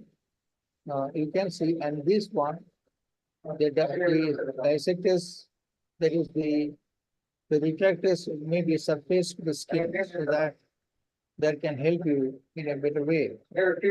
So this is the area where you are going to operate. And so the dilators are placed in such a way that it make as good as for you. This X tube is inserted over the dilators, seated firmly flush with the bony anatomy and locked in place with a flexible arm. The dilators are then removed and established in tubular operative corridor. So this is what I was talking about in this surface. Sometimes when you jet up that you do have problems in your instrumentation. So you may have to select the proper retractor length. So this is the principle of the whole surgery. Then you can distract it as much as you want at the lower end so that you have more visuals in this area. Not only the interlaminar, you can even reach the pedicles. I'll come to this in the last slide. So this is the techniques, and then you bring in your microscope. So it looks like for a microsurgeon, it is a pretty easy, not much difficult for any surgeon to operate on. And most of the microsurgeons find it much easier to use the tubular retractor. So graduating to the tubular retractor is absolutely not an issue at all. So it's only the practice that makes it. And if you're a microsurgeon, which you're doing microlumbar discectomy, and the tubular retractor is absolutely not a problem. And this is how you see, and through the microscope, you can see the lamina is being you can trimmed out, and this is the facet joint, and here this facet joint, and you can do a medial facetectomy by drilling this region, and you can see that you can drill it here. And Dr. Yadav was making one important point of because this tubular retractor you are working is more vertical, and if you want to expand the tubular retractor, this region, this mouth region, then you need to dilate it in the upper, which is very difficult. So tubular retractor has its own limitation, but one plus point is that it has a fixed direction where the surgeon can work on. Most of the other technique is as we do for our microlumbar discectomy. Now, after that, then you can retract the dura, and after retracting the dura, you find the annulus here. In this case, it's very hard. This is the dural retractor there. This is nerve root retractor. And then annulus can be cut, and then you can bring out the disc material, and you start removing as you do for microlumbar discectomy. Now, you can appreciate as a microsurgeon, you can appreciate this tubular retractor is very firm and sturdy. And if you need that, you can change the position as you wish. As I told you earlier, that if you want to do a over the top, then you may have to go in an angulation towards medially. And but the entry point is more lateral. So these materials can be removed. The same incision, I mean, the same instruments are used. Nothing very special in this. So the learning curve is pretty small, the learning curve for any micro surgeon is concerned. Now, after this disc is removed in piecemeal, and you do find the nerve root very much relaxed, and you can find the nerve root is very relaxed, and then you can also fish out more disc here in this region, whichever is there in the disc space, and then later on remove this retractor, turn it to the opposite side and retract it. Remove this retractor so that it does not injure this nerve root. This is very important. You have to tell your assistant how to do this. You have to turn it to the opposite side. You can see this breathing nerve root. That means your surgery is perfect with tubular retractors now. Now, this is what the sequence of the pictures, which I'm showing it in the slide for the tubular retractor. So whenever you want to angle it more medially, you can angle it. You want to come laterally, you can come laterally. And these are the different ways of expanding down. And this is another set of tubular retractors, but these are the standard ones which are available. As I told you that, if you wanted to do a over-the-top decompression on the opposite side, then you have to enter through a more lateral space and come from the lateral to medial and do the procedure much easier. One important thing is that when we have this angulation, then you can easily see the lower aspect of the spine, the lamina, the base of the spinous process, and to the opposite nerve root. So you can easily visualize this area, and you can do from one unilateral entry on bilateral decompression. This apart, there are some case reports. You can see a patient with a discitis. This patient was completely done with a minimally invasive technique with a minimally invasive percutaneous pedicle screw, and then we did the tubular with the tubular retractor. We also did the interbody fusion in this case.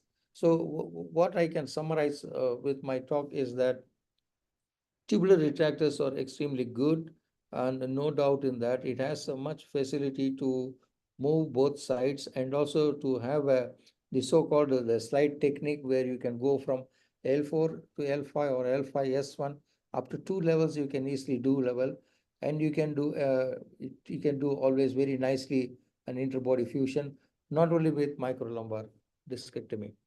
I think that this is my end of my talk. I hope I made my point very clear, that the tubular retractors are one of the big developments for minimally invasive spine surgery. Thank you for your attention. Thank you very much. Thank you, Dr. Jiban, for that wonderful lecture.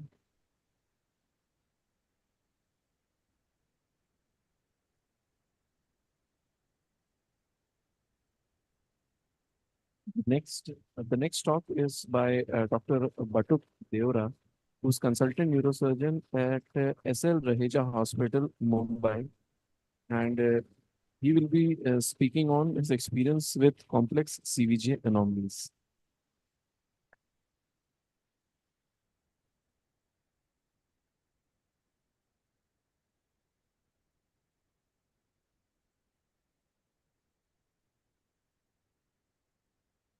Yeah, good afternoon, Adesh. Thank you very much. Can you see my slides?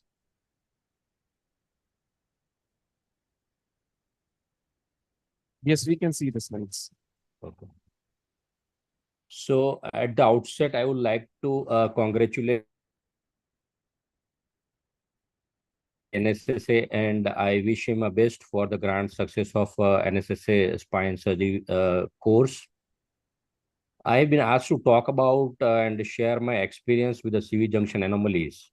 So I'm going to share my experience and how over a period of almost like a 22 years, I have changed the various techniques and what I'm doing now for the CV junction pathologies. So Heraclitus, it's a Greek philosopher, has quoted saying, "Change is the only constant in life." So if you can say nothing is permanent in this world except the change. Many times we are so busy and we are not ready to accept the change what is happening around. And sometimes it is a frustrating and people thinks like, if happens if I change my approach.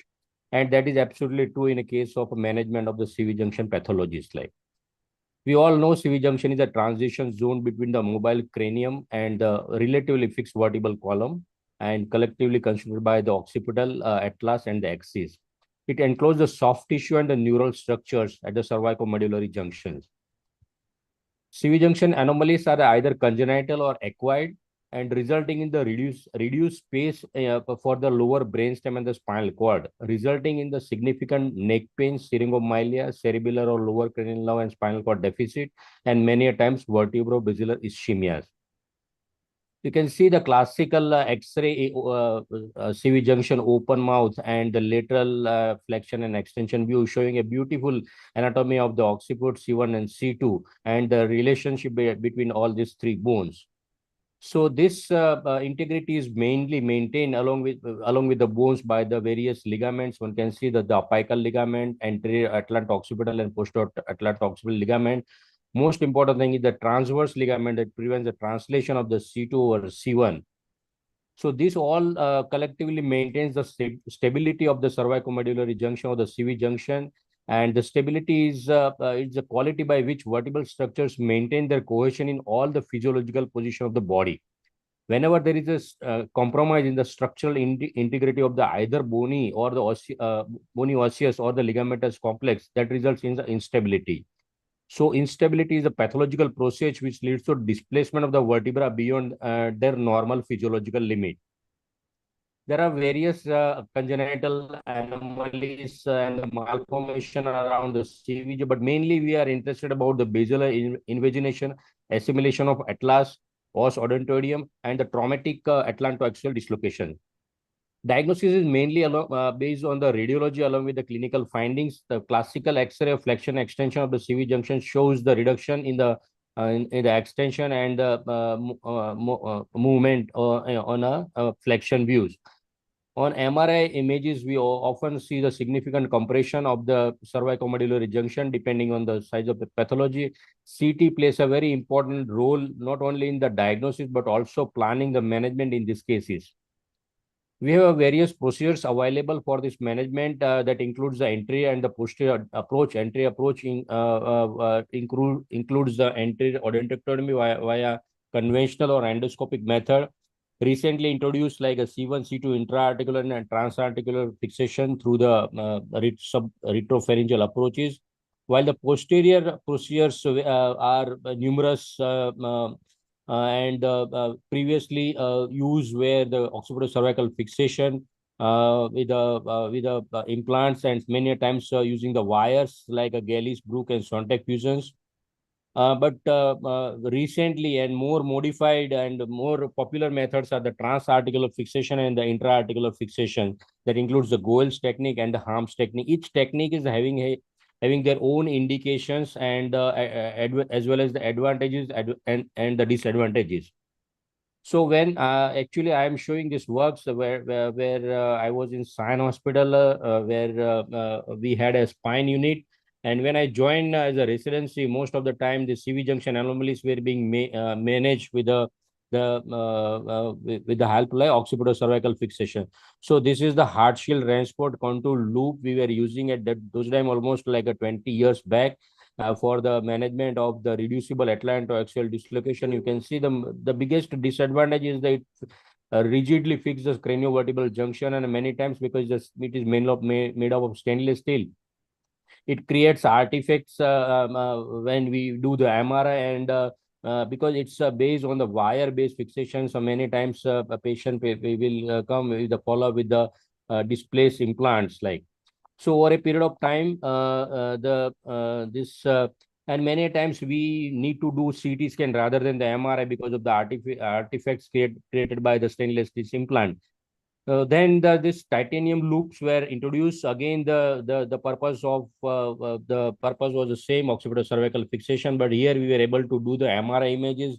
But still, we were concerned with the fusion rate, definitely inferior than the newer methods that subsequently introduced.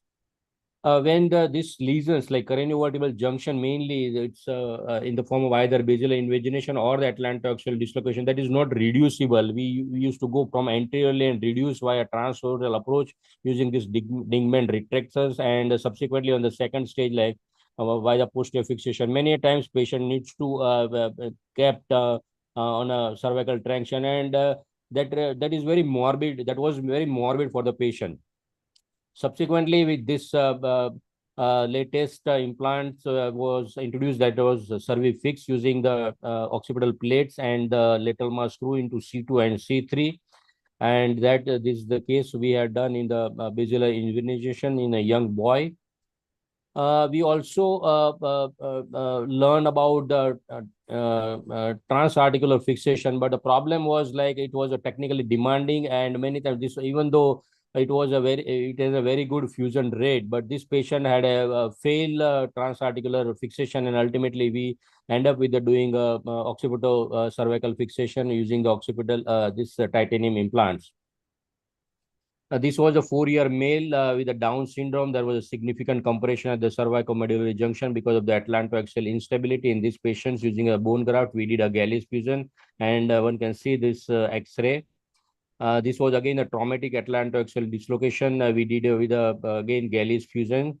But the problem with this is the fusion rate is very less compared to the this C1, C2 or intra-articular fixation. So this we have started in 2007 using a C1, C2 intra-articular fixation. It's a highly successful treatment that was introduced with a fusion rate of around 95 to 100% by placing a screw in the C1 lateral mass and the C2 pedicle. And this was introduced by Professor Goel and Larry. And then subsequently, we in many cases of atlantoaxial dislocation, either with the os odontodium. This was a case of 25-year female with the os odontodium. You can see the flexion extension X-ray, the MRI showing a significant compression, and that patient underwent the C1, C2 fixation with the Goel's plates and screw technique. And one can see there is a rigid fixations on the AP and the lateral view. So over a period of time, this method of fixation has changed, and this was a case of 20 years female with a significant basilar invasion. You can see there is a there was a significant compression of the craniovertebral junction. There you can see the kinking of the spinal cord, and this patient underwent C1, C2 intra-articular fixation. This is the post-operative MRI, complete almost near complete decompression of the craniovertebral junction and the placement of the screw. We try to prefer the bicortical purchase of the C1 as well as many times the C2 screw, and this is the post-operative clinical photograph of the patient. This patient, she sent me this. She's regularly follow with me, and she sent her the daughters. This was the first, and it's the second daughter's picture. So many times this is in our hand. This appeared a best method of fixation of the craniovertebral junction in the given case. This was a 50-year male with a basilar invasion. Again, like this is the coronal view, and one can see there is a intra-articular fixation within using the titanium cage as well as bone with the titanium screw in the C1 and the C2, and this. And many times you can see there is a significant alignment of the C1 C2 joint. This is a pre-operative image, and this is a post-operative image. One can see this alignment on the C1 C2 joint. So this method includes the mobilization of the C1 C2 joint, preparation of the C1 C2 joint, and the reduction of the instability and the final fixation. So this was a case of Morque's disease in a 10-year male child. There was complete absence of os odontodium, the tip of the odontoid process, like in compared to the os odontodium, there will be some free bony structure lying just above the odontoid. But in this case, in case of the Morqueus, there remains a complete absence of the os. So this patient again underwent a similar surgical procedure.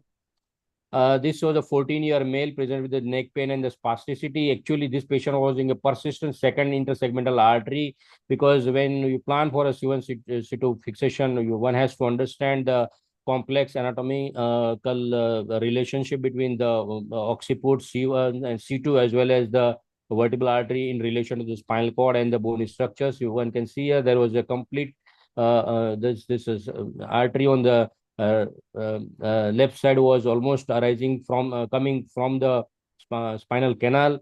So in this patient, vertebral artery requires mobilization. We many a times we use 3D models for a better understanding of the CVJ. And here, this patient require mobilization of the vertebral artery, and subsequently we fix using the arms technique, because here there was a concern about Goel's technique. If we put a plates very flush to the C1 lateral mass and the C2 lamina, C2 pars, then there is a chance of compression of the vertebral artery. So we use a Harms method in this patient. So this is the post-operative image, almost like a complete reduction and the fixation of the C1 C2 joint. This is again a 11-year male presented with the case of os odontodium with the myelopathy, and you can see there is a cord changes at the the cervicomandibular junction, and this patient underwent a C1 C2 fixation, and this is the postoperative CT image showing a C1 C2 fixation with a titanium screw and a cage, and one can see this in the lateral images. And I will just briefly show the video related to this procedure. As I mentioned, initially we are doing occipital cervical fixation over a period of time. This is the same case. So I will just go to the operative video. So initially we were just doing a C1 C2 fixation. We are not trying to preserve the ganglion, but now we are trying to preserve the ganglion in most of the cases. So this is the microsurgical dissection around the C1 C2 joint under high magnification. One can see when you follow the C2 lamina, and that will lead you to the C1 C2 joint, and the soft tissue is being dissected.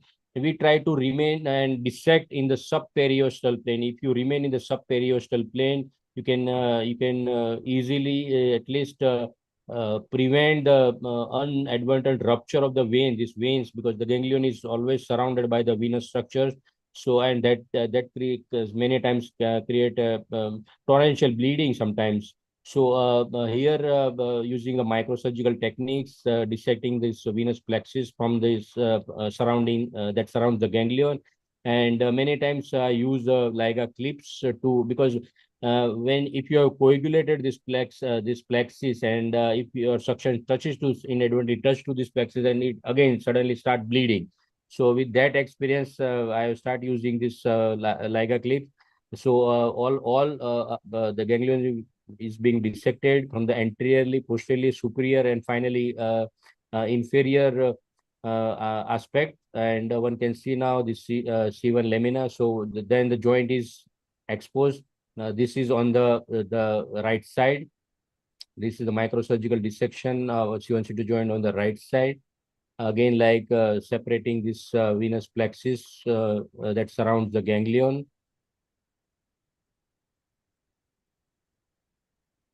So once you do the enough dissection of the plexus around the ganglion, then there are less chance of bleeding, and your surgery will be at least relatively bloodless. Then the joint was open, and one can see this preparation of the joint.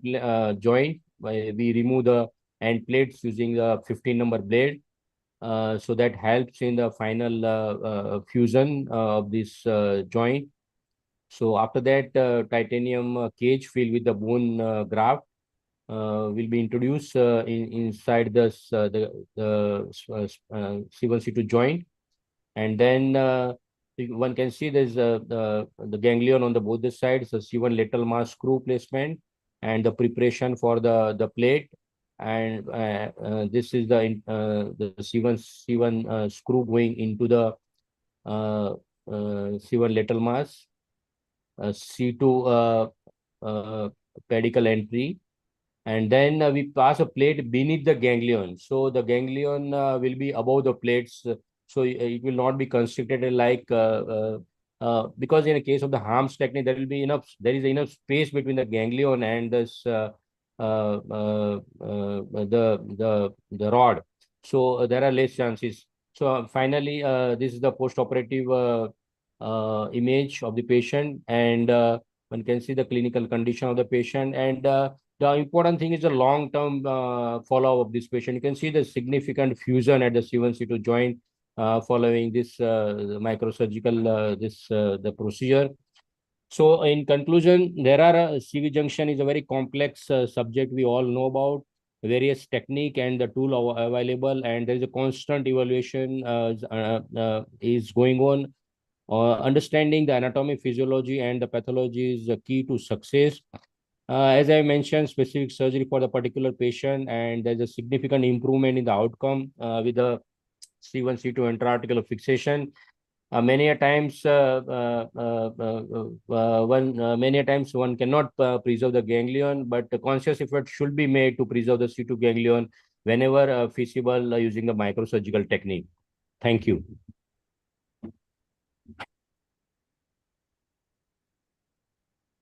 Thank you, Dr. Dev. Thank you, Dr. Elaborate on session. Dr. Elaborate on session. Dr. Elaborate on session.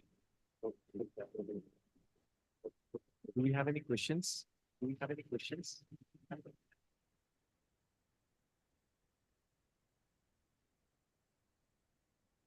Then we move on to the next talk. The next talk is by Dr. Ralph Moggs, who's a senior neurosurgeon in Brand, Australia, and he will be speaking on endoscopic decompression for stenosis, tricks, techniques, and operative workflow. He will be emphasizing on hemostasis and endoscopic spine, fluid management, initial exposure, and bone bleeding.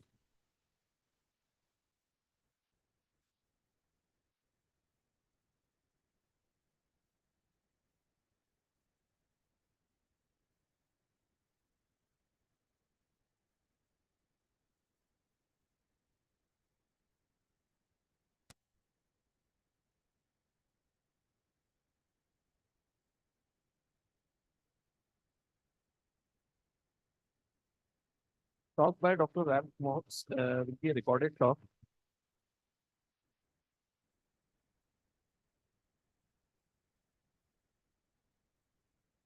Good afternoon, everyone.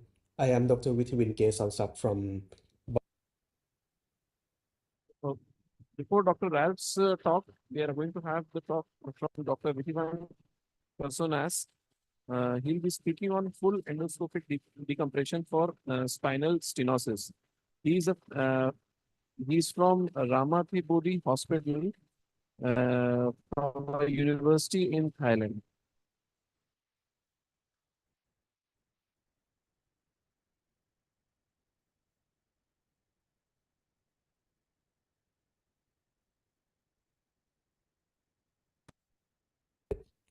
Good afternoon, everyone.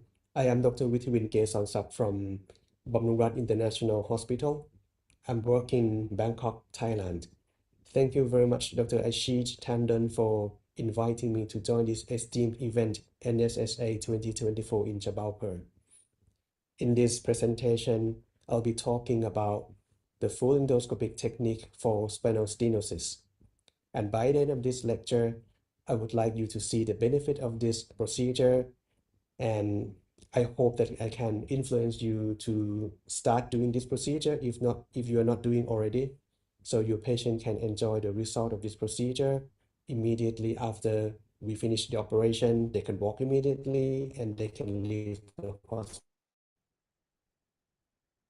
as soon as the next day. Thank you.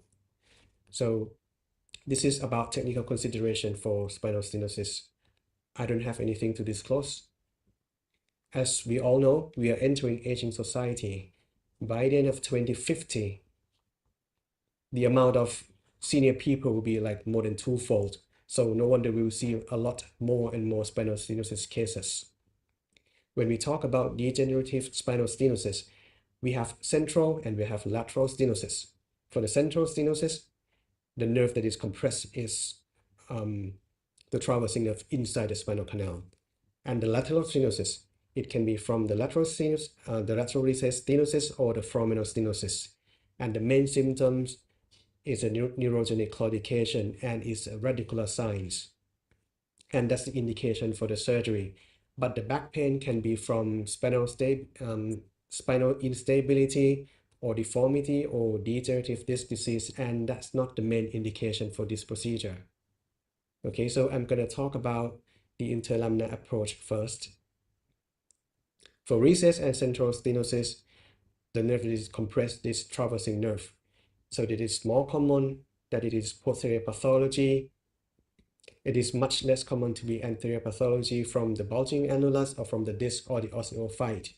So the interlaminar approach is more practical in most cases in the recess and central stenosis, because we're going to go directly to the spinal canal where the nerve compression is.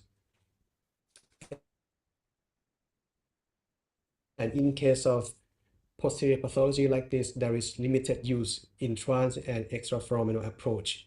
It is also possible, but less practical than interlaminar. Yeah. And when we talk about foraminal stenosis, it is the exiting nerve root compression.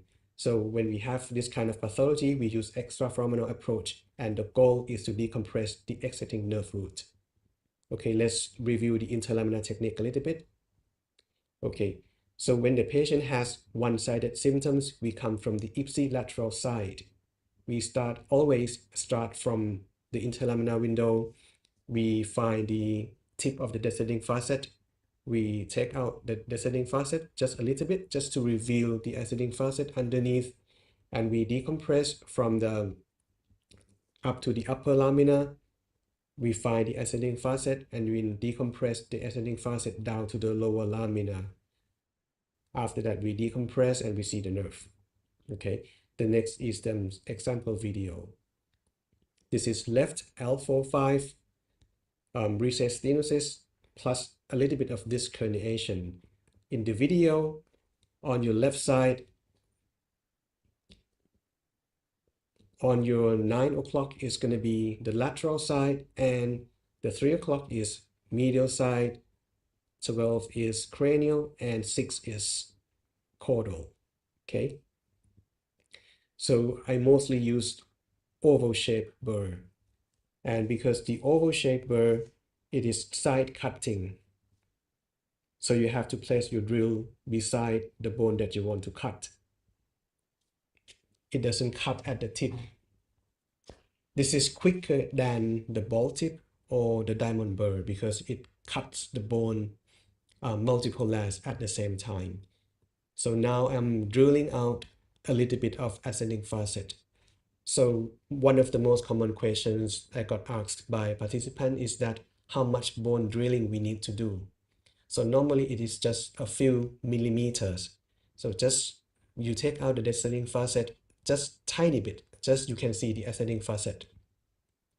And you open up the lamina until you can see the tip of the ascending facet.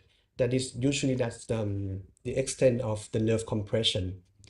After that, you take out just a few millimeters, maybe 2 to 3 millimeters of the ascending facet. You can measure it by using the drill tip to see how wide you have cut the bone out. And you can see in this video that I keep rotating the scope because the system that I use reverse spine system. The working channel is eccentric. That means your instrument and the working channel is more to one side than the other. That's why when you rotate the scope, your instrument will move closer to the thing that you want to cut. And do not forget that the view that you're seeing here is about 25 degrees. So you are looking, your view is wider than your instrument that can actually go. That's why you have to keep rotating.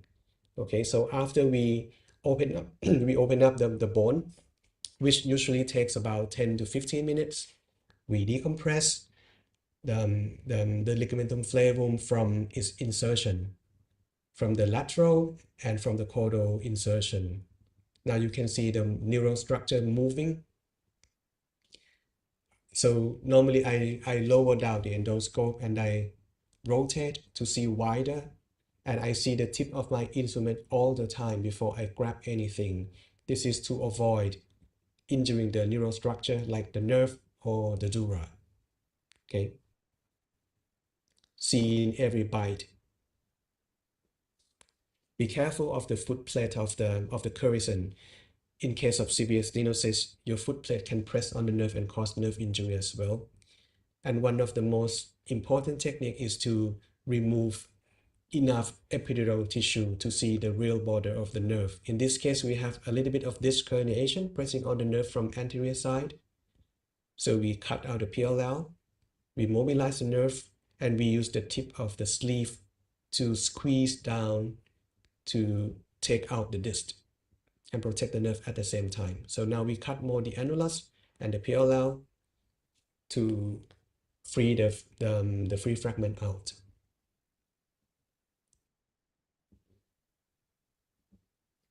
Because we have continuous water irrigation, that's why you will not see much of the bleeding here.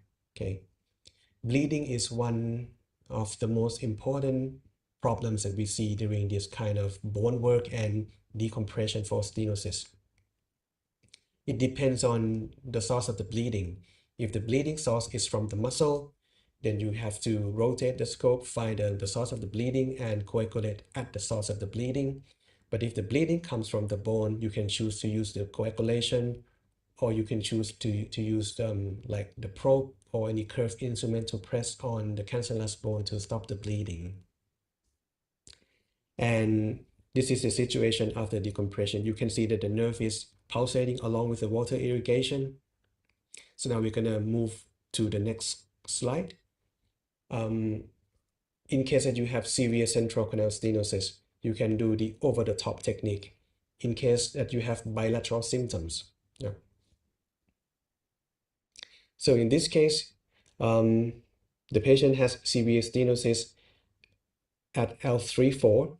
Okay, so the left side of the screen is the lateral side and the right side is the medial side. The cranial side is above and the caudal side is below. So now we start drilling again. The technique is standardized. So we always start from identifying all the anatomy, the flavum, the tip of the descending facet, the upper lamina, and the lower lamina. Okay. If you can clean out the soft tissue from the bone nicely, when you do the bone drilling, you will not have much bone dust or the tissue covering your view. Okay, and everything will be clear like this. Okay, and again we use the tip, we use the side of the drill to cut the bone, not the tip. Okay, so we see the insertion of the flavum. You can, in case of central stenosis like this, you can cut around the insertion from the lateral side, the cranial side, or the caudal side, and then you can remove the flavum in just one piece. That's going to be take less time. But sometimes the flavum is very thick. Sometimes you have to thin out the ligamentum flavum bite by bite. And I'm using coagulator to coagulate the epidural vein. The key here is I squeeze the RF, so the tip of the RF will go away from the nerve as far as possible before I press the button. This is to avoid a thermal injury to the nerve. And again, when you cut the flavum, you always have to rotate the scope and see the tip of your instrument all the time to avoid injuring the dura or the nerve. Additional bone removal at the top, the cranial side. So now we are going to go over the top. So that's why I cut the lamina and the base of the spinous process in order to go over the top to the other side. In many cases of severe stenosis, you will see the dural fold in the midline.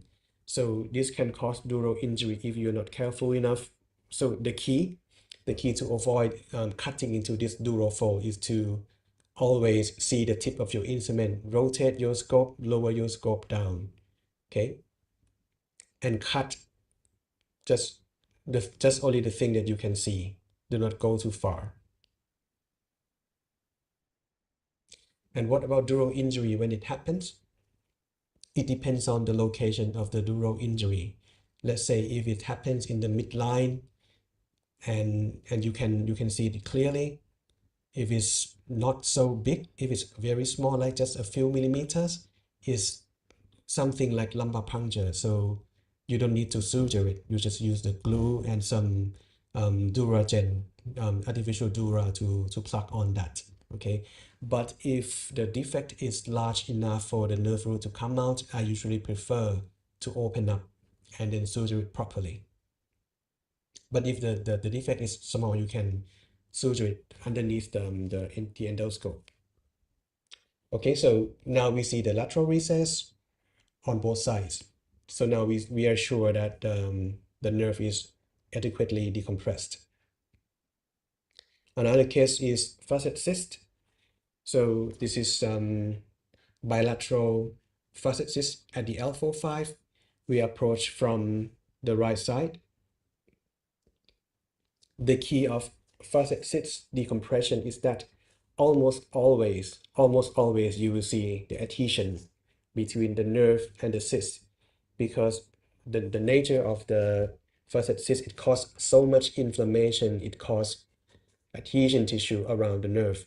So that's why when you decompress the facet cyst, you have to decompress circumferentially. You come from the medial side, lateral side, you need to find the virgin plane before decompressing the nerve. Otherwise, you risk injuring the nerve or the dura.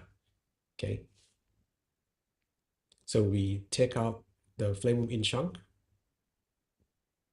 a little bit of bleeding, not too much here. Then we go over the top to the next, to the other side.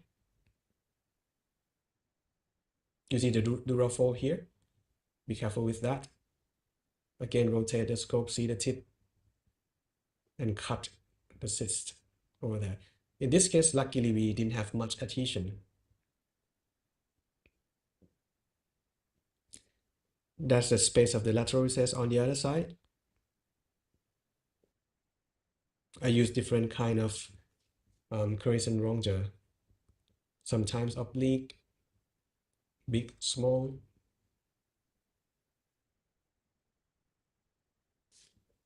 So this is this situation after the decompression. Next is algorithm for lumbar stenosis. For lateral stenosis, we have foraminal stenosis and recess stenosis. In case of recess stenosis, I still prefer interlaminar more than transforaminal, because when you come from the interlaminar, you go directly to where the nerve compression is. But when you come from transforaminal, you have to like decompress from the outside to the inside. You have to cut the ethylene facet more than you actually need that. And many times for spinal stenosis, the ligamentum flavum is also part of the pathology. When you come from the transforaminal, it's not so easy to decompress the flavum from the shoulder of the nerve to the foramen of the nerve. Okay, but in case that you have foraminal compression, you have exiting nerve compression, the transforaminal approach by extraforaminal variant is the ideal. Okay. For the algorithm for interlaminar approach, when you have recess or central canal stenosis with unilateral symptoms, we come from ipsilateral side and we do only unilateral decompression. When you have central stenosis with bilateral symptoms and claudication, we again approach with the ipsilateral approach and we do the over-the-top decompression. But when you have the stenosis and anterior compression, we do bilateral radicular symptoms. We approach from both sides. We finish from the first side and then we cross over to the next side and we move all the instrument to the next to the other side. In conclusions, for stenosis, the interlaminar approach is the most frequent one. Okay, the pitfall is the insufficient soft tissue clearance. You will have a lot of debris, you have a lot of dust during the bone drilling. The bleeding, the hemostasis is one of the biggest obstacle for the beginners. So you have to look into it, which area is causing the bleeding. Is it the muscle? Is it the bone? Is it the epidural? Because we have different techniques to stop the bleeding. The drill placement, the drill is gonna cut sideways from the side. So if you use the oval shaped burr, it's gonna cut only from the side. But if you use the oval burr or the diamond burr, you can press from upward to downward. And that oval the ball tip burr or the diamond burr is very good for hemostasis as well if you have the bleeding from the bone. Okay, endoscope handling, you have to keep rotating the scope to see everything underneath your instrument and practice moving with joystick movement.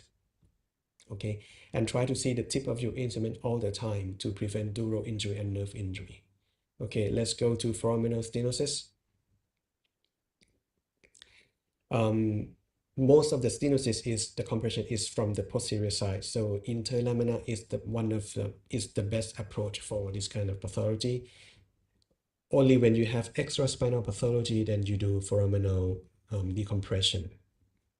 Okay, and if it's the heart pathology like calcified disc or osteophyte, interlaminar approach is the approach of choice because you can crush down the pathology. I found this interesting paper from Japan. They did the central canal stenosis from foraminal approach. They cut a lot of ascending facet here and they can decompress it nicely. But I think we have to see the long term whether we introduce the instability for the patient or not. But for me, it's not so practical. Okay, so in the foraminal stenosis, when you come from the transforaminal approach, you have to approach as lateral as possible. And you have to keep in mind that the indication is limited in recessed stenosis. Because when you talk about recessed stenosis, the pathology is the bone and the ligament. And when you come from the lateral side, you have to decompress, you have to cut the bone a lot. Okay. For the extraforaminal approach, the approach is different from transforaminal because we're going to start from the outer side. We start from the pedicle and we find the ascending facet and then we go into the foramen later. In this case, we have foraminal stenosis on the right side of L45. So over here, this is the exiting nerve. This is the tip of the SAP over here. This is the SAP impingement. So we use the Curison and we use a drill to take out the SAP tip. We can use different kind of burr, deflectable burr, diamond burr, like this, to decompress the nerve. We rotate the scope around. We use many instruments to decompress the nerve, and now we can see that that's the traversing nerve over there inside the spinal canal, and that's the exiting nerve on the right side. Okay. Again, this is a slide that I talked about already. So in most cases, we use interlaminar approach, except that when you have the exiting nerve compression from the SAP impingement or from the facet sits in the foraminal zone. For my take-home message, plan the approach carefully. Which nerve is being compressed? Is it exiting nerve or traversing nerve? Is it anterior pathology or posterior pathology? Is it hard or soft lesion? The most commonly used technique is the interlaminar technique. And the steps always are standardized. So everyone, if you understand the anatomy and if you can master the endoscope manipulation and joystick movement, everyone can perform this procedure. Okay. And last but not least, see the tips of the instrument all the time to prevent nerve injury and dural injury. You can visit realworldspine.com for courses and online information. And thank you very much for your attention today. Hopefully I can see you next time in Bangkok or in some places around the world. And I'll be standing by for answering any questions that you may have. Thank you very much for your attention. Bye-bye. Good afternoon, everyone.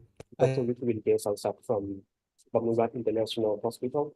I'm working Thank you very much, Dr. Ashish Tandon, for inviting me to join this esteemed event, NSSA 2024 in Jakarta. In this Hello, can you see? Hello.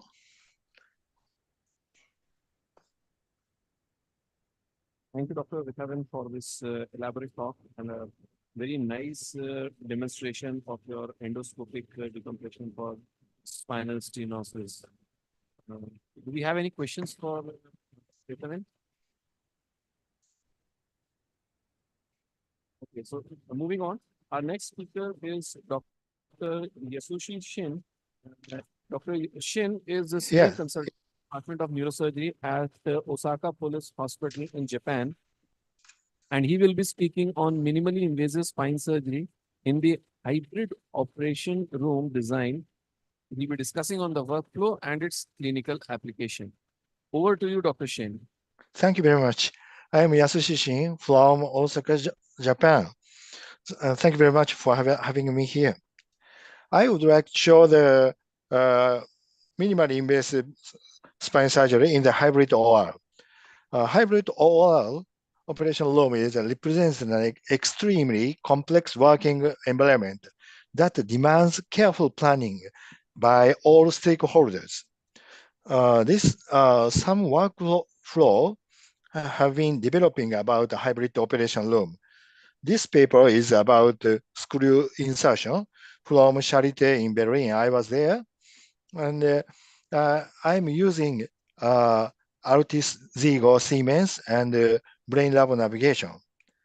Today, I would like to show this workflow. So I have been this workflow since 2016, more than 100 of cases. So today I would like to show for spine case use. So I will show these clinical applications. Here's a typical examples where the use of hybrid OR is considered effective. Fixation surgery, minimal invasive surgical approach, and multimodality use, and augmented reality, and full endoscopic surgery. This is for minimal invasive spinal fixation surgery for screw insertion. As it has been known, hybrid OR is useful. Furthermore, I would like to show the cases hybrid OR used for anatomy-oriented approach. This is a so-called Bernard George approach, retrojugular approach. He is famous for the skull base surgery and his vertebral artery surgery. He's a professor of Lariboisière Hospital in Paris. So we perform cadaver dissection, and after that, I came back to Japan. I tried this technique more safely. So I use this technique in hybrid OR. It is very useful for this type of keyhole surgery. So avoid VA injury. So this is an entry, keyhole entry from uninitiated process. So this type of keyhole from keyhole. This is a case of pyogenic spondylitis. And the second surgery, now you can see the I use the navigation under the intraoperative CT and navigation. So now I performing the anterior pedicle screw from anterior to posterior, penetrating the strut bone to the pedicle from anterior to posterior.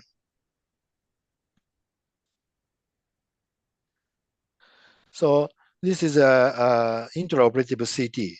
So I avoided the VA injury and post-operative CT like this. So we didn't need the posterior approach. So patient is good. So far, we've been using X-ray to align the direction of X-ray beam and see the image. I have developed this workflow for anterior pedicle screw in hybrid operation room safely. Next case is extradural angiolipoma rigorous cases, very bleeding tumor. So patient had come from China. So 10 years ago, he did long skin incision, and so I considered that there are many adhesion there. So I chose the posterolateral approach. I will show the operation. I use this is a exoscopic surgery. So I saw that this exoscopic NSSA, the conference. So maybe you know the S-clap new type. I use a Bitom, all the exoscope. So after that, approach with exoscope and the breathing control with microscope. So hybrid of OR is very useful. So the small corridor, from some small corridor and magnify and breathing control and I remove the pedicle, partial removal, and I expose angial structure.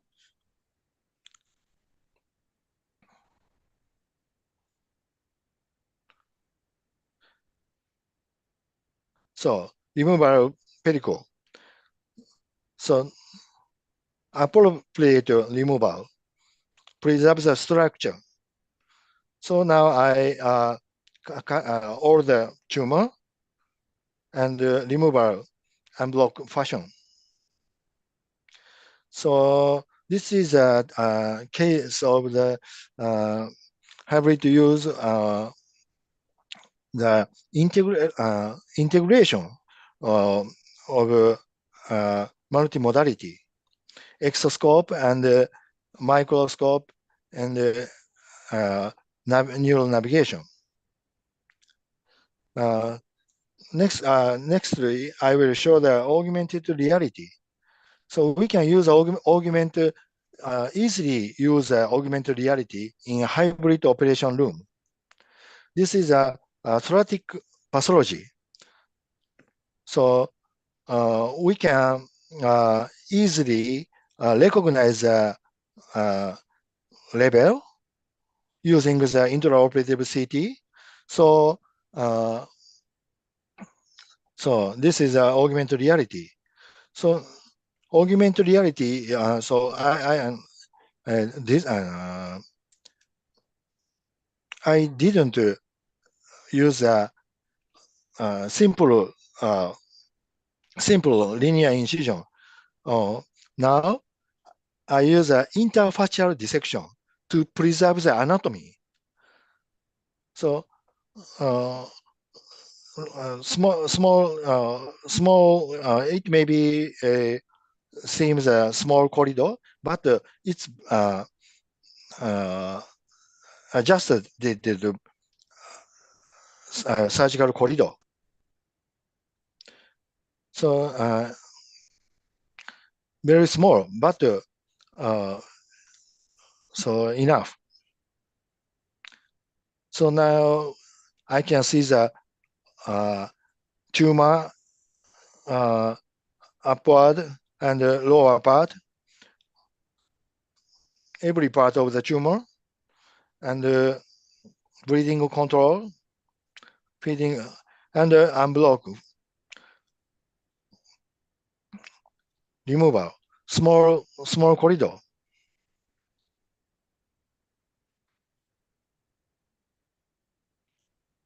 So no CSF leakage.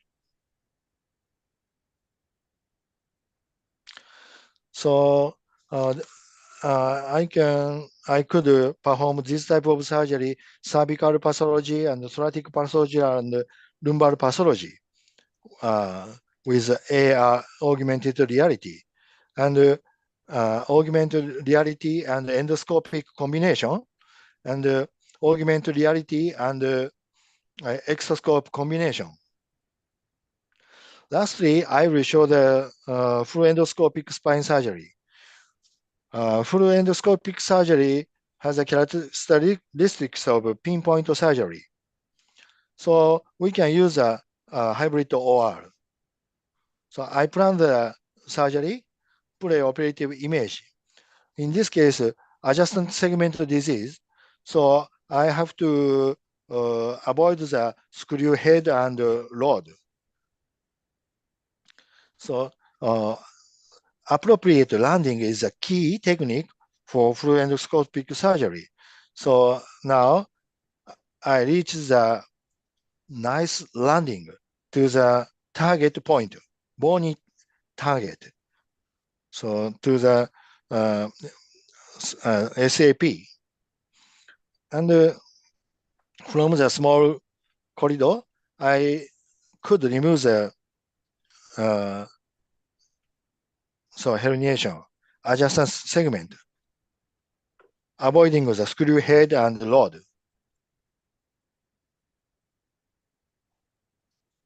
So this is a case of use of hybrid OR. Okay.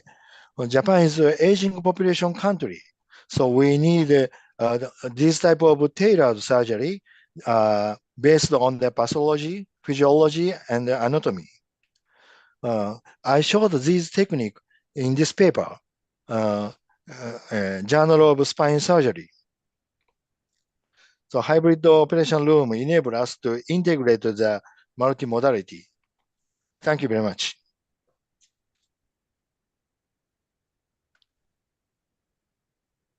Thank you, Dr. Shin. That was, in fact, a very elaborate and a very useful presentation.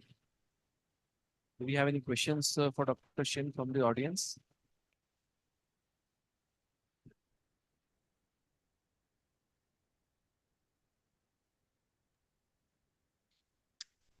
So, good evening, sir. Yes. Yeah. Hello. How, like, in which way have you found the hybrid OT different from the routine OTs, and how sort of has it helped you in with patient management in terms of the results? Yes. Minimally X-ray exposure. So for to surgeon and patient, and workflow enable the enables the very smoothly, quickly we can perform the operation, and minimal radiation exposure. Thank you, sir. Thank you. So we move on to the last talk. Sir, very nice paper, sir. Is Professor still there?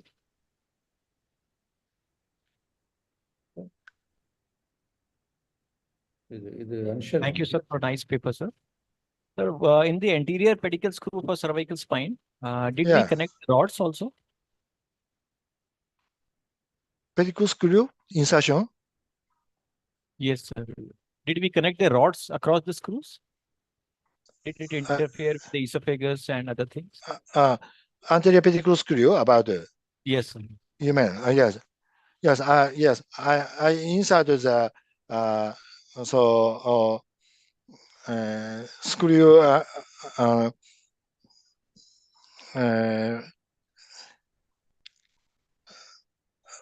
yes.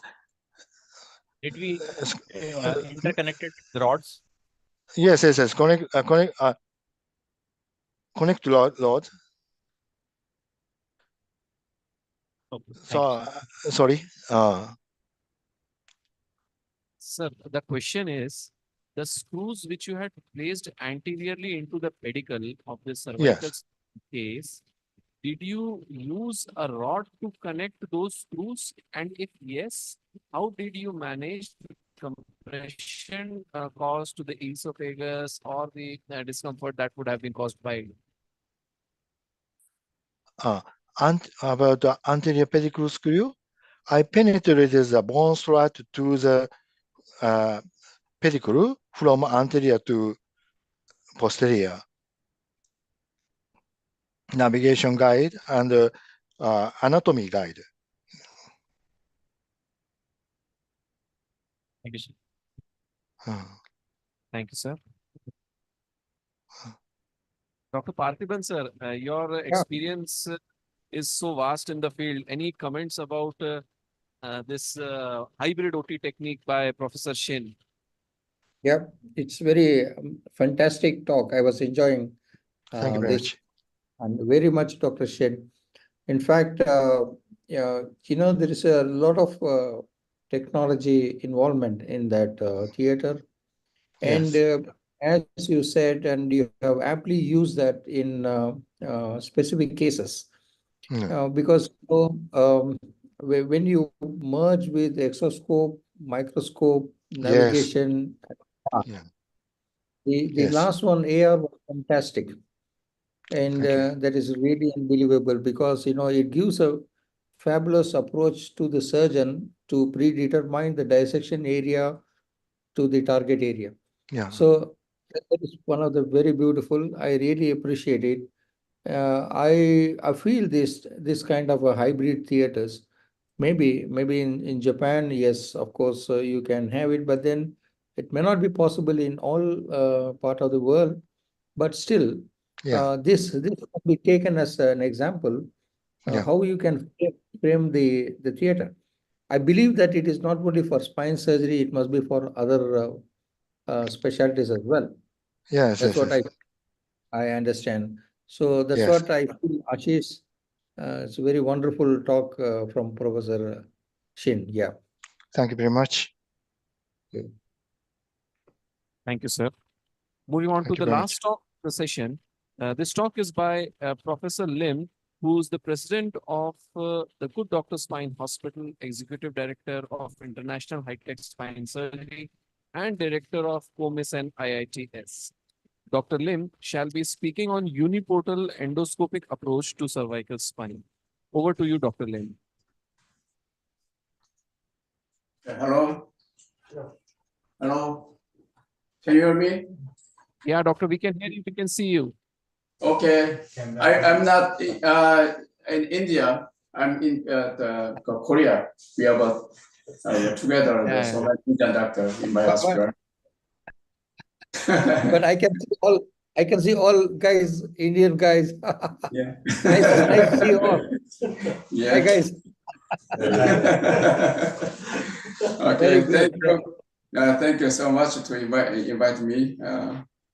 Okay, I will talk about the unipolar endoscope approach for the cervical spine pathology. Right? It's by the hospital. So anyone who want to visit my hospital, welcome. Anytime is okay. So can you hear me? It's okay. Hello. Can you hear me? Please share your screen. Okay. So please So share your Share. I'm sure already.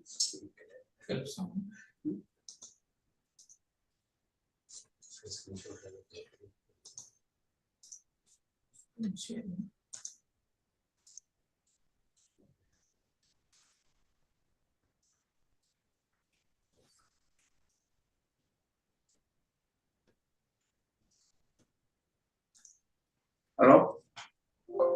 It's okay? Yeah, we can see your screen. Okay, I will start. Okay, sir. Yeah, okay. I'll talk about the unipolar endoscope approach for the cervical region.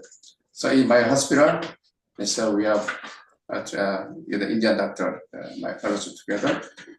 So I use the same endoscope for the lumbar pathology as from the 2016. This might disclose maximal spine as this. Okay.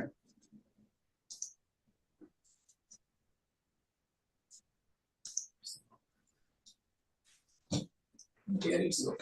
Yes. Okay. My scope is the outer diameter is at the 8 millimeter, and the working channel is a 5.5 millimeter. So I can use 1 to 34 fiber the crescent punch. And for the it's one of the cervical path is the another challenge for the endoscopic surgeon. So you have to overcome some difficulty. So the first I recommend. Hello, can you hear me? Okay, yeah. Yes, sir. So okay. So in case of a malopathy, I recommend check MRI, the dynamic MRI, to know the location of the pathology. Is the extension, flexion is quite different. The pathology in the spinal canal. So with the endoscope, we can do everything. So in case of posterior pathology, we can decompress spinal cord with endoscope. And in case of the anterior pathology, we can do the anterior discectomy and some removal of the calcified disc and OPLR, and then we can insert some the cage using the endoscopy. So first, I'll talk about the HDEP, how to the endoscopic HDEP. The operation, the procedure, same like the open surgery. Is in case patient have a C5 small pad, so but CT scan shows a calcified disc. It's very difficult to remove this the pathology using the posterior approach. That's why the approach that should be the anterior approach. Plan is first the resection of the anterior occipite, and then with the endoscope, we can use the posterior occipite and corresponding region. And the final, we can insert the cage like the open surgery, like this. We can use the 1 millimeter calcium punch. We can remove the calcified disc. After removal of the PLL, we can see the dural pulsation, and then we can insert the cage usually under the endoscope view. But how is the difference between the microscope? It's the water-based surgery. That's why there is no any bleeding. So we can the endoscope surgery provide a clean surgical view. It's one of the advantages. Post-operative shows quite enough decompression and pre and post-operative with a small skin, just 1.5 centimeter. We can do the decompression and cage insertion. Same, right? And the first with the finger, it's a rabbit tube. We can push the anteromedial organ to the opposite side with the finger, and then we can insert the needle and the serial dilator, and then we can land in the endoscope system on disc space, and then we can remove something. The post-operative shows as the placement of cage is good, and you can see the bilateral, the foramen is widening. Cage.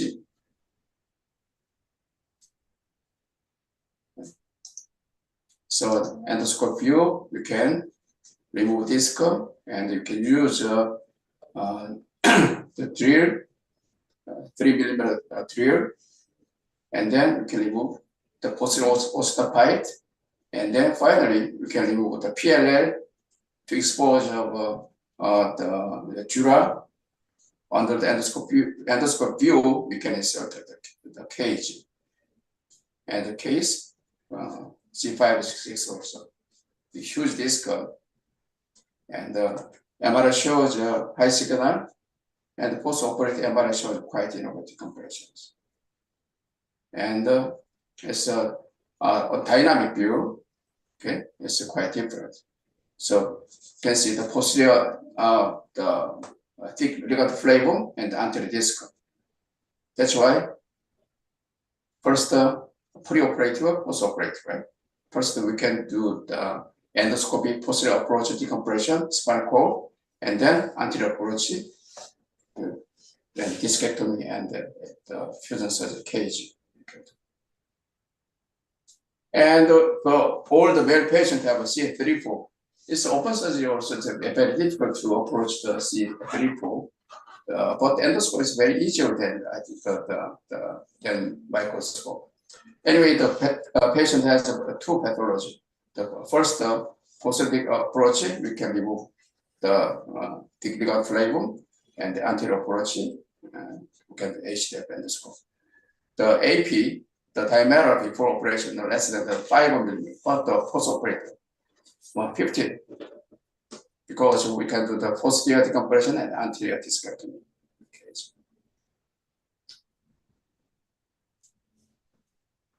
Can use, and there's one of with the same approach, we can insert at the ADI, same approach. It's my paper about HDF, and it's my chapter in the textbook. So then I talk about the posterior decompression. Indication is the first paracentral disc coordination, posterior the approach we can remove, and the foraminal stenosis, and the multiple level decompression. So posterior approach we can do the foraminal decompression for root, and then we can do spinal cord decompression from the ipsilateral to contralateral side. And by endoscope, 8 mm is very useful to reach to ipsilateral and contralateral side than the more bigger size endoscope. And the landing point is as a medial border lateral mass, and then we can do the laminectomy, and then the facet and the foramen decompression, and then we can reach to contralateral side, the one skin port bilateral. But depending on the pathology, it's quite different the approach, because in case of hernia disc, fragment will push the nerve root up to the upper pedicle, so the space is at the axial portion, so we cannot do the axial approach. But in case of stenosis, no space in axial portion. That's why the approach that should be the facet area approach to remove the facet, and then we can create the space to handle some instrument. Yes. So we are worry about always in case of for open surgery, the 50%, less than 50% of the facet joint, the preservation. But the endoscope, so we need to check before operation. The CT scan is very important to know the autofused. In case like this, we can do the total facectomy is one of the strategy for this patient, because there's no any instability post-operatively, because patient have the autofused. It's like this autofused. So wide full decompression more important. That's why I recommend you should check out CT scan before operation, very important. Pre and post-operatively. And then we can preserve the post-ligament complex, and then that's why there is no any kyphotic change the post-operative. And so I recommend just the unlooping is enough for just for the foraminal stenosis. And but the discectomy, sometimes we require the pediclotomy to get the wider space, like the Suez of the canal. It's the one level, right? Postal decompression, pre and post operative, pre and post operative. You can do full decompression from the ipsilateral to contralateral side, and 2 levels, right? OPLL. We don't need to perform the laminoplasty posterior approach. The posterior decompression is quite enough. And 3 level, pre and post operative. You can do with 1 skin port. Sliding technique with 1 skin port you can do, right? See 3, 4, the 4, 5,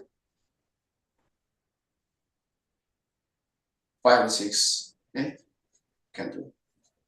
We don't need to perform big the open surgery like a laminoplasty. Okay. And it's the sliding technique, right?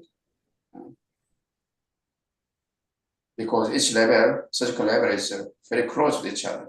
So we can do. So to develop any operation, we need to have the strategy for the multiple level, right? Pre and post operative. If you want to get any of the strategy, so in the textbook you can find it. New skill, new technology, and the 4 level, right? Pre and post operative. With 1 scaffold you can do.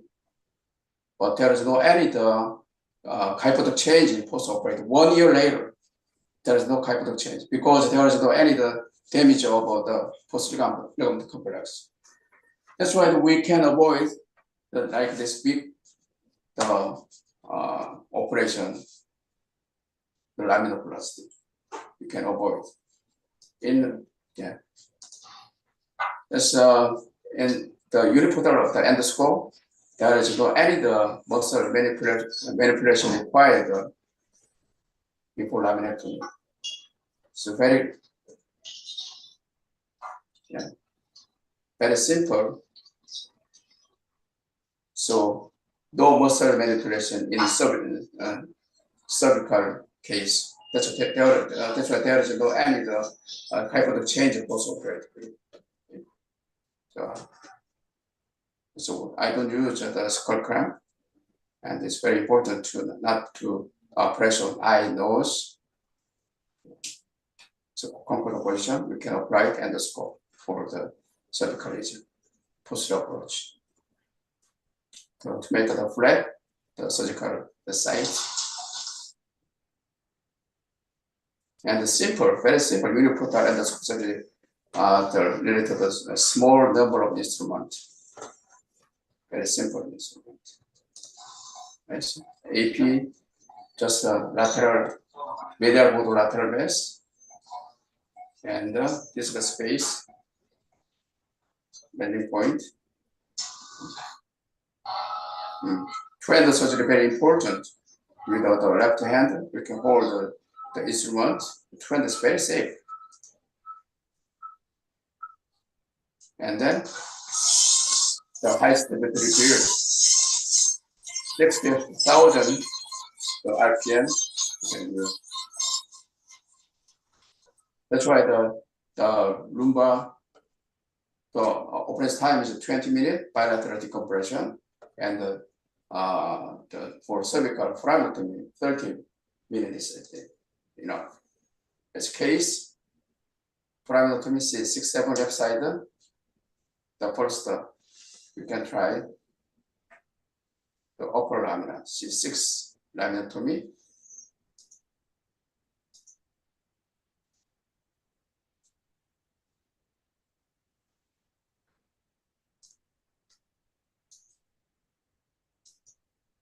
And the C7,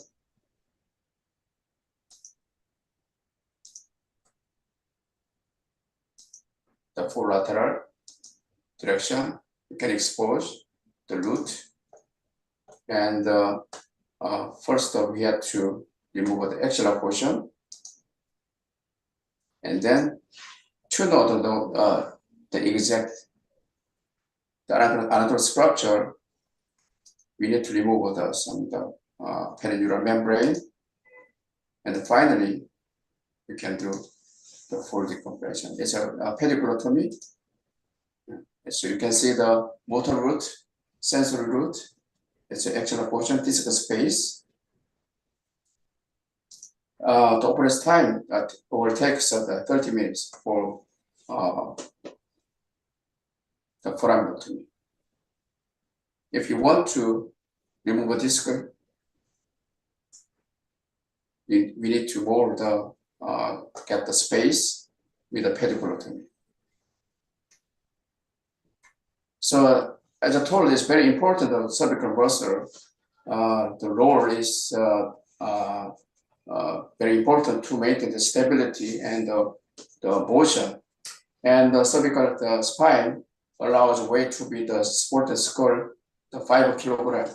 So that's why to preserve muscle is very important.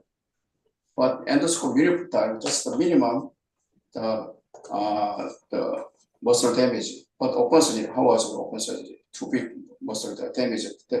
That's why the post-operatively, so many cases of kyphotic change. Yes, drain. There's no any kyphotic change. So in conclusion, the endoscopic operation for cervical will provide good visualization, and we can preserve post-ligament complex. That's why there is any kyphotic change post-operatively. And with one skin port, we can do multiple level, multiple pathology. And we can avoid the open surgery like laminoplasty, HDF. And you know very well about infection rate very less. So now the endoscopic spine surgery is the must not an option in spine field now. Thank you.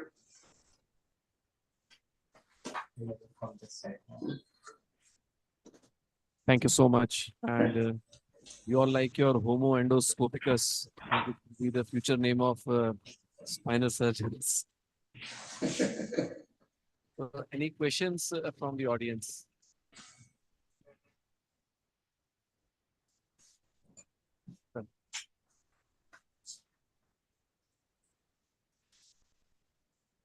Yeah, Any question? we have an interesting question from the audience as to how our youngsters, the young neurosurgeons from India, can come to Dr. Lim or to Dr. Shin to learn all these techniques.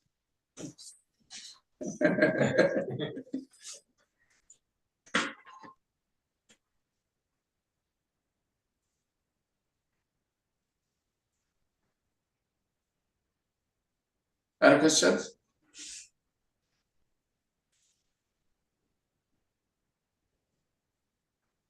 Repeat. Sir, the question is how our young Indian neurosurgeons can come to your centers to learn these techniques. Question is how. How? So we have the endoscopy education program in my hospital. So if you anyone who want to visit my hospital, send it, email me. I will the manage and support the accommodation. We have so many cases of endoscope surgery. It's a good, I think, good hospital to run the endoscope surgery. Dr. Shin in Japan, will you visit here next time? Thank you. Thank you very much. Month? I will go. Yeah. Okay, see you. Yeah, see you next time. Okay. Thank you very much. Yeah. So, Hi, Fatima. Yeah, I'm good. Nice to see you with a good number of your young colleagues there. Yeah. Very nice to see you often in India. Yeah. Yeah. So as a senior, we are to have the responsibility to teach young surgeon. Yeah. It's my duty. That is the most important thing. I think in the last few years, you are coming to all the Neurospinal Surgery Association meetings. Yeah. And even in Korea, this time we are planning to come. Indo-Korean relationship is becoming much stronger Yeah. in neurospine surgery. Yes. And the NSSA is making a very strong relationship with KSNS. And we plan to come this time to Korea. And Yeah. you're all coming back again to India again and again for Yeah. teaching. Okay. Yes, I engaged the Neurosurgical Society in India from the 2015. Yeah. So I'll be there this September again. Yeah, yeah, that's really good. Yeah. Okay. Bye. Bye. So with this, we come to the end of this very interesting and interactive session. We thank all our esteemed faculty members who took out time from across the world and have contributed significantly to this meeting. We thank you all once again, and we close the session. Thank you. Thank you very much. Thank you. Thank you, Dr. Ashish. Thank you. Thank you. Oh.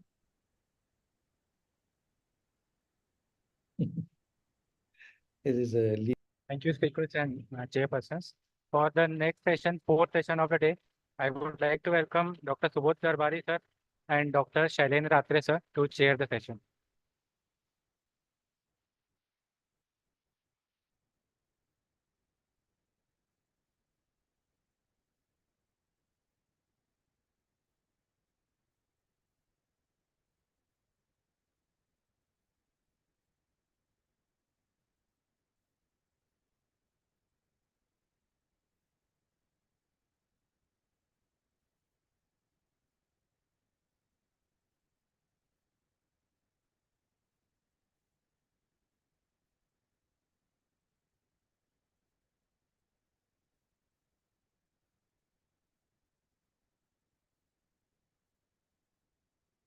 Good afternoon, everybody.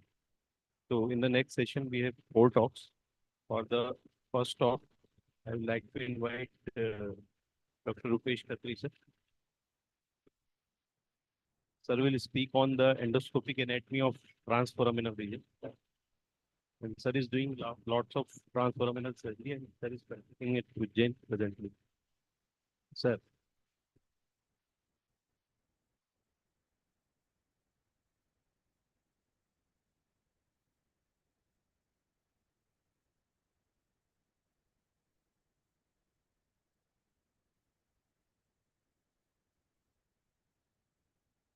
Good evening, esteemed chairperson, seniors, and my dear colleague. I am very much thankful to the organizer for providing me this opportunity to present in this conference. And my topic today is endoscopic anatomy of transforaminal region. So, our aim to presentation is to provide detailed understanding of the anatomical structure and surrounding areas of the transforaminal region. Transforaminal surgery is a newer approach, and because of the steep learning curve, we should have a proper knowledge of the anatomy before performing any surgery. So, detailed anatomy helps surgeon in safe performing with good result and outcome. Endoscopic anatomy is very essential. It influences the surgical indication and result in many times, and it is useful in percutaneous endoscopic lumbar discectomy and translumbar interbody fusion surgery. Percutaneous endoscopic lumbar discectomy is minimal invasive surgery, and we perform by these 2 routes. One is transforaminal and another is interlaminar. So, percutaneous endoscopic lumbar discectomy has 2 processes, that is transforaminal surgery. One is the needling technique and another is the targeted fragmentectomy, which we do by endoscopic vision. So in needling, we should know what structure we pierce, we should know while doing needling, which structure we come across. So first is the skin, subcutaneous tissue, and then dorsal layer of the dorsal lumbar fascia, muscle, anterior layer of the dorsal lumbar fascia. So we should have a feel with the needle with this structure. And we enter blindly with the help of needle and fluoroscope. Then we reaches the posterior intertransverse muscle, intertransverse ligaments, anterior intertransverse muscles, then foramen and then annulus. So transforaminal route, Campbell's claim this is the very safe approach, and knowledge of the ligaments and artery and its branches is very important. So what is Campbell's triangle? In transforaminal surgery, this is very important to know the safe area from which where we enter, and we should also know the diameter of the our cannula and safe entry of the our cannula. So Campbell's triangle boundaries anteriorly, this is formed by the exiting nerve root, posteriorly superior articular process, and inferiorly end plate of the superior vertebra. Intervertebral foramen is oval shaped when we viewed laterally, and it is wider from superior to inferior from L1 to L1 level, L1 to L5 level. And this foramen is oval with a height of 19.4 mm, range from 15.5 to 24.2 mm, and width of average 8.8. This is maximum at L5 foramen. So Campbell's triangle is a fluoroscopic indicator for puncture in discography and nerve root blocks. And measurement of the Campbell's triangle is wider from upper to lower level.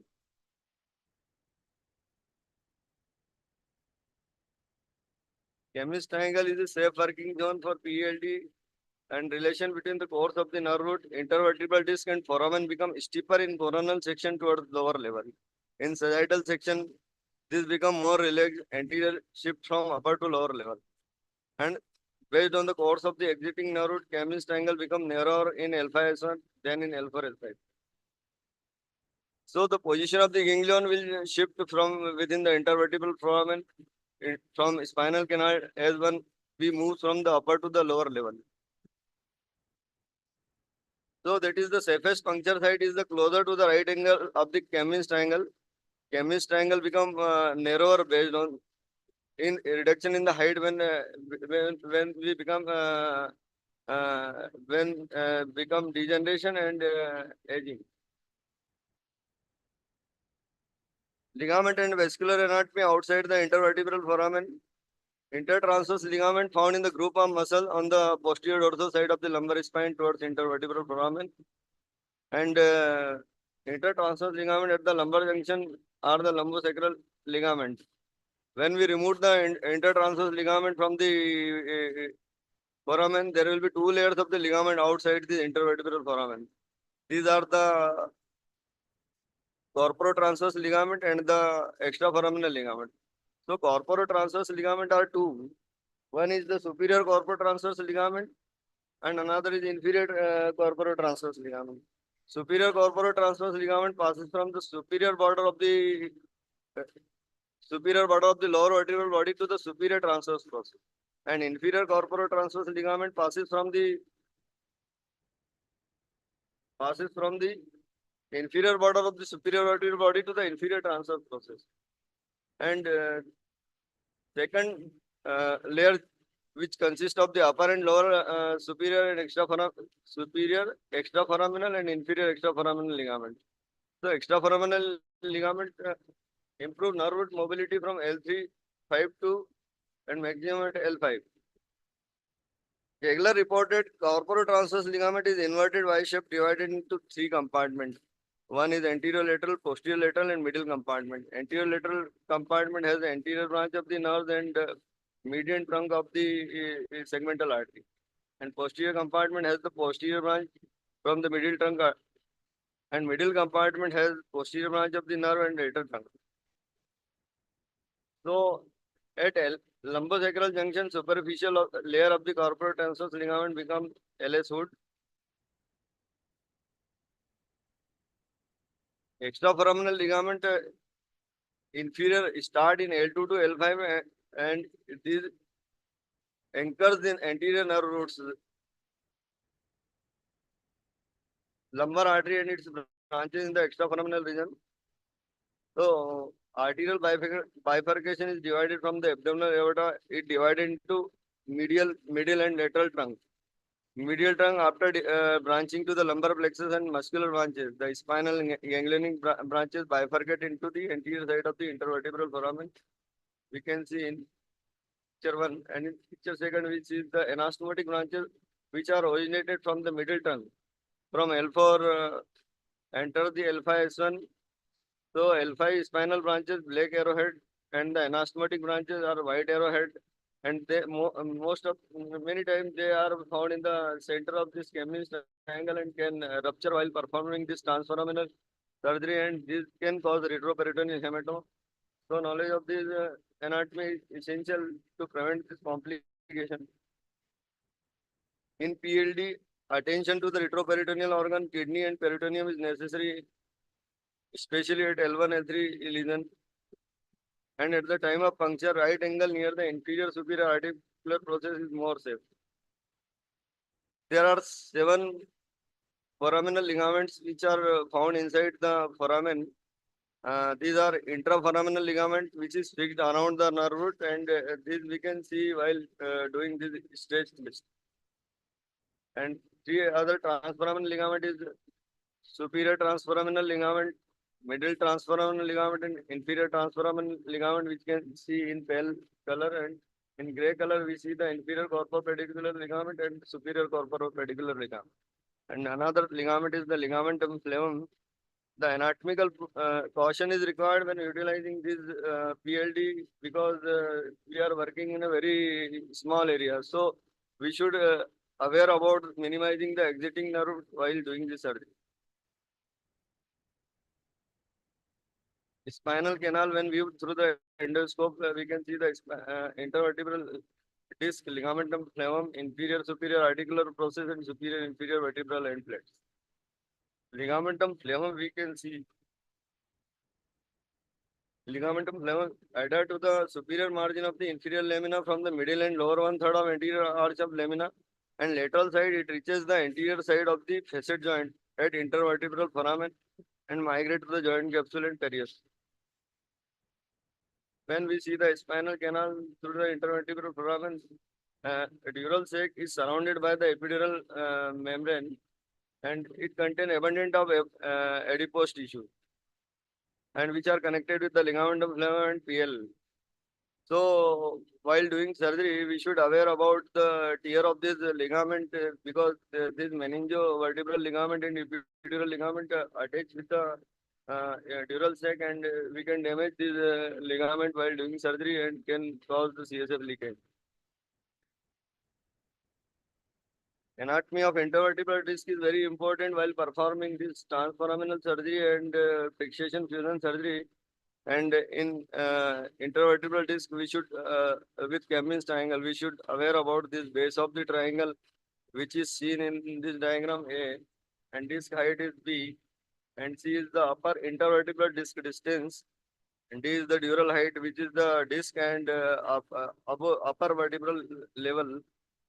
When lateral border of dural sac intersect with this exiting root, and dural nerve root length is hypotenuse length of the exiting root corresponding to the intervertebral disc.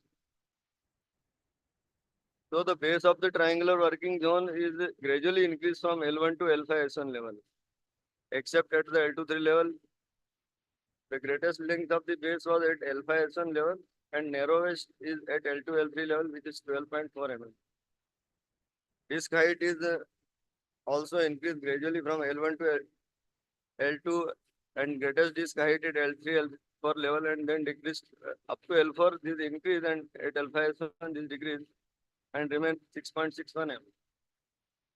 Upper intervertebral disc distance is the disc distance extend from the lateral border of the dura to the intersection point of the corresponding nerve root, and the upper intervertebral disc distance gradually decrease from L1 to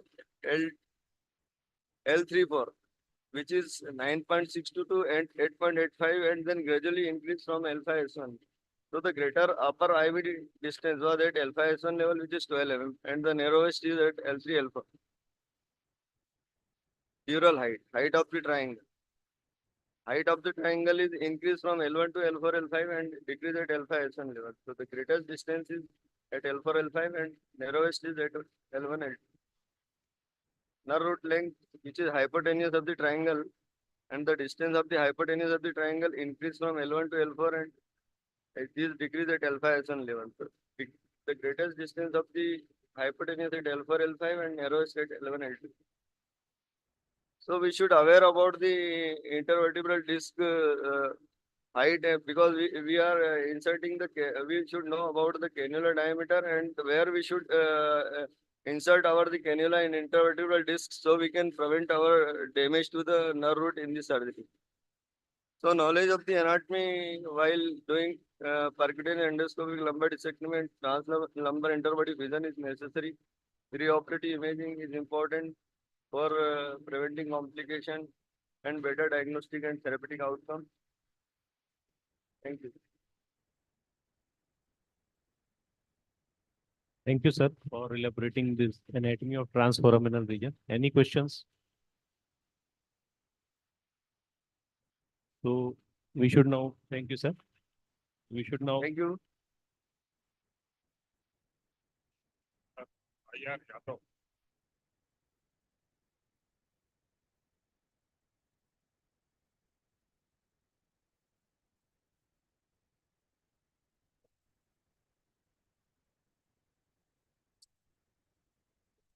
Management of criteria.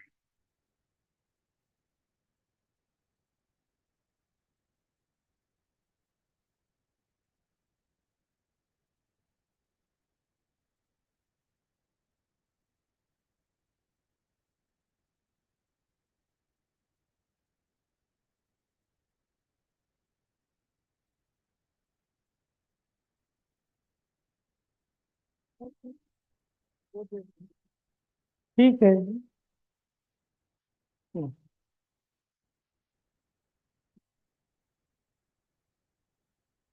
तो है मतलब pointer होता है ना presentation शुरू करो where is the pointer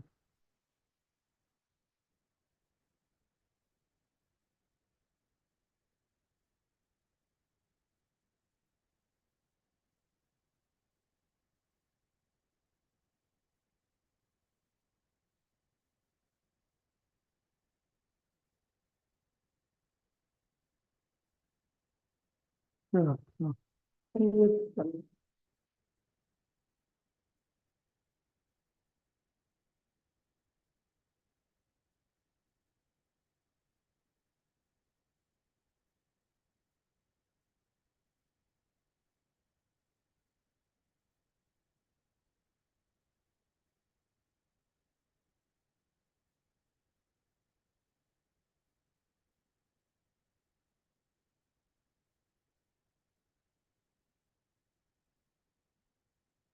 ठीक ठीक ठीक है हाँ ये किया था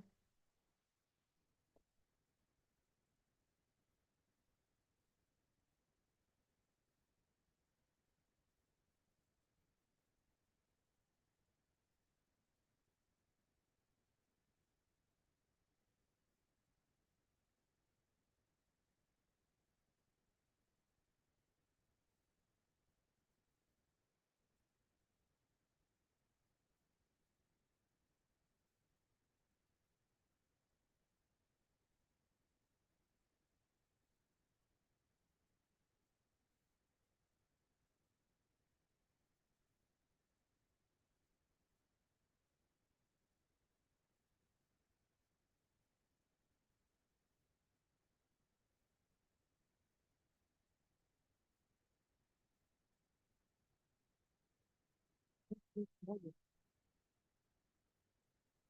है अरे ओके चलो तो तुम लोग करोगे ना? हाँ,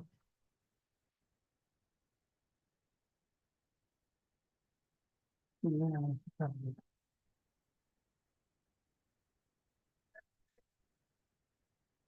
ये यहाँ कर दो इसको आवाज आवाज का हाँ।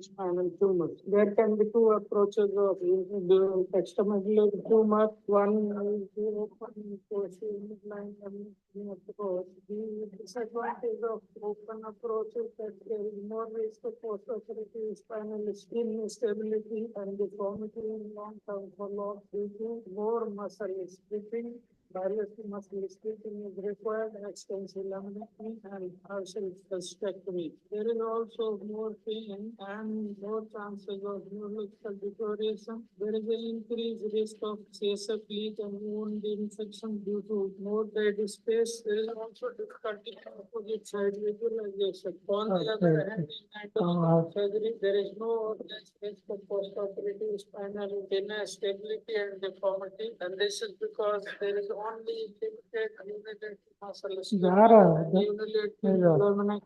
There is less pain and less risk of post-operative neurological deterioration. There is also less risk of CSF leak and wound infection. The endoscope provides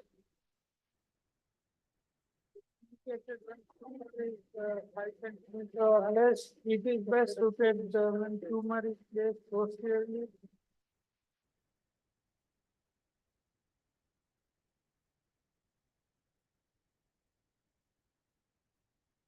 Dear friends, I'll be talking on endoscopic management of intradural extramedullary spinal tumors. There can be two approaches of intradural extramedullary tumor. One is the open posterior approach. The disadvantage of open approach is that there is more risk of postoperative spinal skin instability and deformity in long-term follow-up due to more muscle stripping. Bilateral muscle stripping is required, extensive laminectomy and partial hysterectomy. There is also more pain and more chances of neurological deterioration. There is an increased risk of CSF leak and wound infection due to more dead space. There is also difficulty in opposite side visualization. On the other hand, in endoscopic surgery, there is no or less risk of postoperative spinal instability and deformity, and this is because there is only limited unilateral muscle stripping and unilateral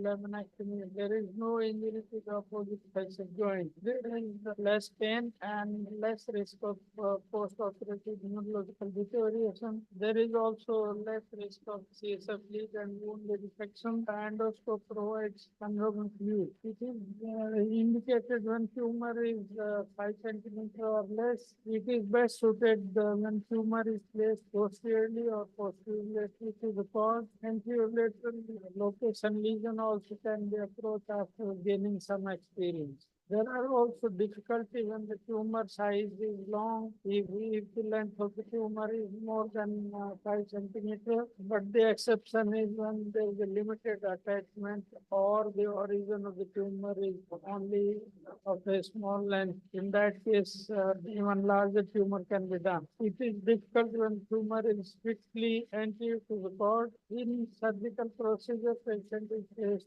prone. Preoperative localization can be done using CM or preoperative marker MRI. Pedicle cleaning can also be used for localizing when the tumor is large and long-standing. Approaches from the side of the pathology. Skin incision depends on the size of the tumor. It is usually 3 centimeters in size and about 1 centimeter away from midline. Retract soft tissue superiorly, inferiorly, or laterally using both pieces. Paraspinal muscle also can be retracted laterally using sutures. The level is again confirmed using C-arm. One should create extra space by drilling the base of the spinous process and undercutting the opposite side of the lamina.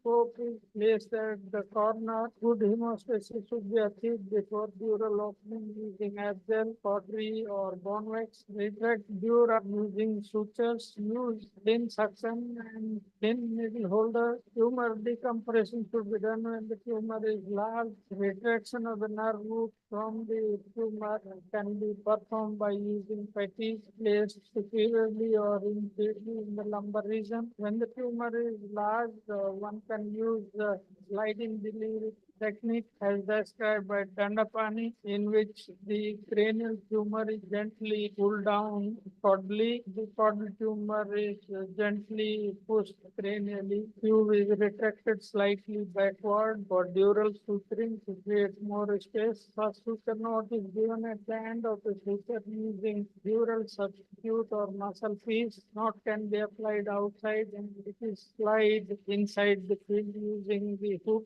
Anastoclip or Covidin endosutures can be used for dural suturing. The present generation of Covidin endosutures are not suitable to use because these are bulky. J-shaped noodle supplied by a phone and curved needle holder tip is useful for suturing. This is a short video. Tumor in the lumbar region.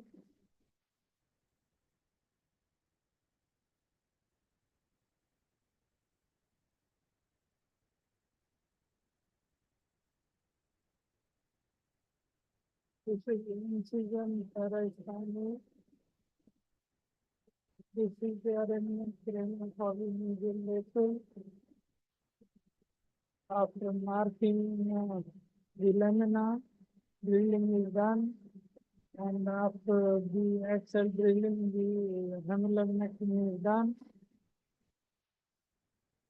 The drilling of the base of the spinous process and undercutting of the opposite side lamina is performed.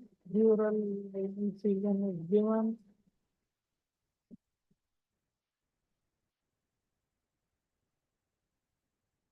The dural incision is enlarged.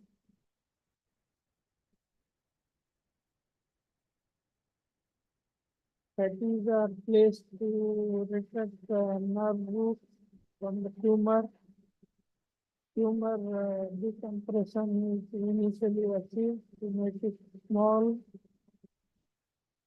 And after that, the cranial part of the tumor is pulled caudally. Same way, the caudal part of the tumor is also pulled towards the incision side. Attachment of the tumor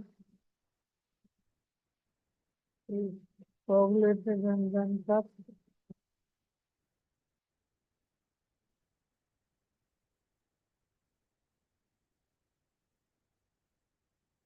Tumors were separated from the rest of the roots and the dural suturing was performed as shown here. The first suture was placed using dural substitute. This is endoscopic suturing can be pure and nothing else. From the endoscope tube only, the suturing can be done.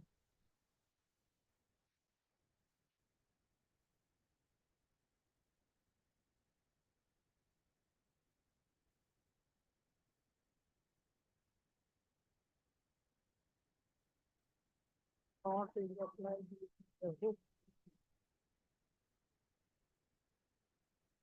And the sutures are cut. The alignment of the needle with needle holder should be such that the tip of the needle is at deeper plane than the proximal part of the needle being held by the needle holder. This is shown in this diagram. This is the tip of the needle. This is the proximal part of the needle. Both are in the same plane.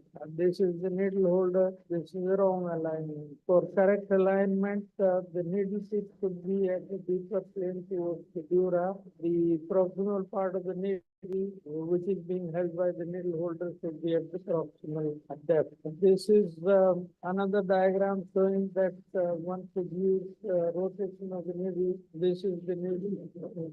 It should be rotated rather than having a linear movement for dural suturing. Otherwise, there is very limited space for dural suturing. I think we can skip this video. This is a cervical dural extramedullary tumor, same steps.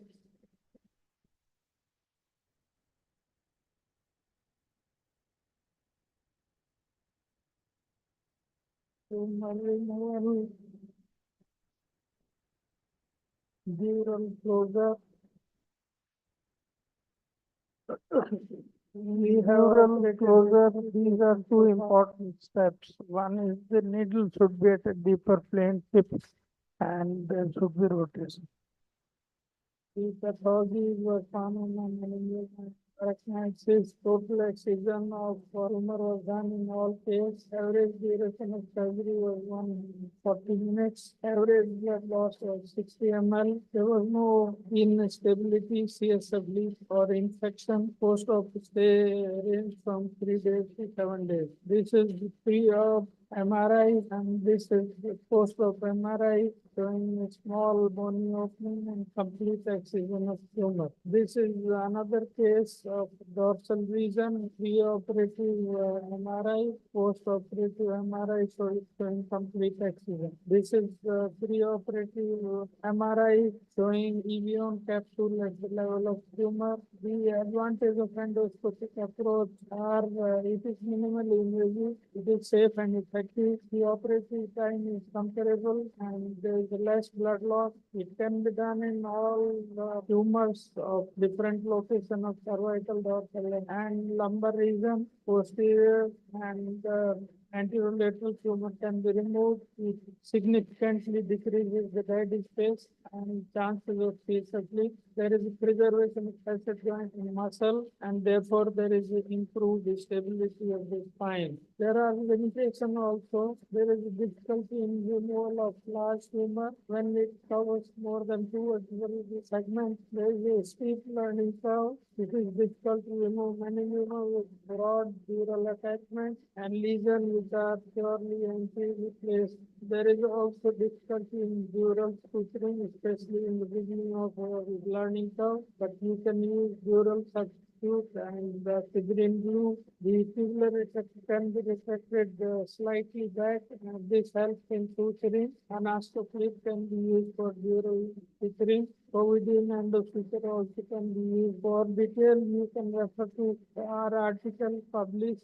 Central European Neurosurgery Journal and chapter in the book edited by me. You can also watch videos on YouTube. Endoscopic removal of selected intradural extramedullary tumor is the effective alternative to microsurgery with the advantage of minimally invasive technique. There is less blood loss. Tumor of all locations can be removed, significantly decrease dead space, decrease rate of CSF leak, preservation of facet joint and muscles, which improves spinal stability. But there is a downside also. There is a learning curve, especially in dural suturing. This can be overcome by practice. There is also difficulty in meningioma surgery with broad dural attachment and when lesion is purely anteriorly placed. In future, we will have better alternative for dural suturing. I am thankful to my teachers. Thanks.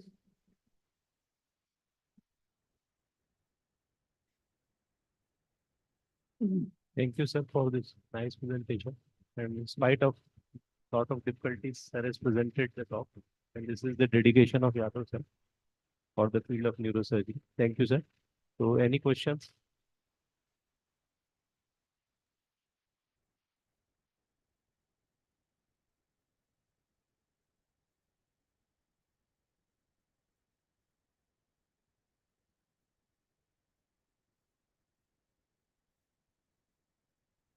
Yadav. Our next speaker is Dr. Ashish Tandon, another doyen of neurosurgery in Jabalpur and he will be presenting on uniportal endoscopic approach for lumbar canal skin.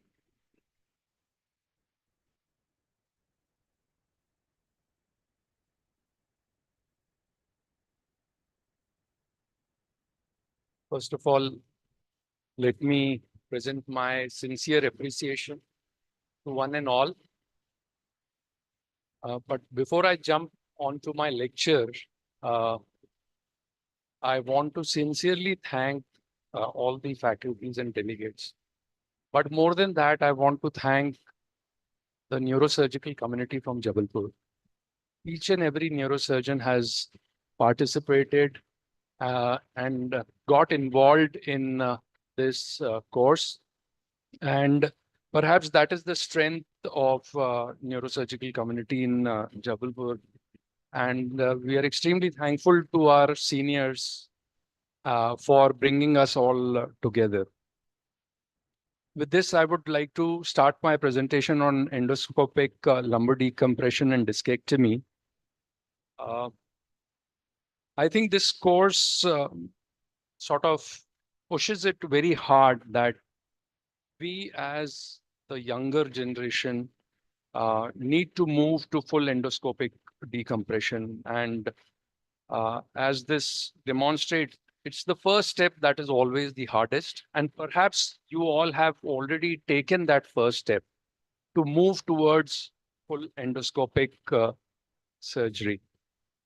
The indications as extrapolated by Nidhi in morning in his lecture, they are the same L3-4 downward discs.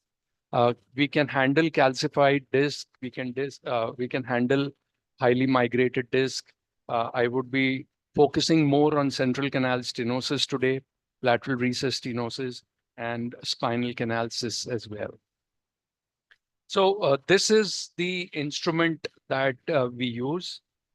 Basically, it is called full endoscopic because the endoscope in itself has the sheath and irrigation port, and the whole surgery is done under irrigation. These are the simple set of instruments that one uses to perform the surgery. I do all of my surgeries under general anesthesia. And in the past, when I used to do transforaminal surgeries or even tubular surgeries, I've tried local, but I found in my hands the patients were not very comfortable. And I also had a tendency to hurry things because the patient may be a little uncomfortable lying prone for longer duration. So I personally am very comfortable using general anesthesia. It is normotensive to hypotensive anesthesia. And another thing which I would like to focus today is that I routinely perform erector spiny blocks. It's a very easy block, and now even in open surgery or otherwise, in all of my cases, I do erector spiny plane block prior to undertaking the procedure. So as you can appreciate in this diagram, this is the transverse process. So this is the transverse process. You just need to hit the tip of the transverse process, pull a little bit, and pour in around 20 ml of 0.2% ropivacaine or 0.5% of sensorcaine. And it's a planar block. Patients are comfortable. As far as patient positioning is concerned, I just break the table to get the patient in the right position. So nothing major there. As far as external marking is concerned, previously when I used to use a 25-degree scope, my entry was a little more lateral or the docking. So it was near the medial pedicle line. However, now I use a shorter 15-degree scope and my entry is just lateral to the spinous process. So this is just to demonstrate the docking. So I would be typically docking my endoscope very near to the spinous process. So once you've made the incision, there is a single dilator that goes in, unlike the graduated dilatation system that we use for tubular system. Here you just need a single dilator with a sheath. The sheath opens initially medially. So as you'll appreciate in these two photographs, this is the dilator, a single dilator, and then we push the sheath over the dilator.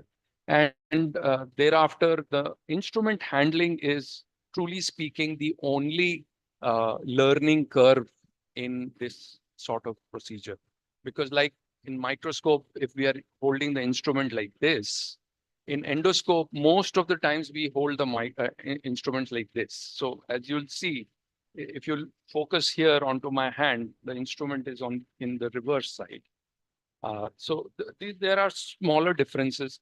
The other major difference is, as far as learning is concerned, is that is true even for transforaminal or uniportal endoscopic interlaminer, is that you are very near to the target area.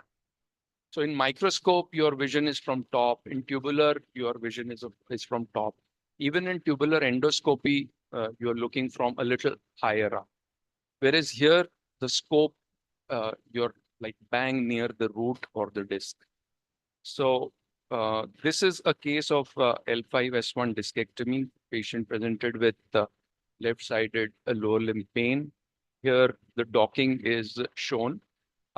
In L5-S1, though in this case, I did drill the L5 lamina a little bit. However, mostly you don't need to drill. There's about 1 millimeter or 2 of drilling that was performed. So what I use is a 6.9 mm scope. Incision is generally around 6 mm is enough. And the most important target is the lamina and inferior articular process junction that needs to be taken out a little lateral. Once that is performed, you stretch the ligamentum flavum using the sheath.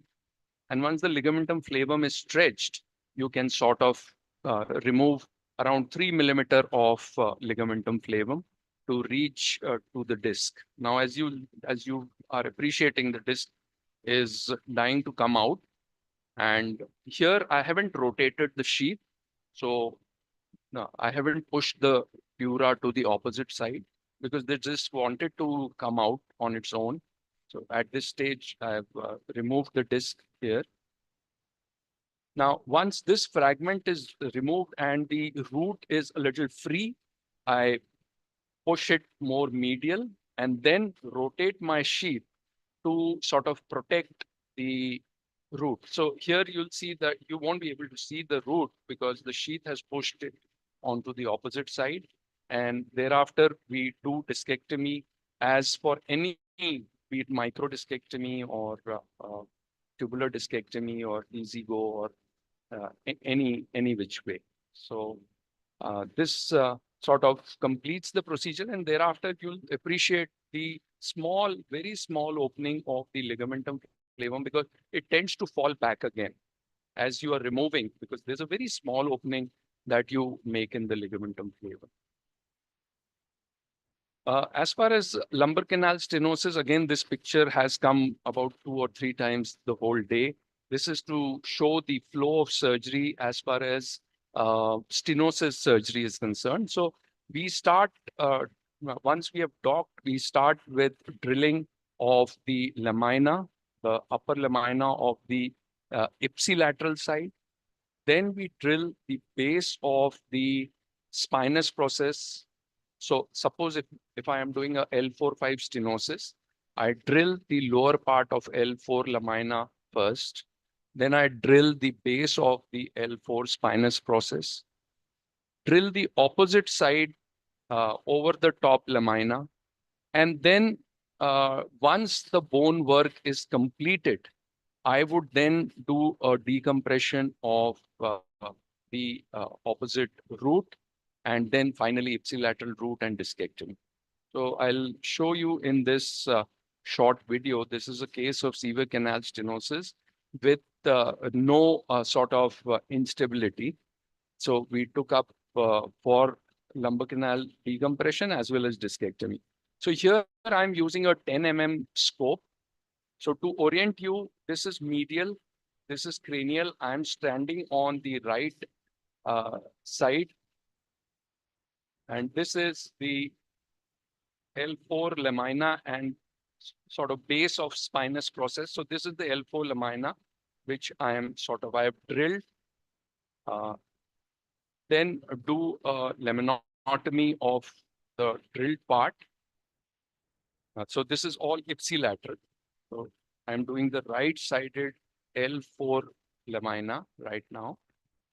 And here I have decompressed the ipsilateral side by cutting the ligamentum flavum. And thereafter, I'm not doing anything to the root on the opposite ipsilateral side. Rather, I'm going on to the opposite side to excise the ligamentum flavum to release the lateral recess. So here you'll appreciate that the lateral recess is being decompressed. And soon you'll appreciate the root here. So I've done the foraminotomy here. And thereafter, I've come, now this part is the ipsilateral side. So here you are seeing the ipsilateral root, and this is a cannulated root retractor that is available. Through this, we use it as a root retractor, and through this, we are able to perform discectomy if there is canal stenosis along with discectomy. So this is the final decompression that you are able to achieve in cases of severe canal stenosis.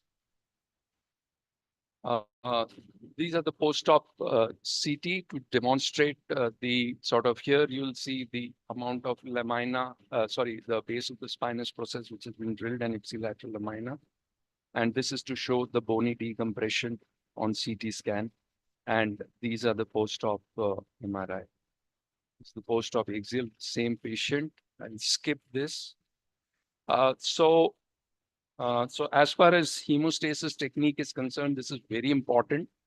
You need to have a meticulous surgical technique. That's true for any sort of surgery in any subspecialty. Here, however, we use RF probes for hemostasis because it works very well under irrigation first. And second, it is very good because it does not lead to a lot of heating and spread because your bipolar or RF is very near to your root. So this is the advantage. We perform the surgery under continuous irrigation. However, if there is a bleed, you take the scope near, increase the flow of your irrigant fluid to clear the bleed and then secure the bleeder. As I was telling in the morning, at no time the pressure to exceed the diastolic BP and supplement irrigation fluid with 1 milligram of epinephrine.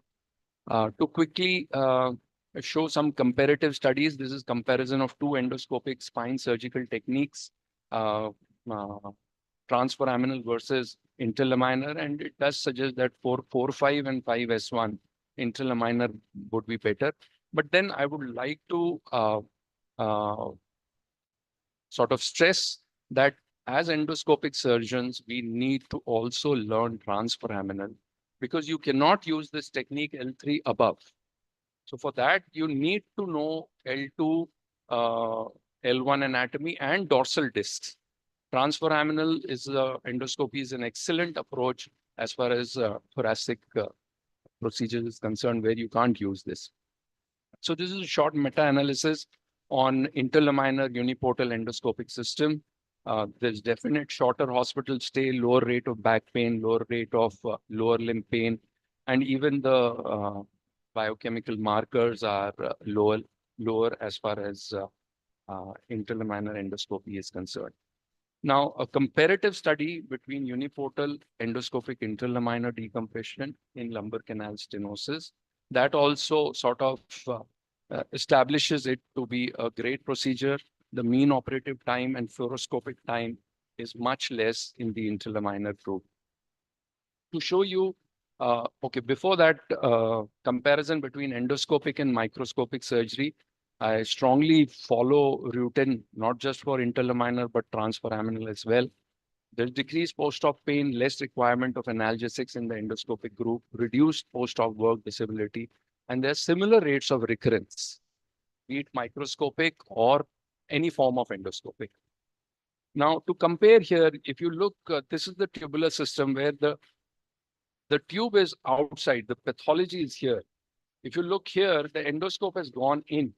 So that's the basic difference between the two, apart from the size. Again, here demonstrating tubular versus endoscopic. Here you see that the scope is looking more medial and it is like towards very near to the root.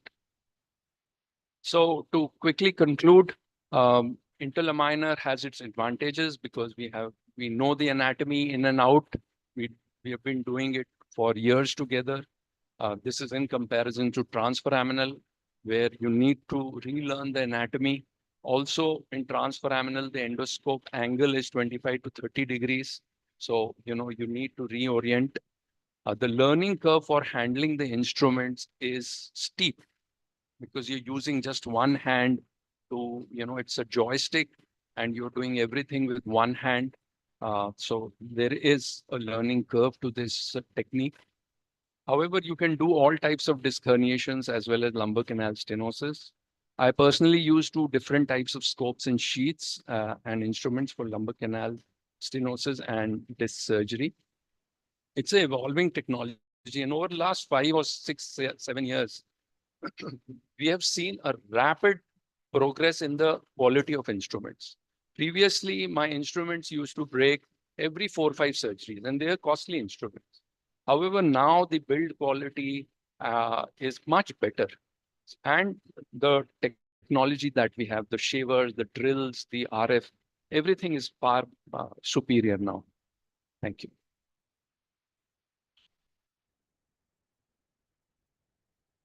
Thank you, sir, for the nice presentation. Any questions? Yeah. So the advantage that I found with a 25-degree scope was once you have done the procedure, you are able to look under the root in a better fashion. That was one major advantage. But the advantage with a 15-degree scope is it's almost more towards a 0 degree. So when you are holding the scope, you see straight much more. So like for pituitary surgeries, we use the 0 degree and we are much faster initially. And then when we need to look at nooks and corners, we take up 30 degree, which has been proven to be a little slower. So in my hands also, I found that when I was using 25 degrees, so I must also tell you that I was using 25 degrees in the initial part of my learning curve. And later on, when I had picked up the procedure, I shifted to 15 degrees, which was not only smaller, but a little with a lesser angle. But my speed increased, duration decreased, my understanding the anatomy also improved. Does the length of scope or length of drill also made a difference? Oh, absolutely, absolutely. Because with the length of the higher length, you need longer instruments. You need to stand on a stool again. And also, I did not find any major advantage. What they say that if you have a longer scope, then the joystick works better. But that's not true because most of our patients are less than 100 kgs, unlike in Europe, where the BMI may be much higher. So even the shorter, I use a 125 mm scope, which till now I've never had a problem.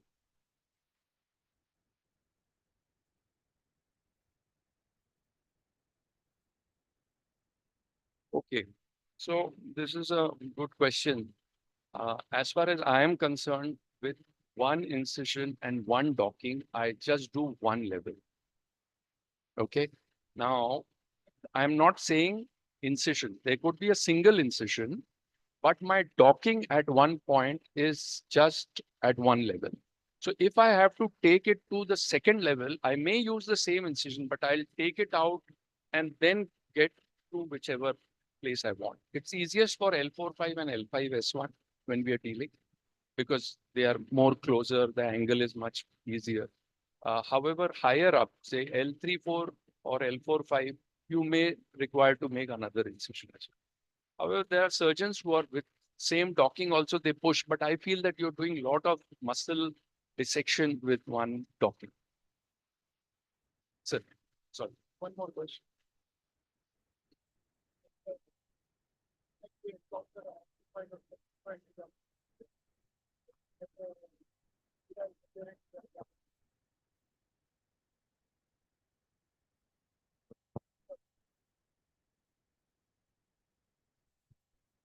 Oh, yes.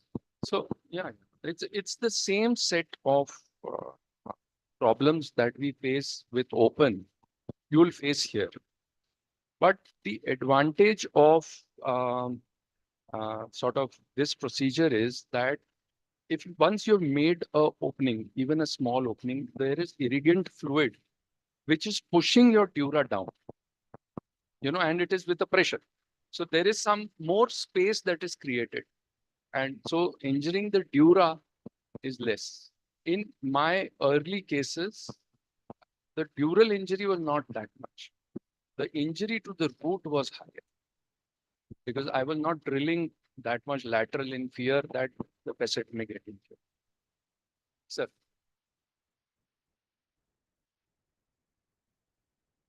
Excellent, Assis. I think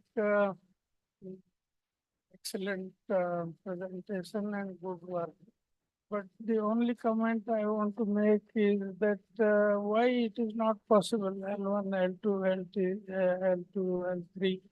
I do all level with the tubular retractor, so this should be even simpler. Yeah, sir, because as I showed, the tubular system is outside the theca and you are able to see the theca. Here, what is happening is the sheath is going besides the dura. And the sheath is used as a retractor to deal with the discs. So you can do L1-2 or L2-3 canal stenosis with this approach.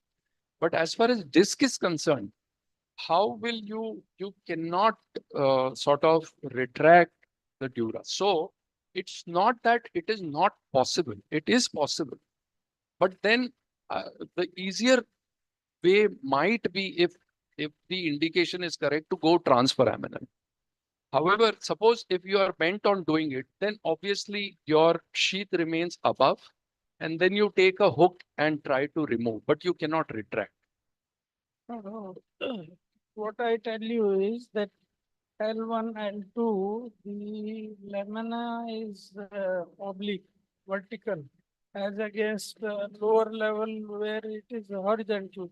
So docking at lower level is easier, but higher level it is difficult because it is more like vertical or at least oblique. So what I do is I drill the lamina, I mean near the laminospinal junction. Yeah. So when you drill it, then you make this oblique into a flat one, horizontal part. So, and I think, yes, you are right. The only thing is that there is a cord they are higher up, so you have to be little careful. Apart from that, I don't think any, but you have to see that. But this, yeah. So, the only what I was trying to say was that with tube, your system is here and your instruments are going in here. Whereas in endoscope, if you see your endoscope has in uniportal system, it's gone in and this sheath is being used to sort of prevent the root injury. So that is why what I meant was doing this type of maneuver rather is not possible at L1 to L2-3. So Sir. yeah, because it is oblique and beveled, so this is a disadvantage at upper level. Whereas sir. in tubular retractor, it is round. Yes, so, sir. Yes, sir. So that Yes. may be, yes. Yes.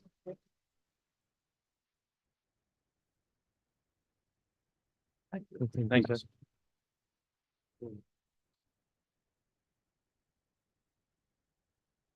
Thank you, Dr. Ashish. Now the next topic is by Dr. Nayak. He will be speaking on MIS delay.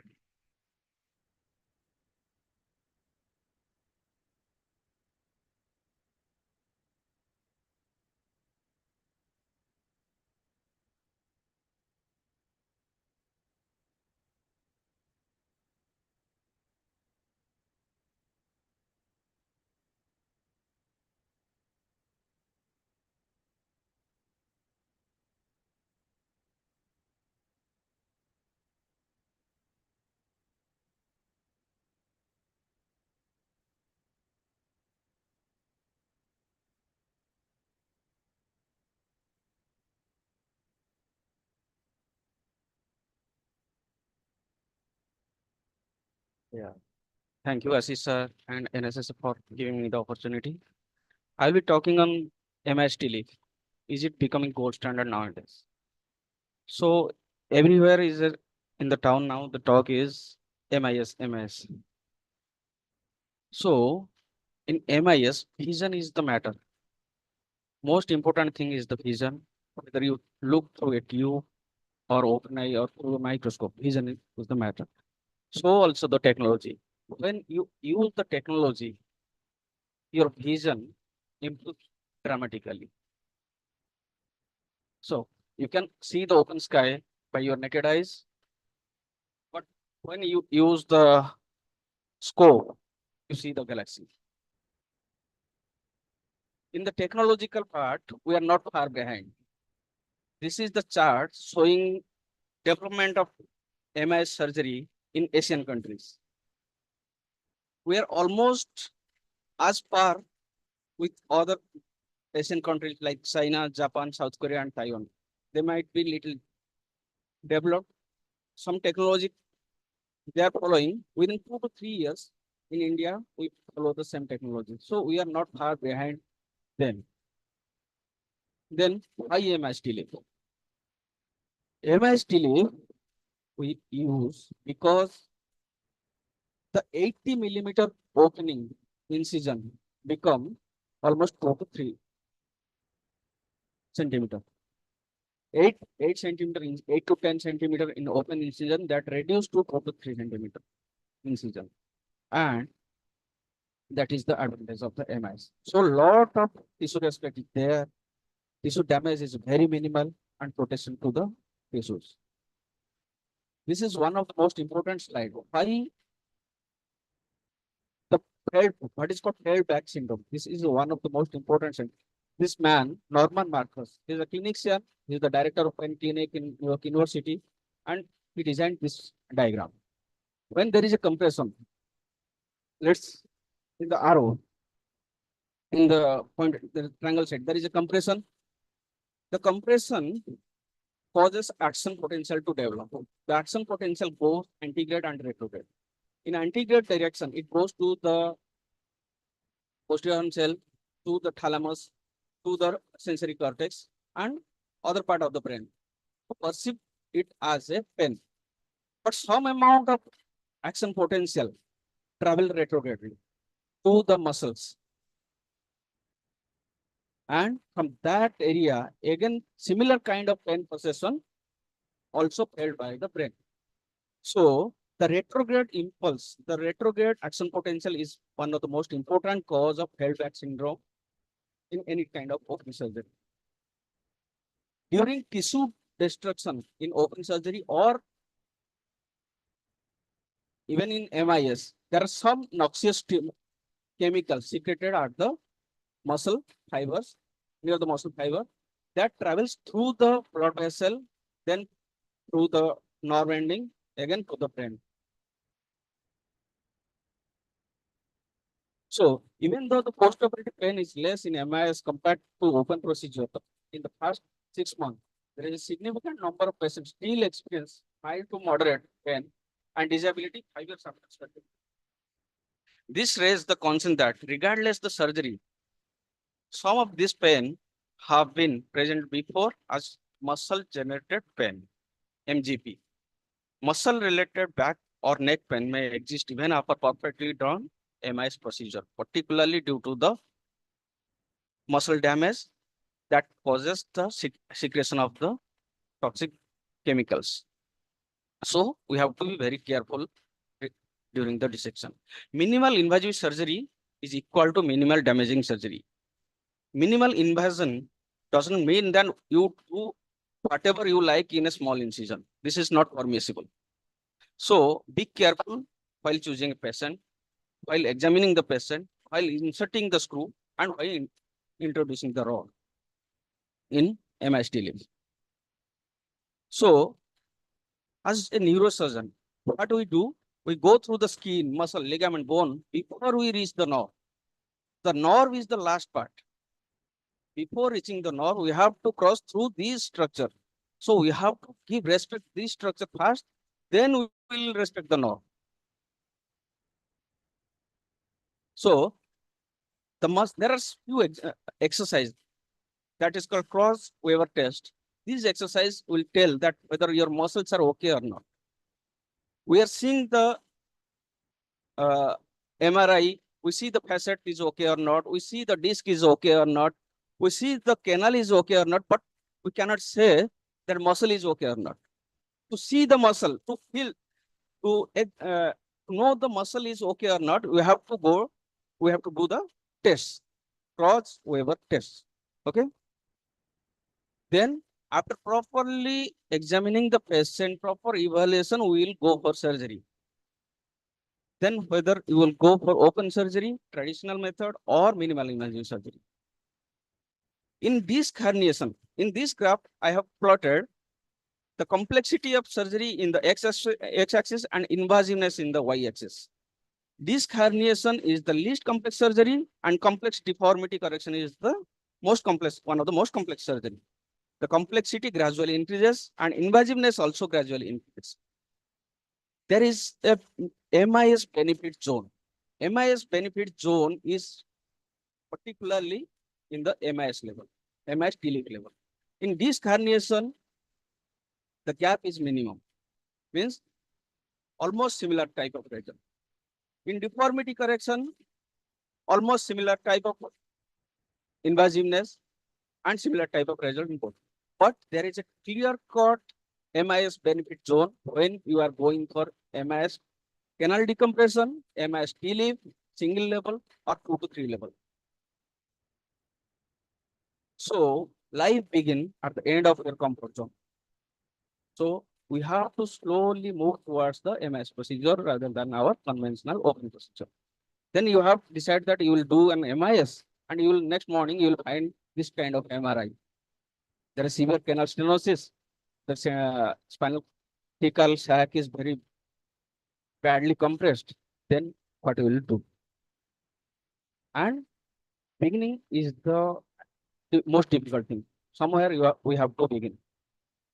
And the scenario was that a 59-year male patient, severe back pain, radiation to bilateral lower limb, left more than right, pain on standing and walking, and claudication distance is 100 meters. Then I have gone for surgery and MIS TLIF is done.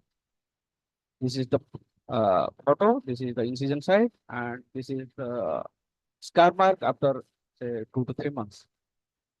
And this is whatever discussed in the morning. This is the schematic diagram of that. And the patient is working after just a period. In every patient of MIS, usually I make them work after 2 to 3 years, 2 to 3 hours after the surgery. With little discomfort, they're able to work. And most of them usually discharge next day or after 2 days maximum. This is another patient, female, 53-year, back pain, radiation, neurological claudication. There is L5S1, grade 1 listhesis with canal stenosis, then MS performed. This is another 51-year patient with similar type of symptoms, L4-5 listhesis, MS TLIF was done. During the MS, first you put the Jamsidi. Through the Jamsidi, you introduce the guide wire. Then remove the Jamsidi. Through the guide wire, put the serial dilators.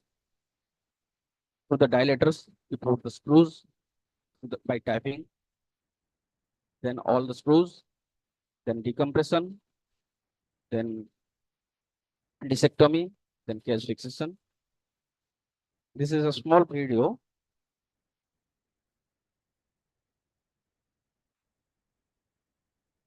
Yeah, this is the facet. Usually, I do the osteotomy of the facet joint, and I usually do the drill in the last part. First, I osteotomy the facet joint so that it will give me some amount of moving ground.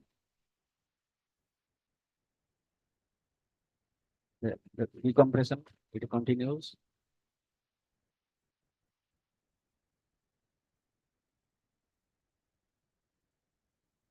And severe decompression. After remove the decompression, this is the thecal sac. And there is the discectomy I have done. You do the put the bone graft. After putting the bone graft, you just give the case. After giving the case, then put the screws and the rod. While putting the rod, it is important that the rod should go in a proper trajectory. In Medtronic system, sextant system, it goes from a distance place. Under Indian system or GS system, you just give some extra incision, and the tip of the rod, you push the rod to the screw head, then gradually graze over that. If you're not doing that, some amount of muscle will be trapped between the bone and the rod, and that will cause compartment syndrome. And compartment syndrome causes severe pain. And that compartment syndrome causes lysis of the muscle, necrosis of the muscle, that will cause back syndrome in the future definitely. And this is the patient. This is another example of two-level canal stenosis and listhesis. Again, MI is done. This is one more case I have done probably on. You see, the canal is not visible at all. Not at all visible. I have done it Tuesday. You put the Jamshedin needle at that point, introduce into 20 millimeter of the Jamshedin needle and see whether it is crossing the pedicle or not. And gradually you put the wires. These are the serial dilators. Then you put the case after the disectomy. Then this is the insertion of the rod. This is the completion of the operation. And the next morning, the patient, she was almost bedridden for 15 days. She came with dribbling of urine. We have to catch it because you have seen there is almost no canal. Canal is severely compromised. Even in those cases also, you can do MIS without any problem. So we have an experience of almost 65 cases of MIS in the last 2 to 3 years. Duration of surgery is 90 to 180 minutes. Blood loss is very minimal. Mobility 2 to 4 hours after surgery. Discharge 1 to 3 days after surgery. Physiotherapy for each patient. Complication definitely everywhere there we have some dural tears, but there is no infection or implant malposition, major implant malposition. We have performed more than 100 cases of conventional TIL before switching to MS. Although the duration of the surgery in open procedure is somewhat similar or little less, other cited factors are quite in favor of MS TIL. So the choice is obvious for me. Now you have done the surgery, then come the recovery part. ERAS, it is now coming as important thing. Enhanced recovery after surgery.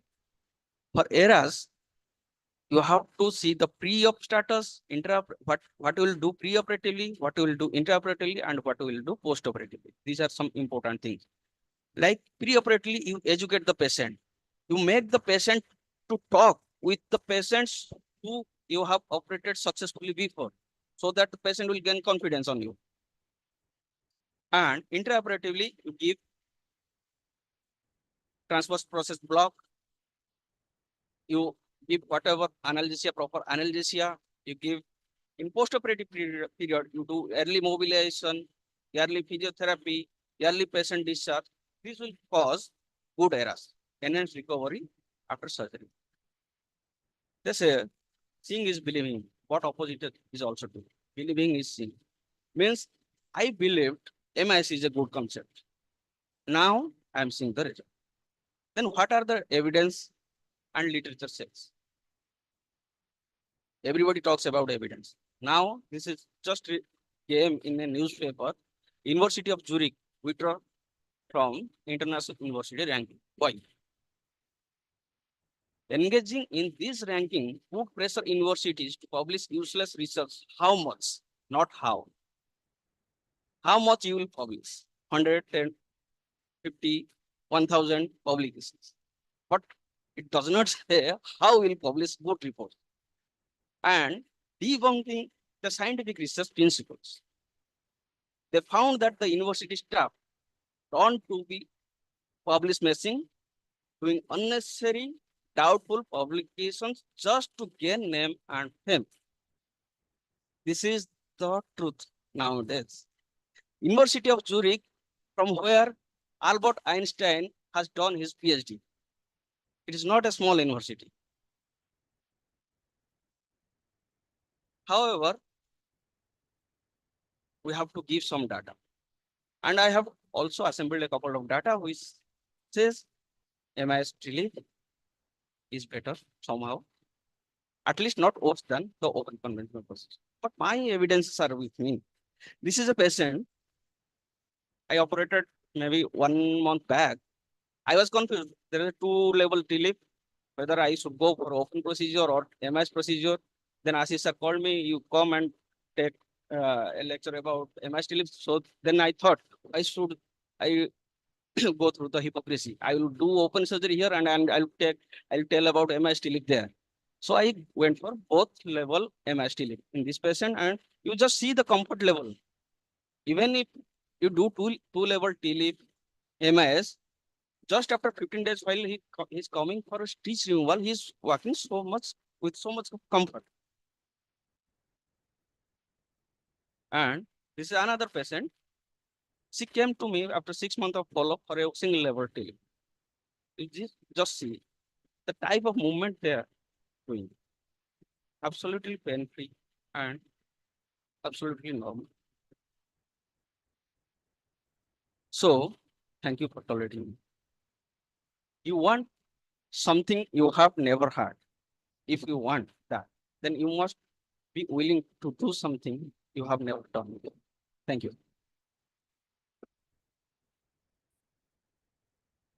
Thank you, Dr. Nayak, for the nice presentation. And any questions?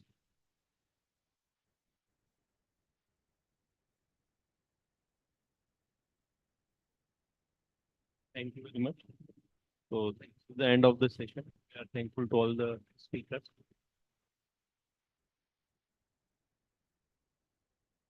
Thank you, all the speakers. Now I would like Dr. Subodh Darbari, sir, to please felicitate Dr. Rupesh Khatri. Sir, please welcome on the.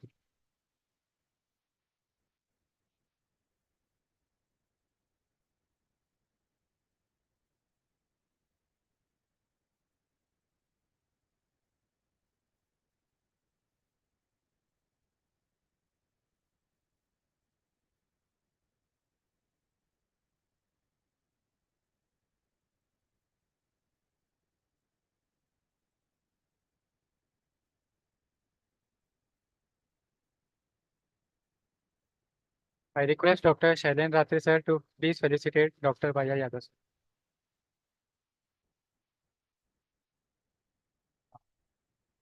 Yadav, sir, please come.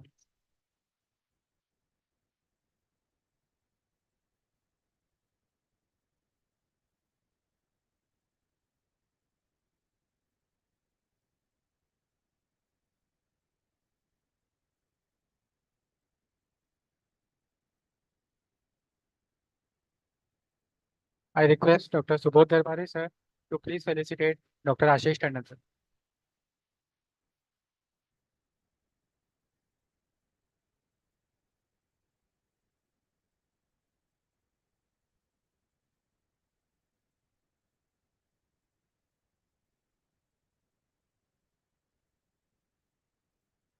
I request Dr. Shailen Ratri, sir, to felicitate Dr. B. Naik.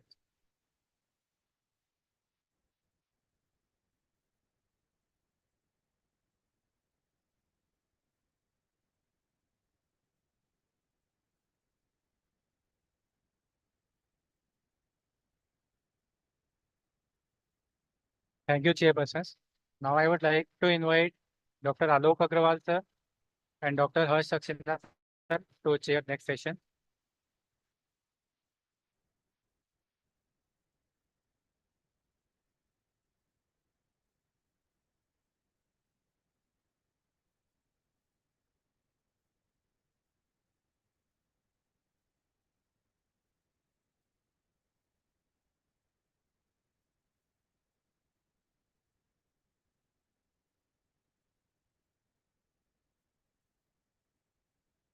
We welcome Professor Vijay Parihar to start his talk as soon as possible now. Evening, everyone, and chairpersons and all dear friends. I will be speaking on a spectrum of tubular endoscopy. Since I am representing an institute, so it's a teamwork, not the individual. Photographs I have taken from the Karl stores. Endospine is well accepted treatment. Safety has been established in experienced hand. Its remarkable benefit with minimal risk leads to the growing enthusiasm, especially the young neurosurgeons, in making it widely popular. But there has been a definitive learning curve to exist to acquire this skill, and it is important to understand this learning curve for its safe clinical integration and its assessment. So broadly, there are two types of approach for endoscopic spine, transforaminal or interlaminar approach. I will be talking about the tubular endoscopic approach, which is more versatile and can our experience with this. So transforaminal, this is a representative photographs. Tubular, this is the, and there are uniportal, biportal, interlaminals. So these are the schematic diagram where you can see the port size. Obviously, the full endoscopy is least invasive. Biportal endoscopy use the 2-port, while the microendoscopic has got tubular size ranging from 15 mm to 20 mm. But I tell that it is not the matter the size of the port. Until you are comfortably do your job, decompress the neural sac and relieve your patient comfort, I don't think it is going to be matter between a millimeter differences. So the channel versus tube, transforaminal, interlaminar are channel endoscopy. They use the aqueous environment. They have a very specific instrument, obviously the least invasive. While the tubular dilator has got the interlaminar approach, you can use a lateral approach for foraminal disc. They use the bimanual familiar microneurosurgical principle for all which we have been trained. Dry environment as in microdiscectomy, you can use all standard microneurosurgical instruments. They are definitely less invasive muscle sparing technique.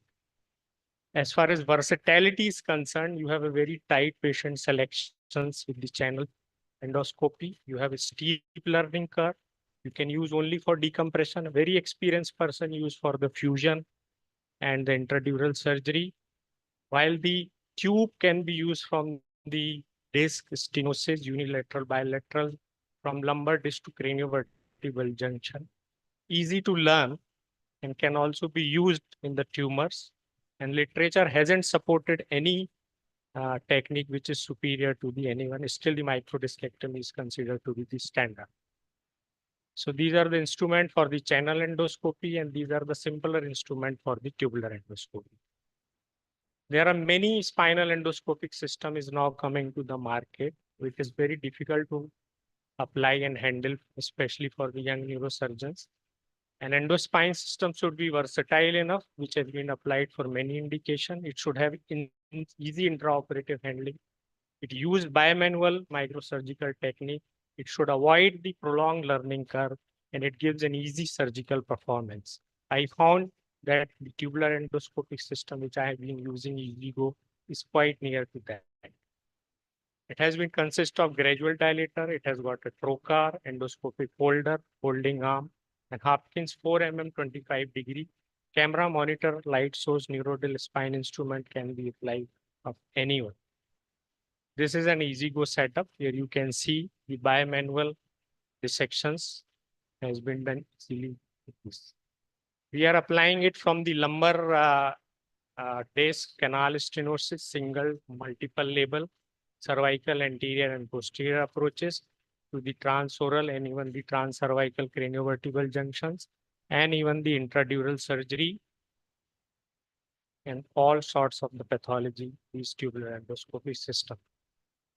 A lumbar disc is ideal to start. Position is in prone position. Various localizer has been available. You have to confirm because it is a fixed system. So size localization has to be done.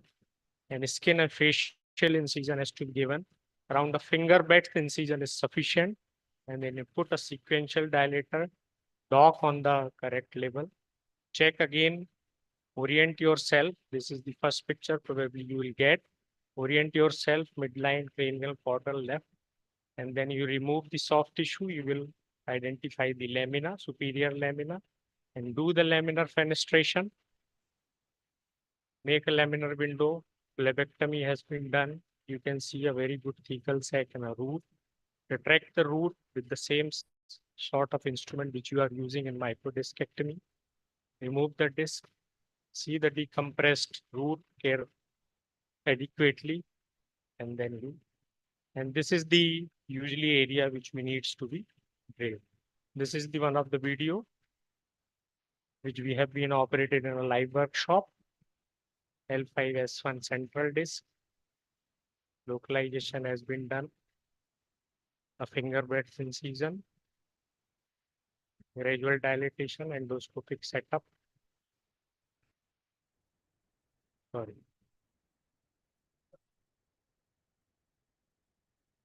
Orient yourself. Filling of the lamina.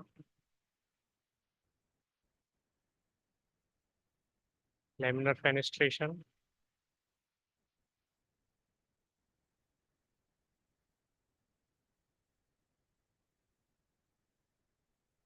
Filling of the inferior lamina.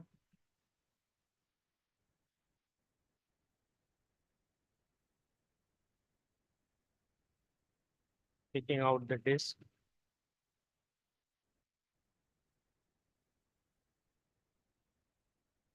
Decompress root and thecal sac.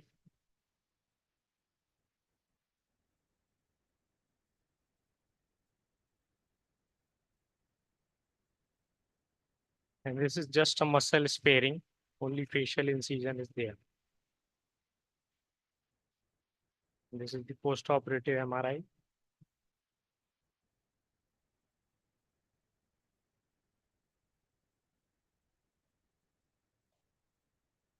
This we have been published.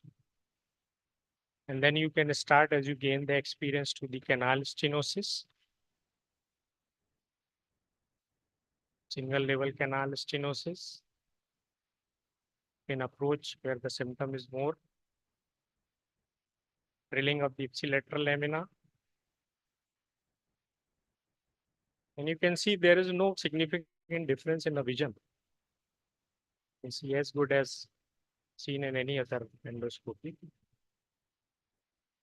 After finishing the ipsilateral work, do the bone work on the opposite side, base of the spinous process.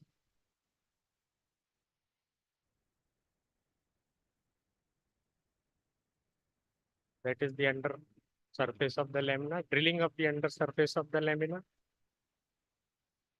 You can deal with the hypertrophic facets. Now decompressing the ipsilateral root. Some medial fascectomy to open the lateral recess. A good ipsilateral root has been seen here. Take out the disc.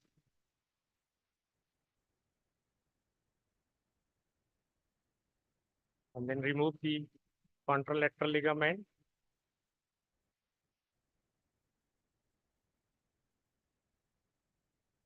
Drilling the facet of the opposite side to open the foramen and lateral recess. A good bimanual freedom, and you can see the root.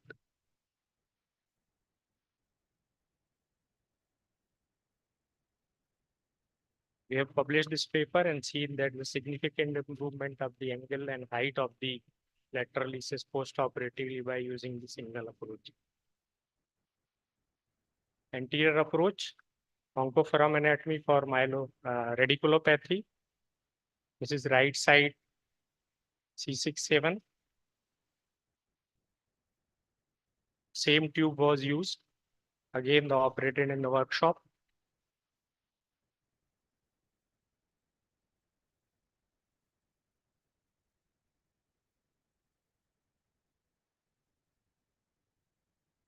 Same tube, same scope. You can see this on the left side. So longus coli, little bit of longus coli has been dissected.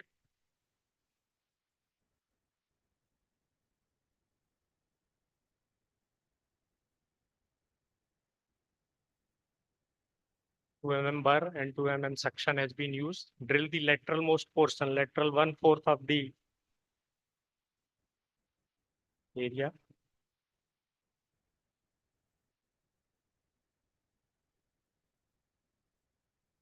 And you can see, since it is a osteophytic compression, you can see the shoulder of the root also.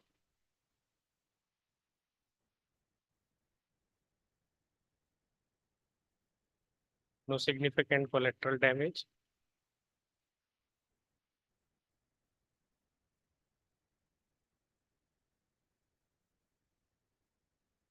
And this is the post-operative CT.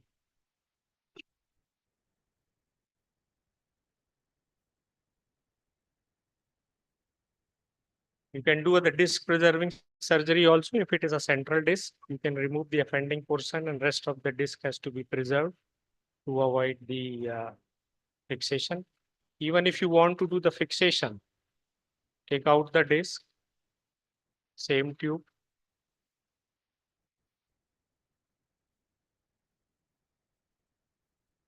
Decompress.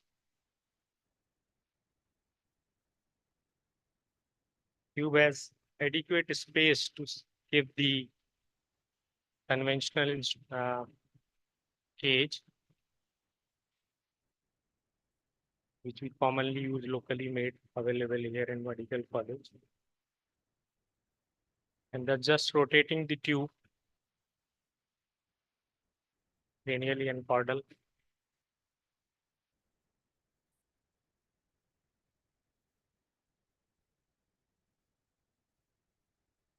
This is the posterior approach for multi-level spondylitic myelopathy. 4-level hemilamectomy was done. You can do with the single incision, but we prefer to do with the 2 incision. This is drilling of the hemilamina.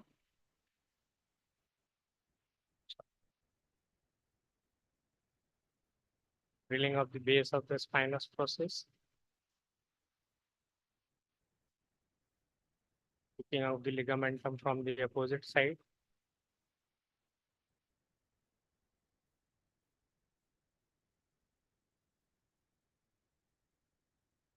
You can see the complete decompressed thecal sac.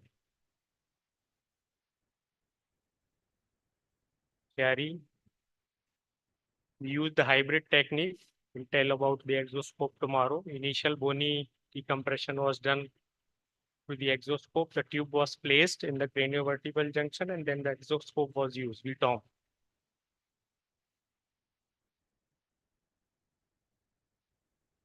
This is the tube.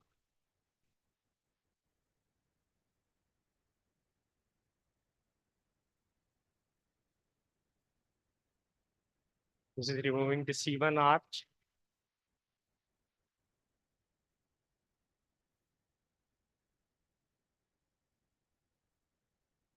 After removing the C1 arch, tube was cranially directed and doing the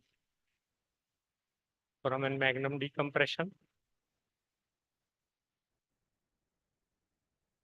And once the thin bone was left out in the foramen, we'll go from the endoscope. The rest of the bone work done by the endoscope.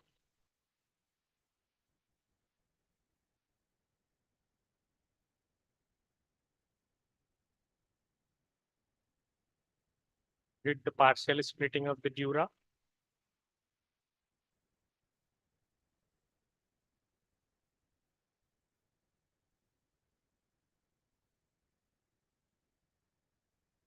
And you can see a well pulsatile thecal sac. That was the post-operative.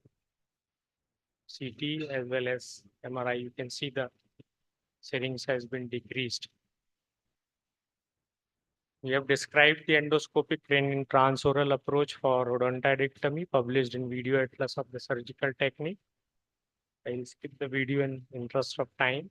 Same way you can do the fixation, anterior fixation in C1, C2. Transcervical approach. Fixation, same tube, video.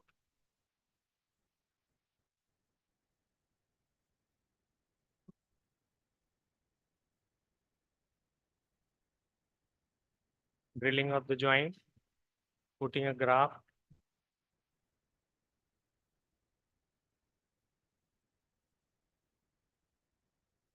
Intradural tumor, I think sir has already covered.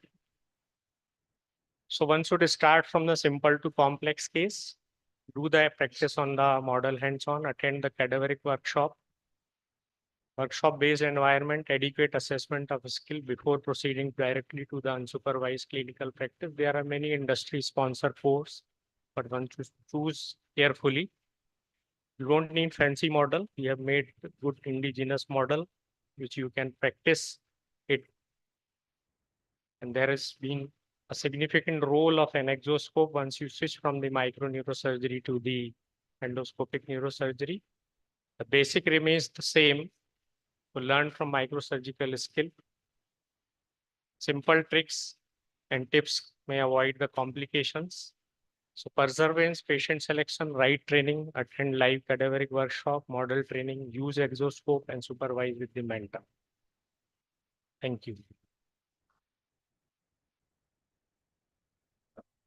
Thank you, Dr. Parihar, for your excellent presentation.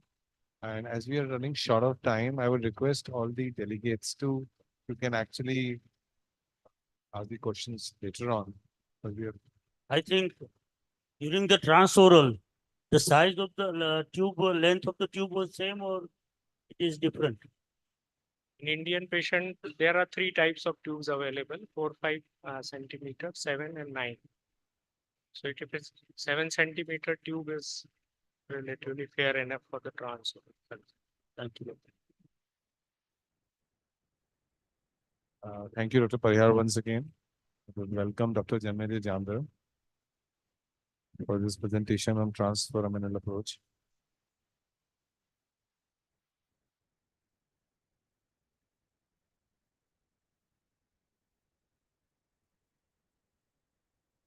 I'm very grateful for the opportunity given to me.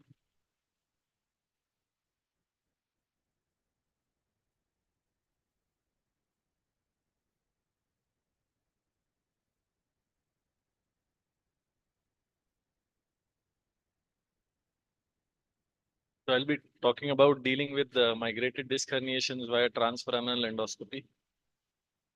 So they've been classified into high migrations and low migrations. One classification just is very simple. It depends on how far the fragment has gone, and the unit of measurement is the disc height. So if it has gone more than one disc height space beyond superiorly or inferiorly, then it's called a high grade migration. The other classification is a little more complex, but I think you get the gist of how we classify these.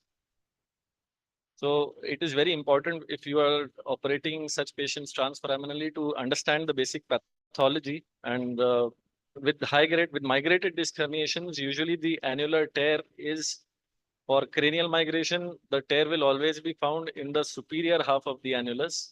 And in inferior migrations, it will usually be in the lower half of the migrations. And that is important because we have a very limited working space. So we need to be very precise in targeting where we need to land up with our cannula.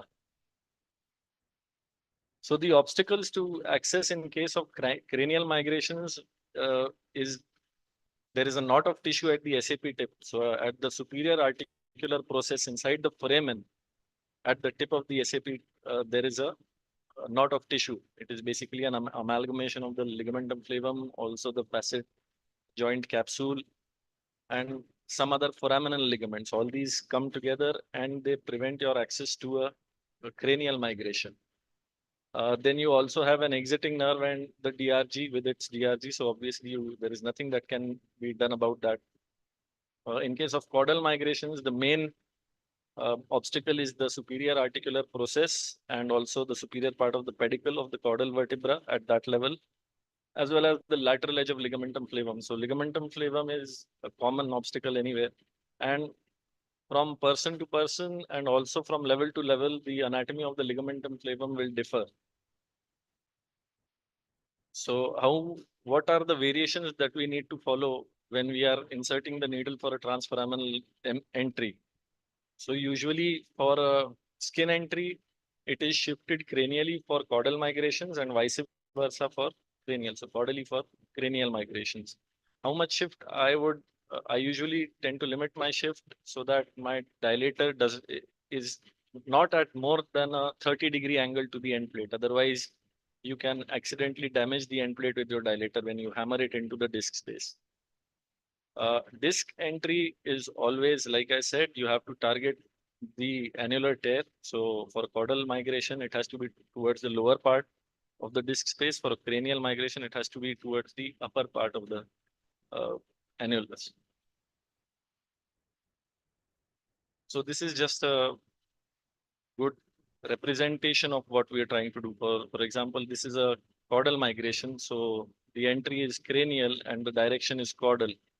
And the cannula is directed towards the lower end plate. So you can see this probe, bipolar probe, has gone through the annular tear and posterior to the body through the annular tear. And vice versa. So if the migration is superior, as in this case, the direction is cranial starting caudal, and your instrument can then go and grasp that cranially migrated fragment. So what do you do different when you have a migration, when you want to deal with a migration? Basically, you need to turn the cannula bevel slightly towards the herniation, so cranially or caudally, so clockwise or anti-clockwise.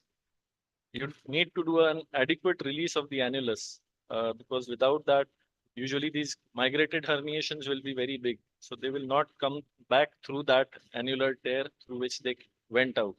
So you need to do a good annulectomy so that the fragment can fall in back into the disc space that you will create an empty space first. So they will fall back into that disc space, and from there you can retrieve that fragment outside. And then you need to use the hook, the reverse hook through the tear or the annular opening to tease out the fragment from its migrated place. So this is a schematic diagram of the annular tear. It is, for example, for caudal migration, the annular tear is so small, the fragment is so big. So you need to cut this lateral part of the collar and artificially make this annular tear a little bigger so that this fragment will then fall back with the use of the hook inside into the disc. And from there you can retrieve that fragment. Also, another very, very useful technique is foraminoplasty. It is defined as a widening or a freeing or an opening of the foramen. So we artificially widen the foramen. We do a little bit of bony work. Sometimes we get rid of the soft tissue that is hindering our access to the fragment.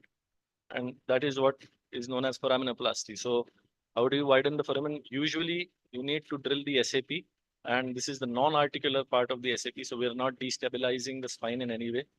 Although if you look closely, even if you cut off the whole of the SAP at the level of the disc, you have got more than half of the articulation of the facet still intact, because more of it is usually in a degenerated disc. More of the articulation will be lower to the caudal end plate.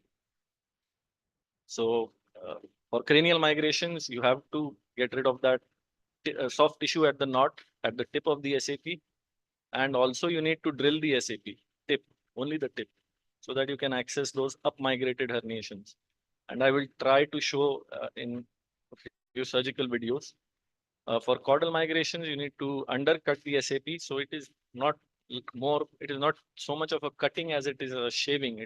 You shave off layers of the SAP, but the foramen becomes artificially, you're making it bigger. And therefore you can access more of the canal through the same foramen. And you can use trifines or endoscopic drill to do that. And also For visualization, you will need to remove the lateral edge of the ligamentum flavum if it is encroaching so much into the foramen. In very, very high migrations, in caudal migrated cases, you might need to drill a little bit of the superior part of the pedicle also. And I've got some diagrams explaining the same. So suppose our fragment is lying over here, it is covered by this SAP, the superior articular process, right? So what we do is we just take off this non-articular part of the SAP and we have then enough space. We can see the migrated fragment clearly, and this much part can easily be retrieved through the hook. And this is a schematic representation of the superior oblique pediculotomy. We can just shave off a little bit of the pedicle to access a very high migration in case you need to do it. In newer developments, there are people who have done transpedicular access if the fragment has no contact with the parent disc space. I have personally never done it. I have not yet needed to do it. You also have bendable graspers which have dogtailing. So they will once inside the working channel, they are straight, but once they come out through the other end, that part, like a dog's tail, it curves up as soon as you open the jaw. And then you can grasp any fragment because of the 25 degrees. What you are seeing is usually above where you can work. So with this curve, you can go and grasp that. Transiliac access is also something that you might need to do, but usually with adequate foraminoplasty, I don't think it is required anymore. You may have missed fragments, inadequate decompression. It is very rare with adequate preoperative planning. You need to look for pre-dural nerve root or epidural fat pulsations at the end of surgery if you are doubtful. You have to correlate the amount of removed disc material with the pre-op scans and check if the palpation hook is going freely into the epidural space at the end of surgery, which we usually do in any open surgery as well. So a couple of case examples. This was a 40-year-old male with severe backache radiating to both lower limbs with sensory motor deficit, and he had his bowel bladder were also involved for the last 3 days. He had 1 to 2 grade power in both ankles and also presented with urinary retention. So this was his preoperative MRI. You can see there is a fragment migrated at L4. It's a sacralized L5 with an but morphologically L5 S1 disc, and the fragment has gone caudally, so it's a big caudal migration. Again, you can make out the same on the axial images. The fragment is fairly central, therefore thereby explaining the the urinary retention. So you can make out that I've got just a little bit of a caudal tilt to the entry of the cannula inside the disc. And you can also see how flat I have managed to be. So this is what is called a half and half out approach. My cannula bevel, which is sort of the eye through which I'll be seeing. This is the area that I'll be seeing once I put the scope inside. So it can see half of the epidural space and half of the disc. But in this case, there is a disc herniation. So most of the disc and herniation I'll be seeing once I actually put the scope inside. I'll just show a video.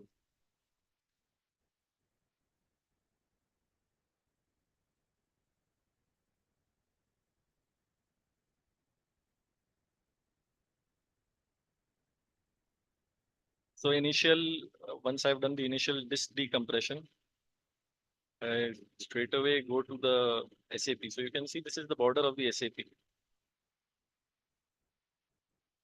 And left side is cranial, right is caudal. 12 o'clock is dorsal or posterior, and 6 o'clock is ventral or anterior. You can see the SAP tip over here. This is the SAP tip. So I am sequentially shaving the SAP from lateral to medial, the inner part of the SAP, which is facing the foramen, which is towards the exiting nerve. But I am in a different plane. I am at a lower plane, lower transverse plane. I am at my cannula is placed at the disc level. It's not at the level of the exiting nerve. So this is a drill used to shave off the SAP.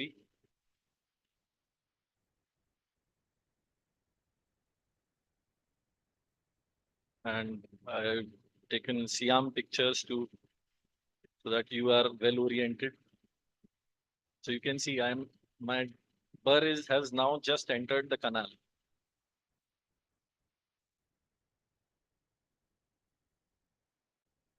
So just medial to the SAP is where I have managed to land up. And I can see I've started seeing the fragment here.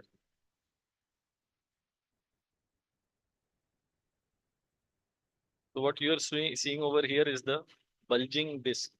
In a normal disc, you will not see this anatomy. There will be space between the SAP anterior surface and the disc, but because this was a degenerated disc, the disc was bulging into the foramen. So that's why you can see all that disc material over here. So in this case, the ligamentum flavum is not encroaching into the foramen that much. Otherwise, when you drill that much of SAP, you will start seeing the ligamentum flavum as a curtain over here, just below this shaved SAP. So this is a little bit of the SAP over ligamentum flavum remnant over here, which I have removed. So now I am drilling more towards the caudal part. So this I am drilling the base of the SAP. So what I am doing is I am widening the superior vertebral notch at the lower vertebra, and that will give me access to the fragment.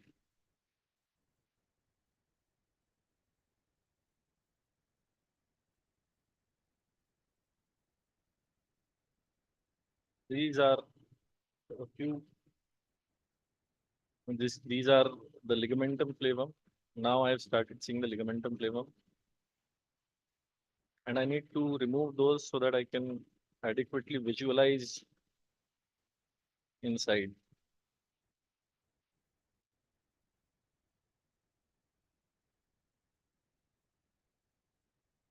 This is the plane between the ligamentum flavum and the disc here. I need to remove this ligamentum flavum so that I can see inside the canal towards the epidural space.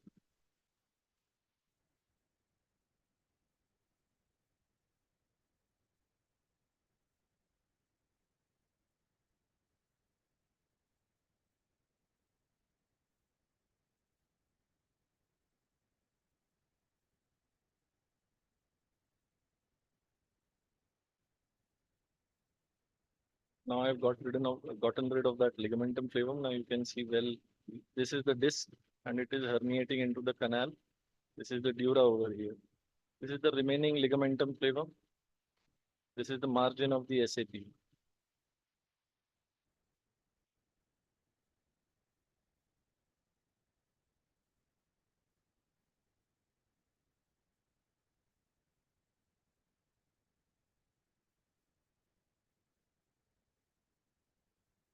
This is the fresh, the migrated herniation going behind into, and now with the use of this instrument, I have managed to tease that fragment out and bring it into the disc space that I had previously emptied.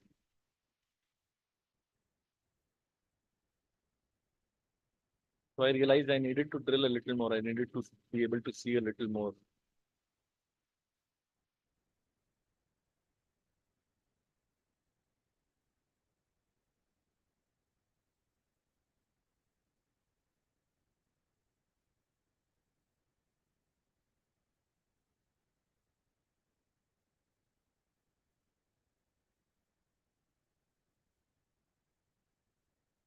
So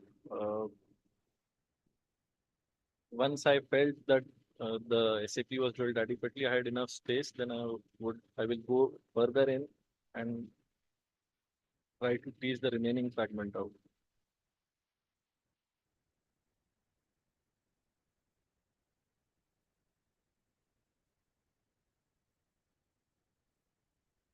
So this is the epidural space now, over here. This is the disc space, this is the SAP, a little part of the remaining ligamentum flava.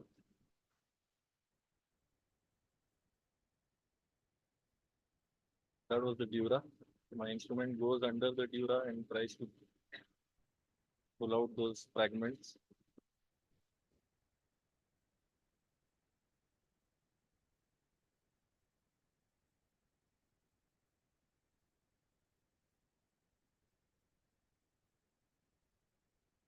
Now I'm trying to just take out this ligamentum flavum so that my vision is better. This is the ligamentum flavum.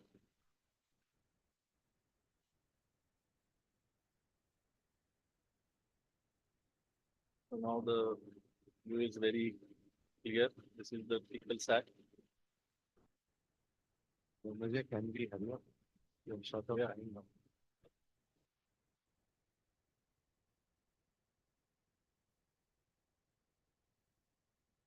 And well, then using the hook, I just get the fragment out.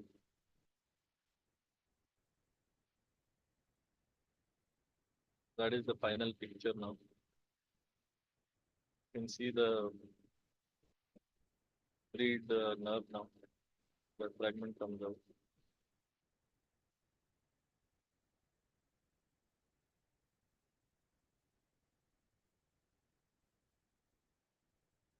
The undersurface of the dura.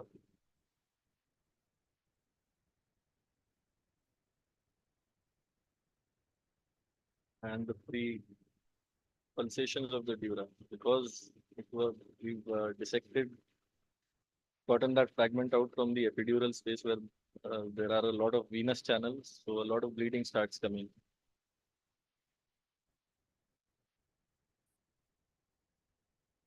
So that was an example of the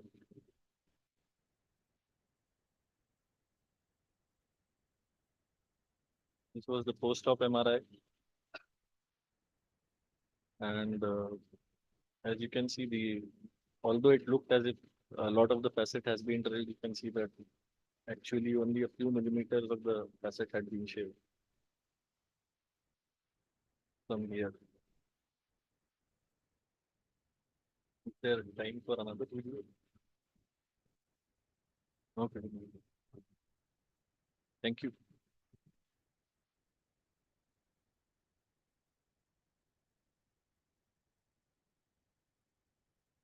May we have now Dr. Adesh Srivastava from AIMS Bhopal.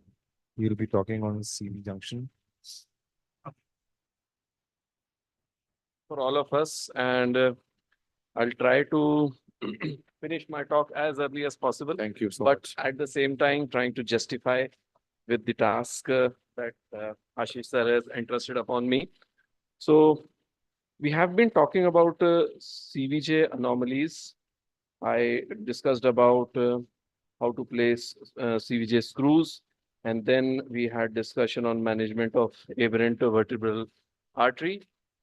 So this final talk of mine for the day would be concentrating on congenital CVJ anomalies and the lessons we have learned. So we have a very small experience of about 85 cases over the last 8 years.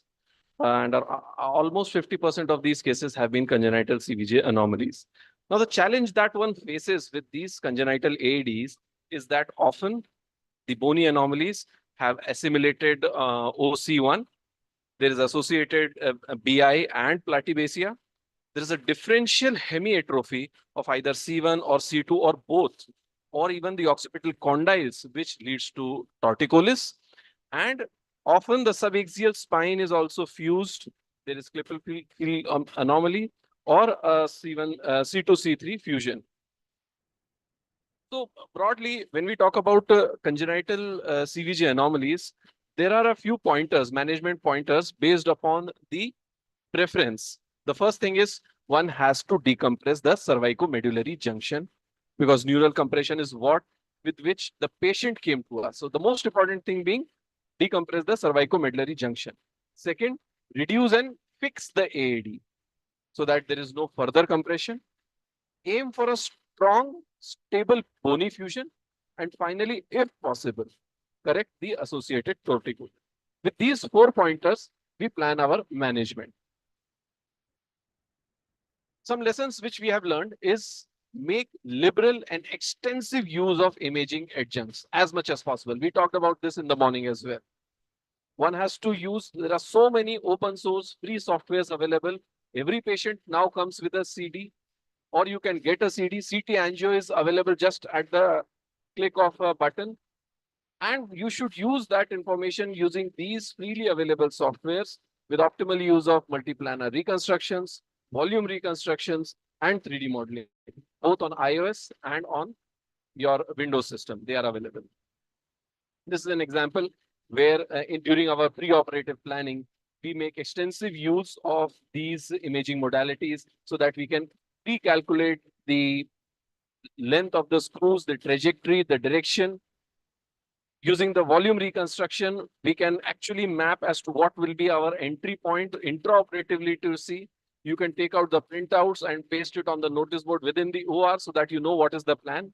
In fact, what we are using is we use a laptop or an iPad, and intraoperatively, if we face any challenge, because these are not normal anatomy patients, we can use this imaging. It's a very easy setup. Put it on a cardiac trolley, put a sterile cover on the mouse, and the surgeon directly, while operating, can turn around, look at the images, and decide as to what point is he seeing or where is the vessel. You don't need to have a navigation at all. So that's the use of imaging adjuncts. Now, the next important point is, as we discussed in the morning, is doing an FMD. See, a congenital CVJ anomaly usually has a very pinched cord. And as discussed in the morning, any manipulation of the C1, C2 joint may lead to further pinching of the cord between the odontoid tip and the posterior foramen magnum rim. So, before any manipulation of the joint, the first thing to do is an FMD. Take out the fused or the assimilated C1 and take out a margin of the foramen magnum rim so that adequate decompression is done. And then when you manipulate the joint, even if the odontoid moves backwards, it does not crush the cord. The next challenge that one faces with congenital CVJ anomalies is the troublesome venous bleeding, because there are aberrant venous channels as well. Now, we have identified 2 different types of venous bleedings.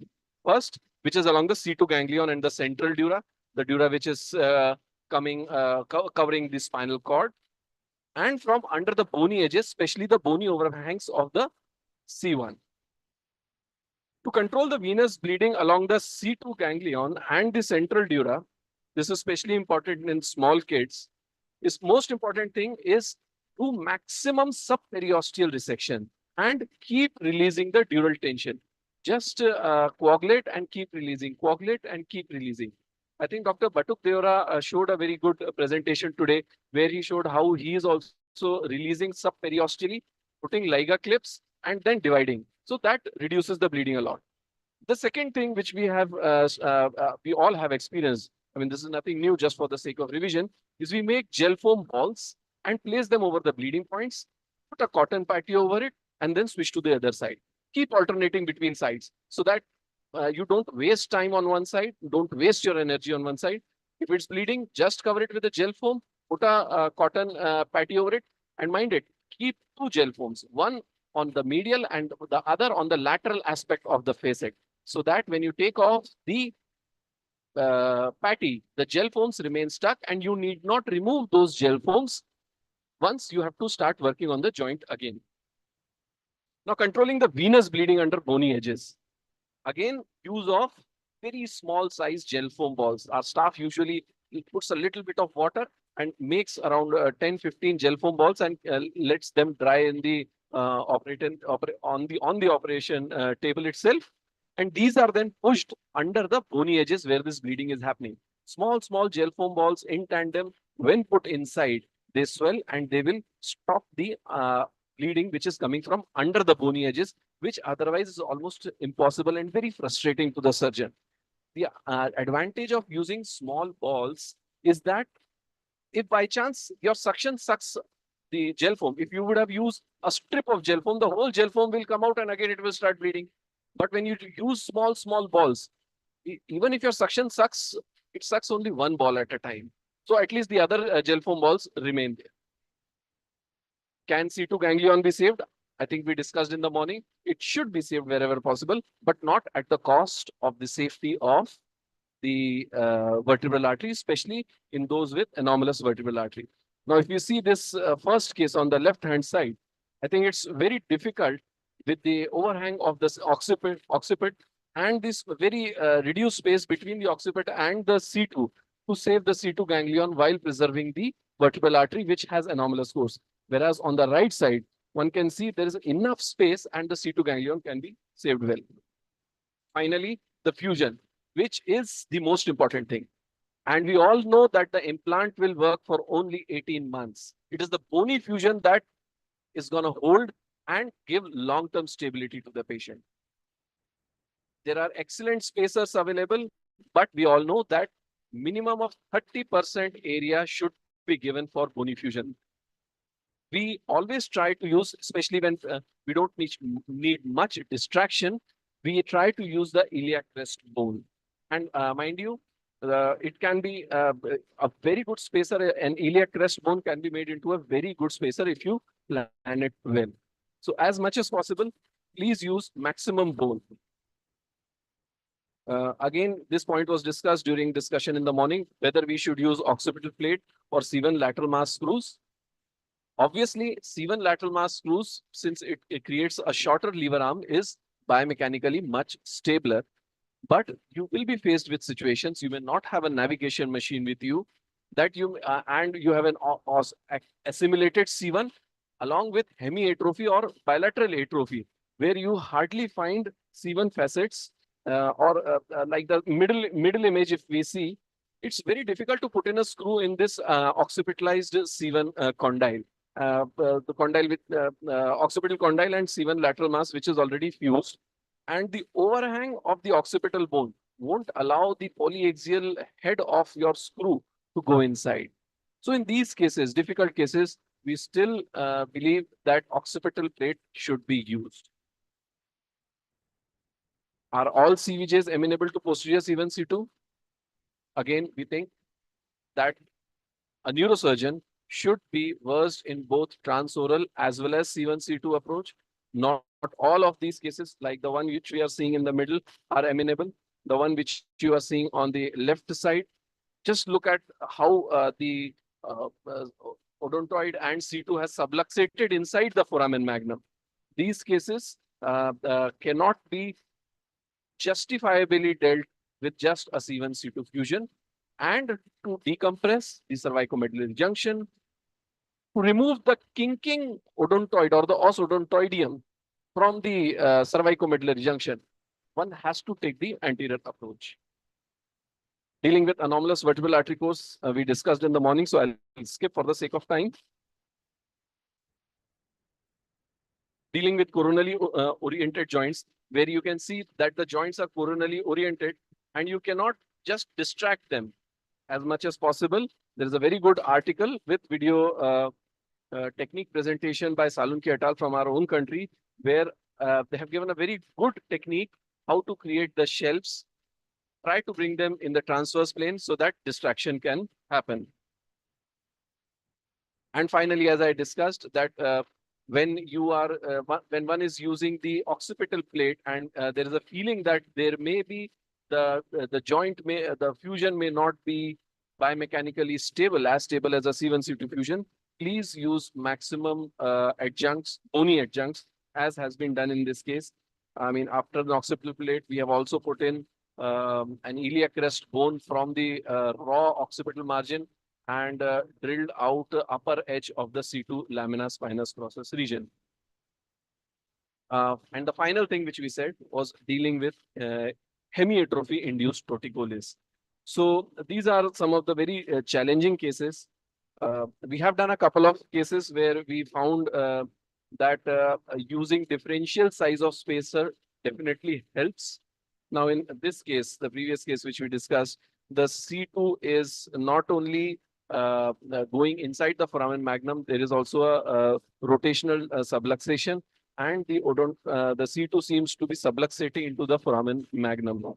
So again, creating shelves and using iliac crest bones, some amount of reduction can be received, so that if not 100% torticollis correction, at least some correction can be provided to the patient. This was the pre-op, and this is the post-operative image. You can see here the differential size of the spacers that have been used. These are actually iliac crest grafts. So this was the pre-op, and this is the post-operative. So in conclusion, we have in all these congenital CVJ anomalies, we have to individualize the approach. No single approach is universal.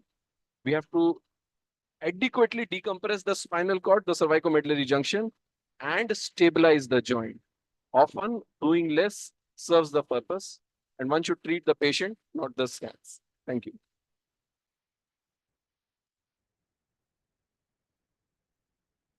Thank you, Dr. Adesh. Wonderful talk. And I would request now questions for him. Now I request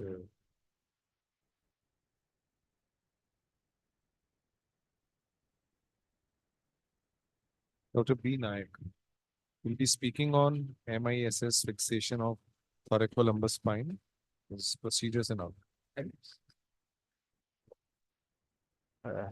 Now I will be speaking on MIS fixation of the thoracolumbar spine. Traumatic spinal fractures are common and constantly increasing due to the overuse of the motor vehicles. Consequences are pain, deformity, neurological deficit. Fixation is the well-established treatment for most of the fractures whenever required. Open pedicle screw fixation is the conventional technique to promote the fusion and restore stability, but there are few drawbacks. Are we just converting one type of pain to other type of pain? Means there is a fracture pain, and we are treating the fracture, and the pain now get associated with extensive soft tissue dissection, damage to the knots of the multifidus, and finally muscle atrophy. The bone pain get converted into the muscle pain. There is increased duration of surgery, means due to extensive soft tissue dissection and longer time for the wound closure. Higher infection rate due to the extensive dissection, blood loss maybe due to the similar cause, prolonged hospital stay due to the surgical site pain and late rehabilitation. So MIS is the trend nowadays. What are the advantages? Reduced healing time, reduced post-operative analgesia requirement, decreased intraoperative blood loss, lower chance of infection, early chance of discharge from the hospital, and early return to work. So, in a fracture, you have to do the measurement of all the angles. You have to make the balance properly. Make the sagittal balance, coronal balance, and whatever balance of the spine possible. There is a local sagittal angle, that is the angle between the end plate of the fracture vertebra, and regional sagittal angle. And you have to measure the anterior and posterior vertebral heights. After surgery, you have to maintain all these things within normal limit. The mechanism of fixation, suppose there is a fracture, you first measure the local angle, local sagittal angle, and regional sagittal angle, anterior height and posterior height. Then you put the screws. You put the screw at least in 3 level, and maybe it require 2 level above and 2 level below. Most of my cases, I usually use 3 level, and it means 1 level above and the fracture site and 1 level below. You put the screws above and below and flush it. and the fracture side screw just leave some gap so that when you will put the rod and fix the screw head along with the rod, you see there a curvature will be created, and that curvature will correct the anterior and posterior vertebral height and also the sagittal angles.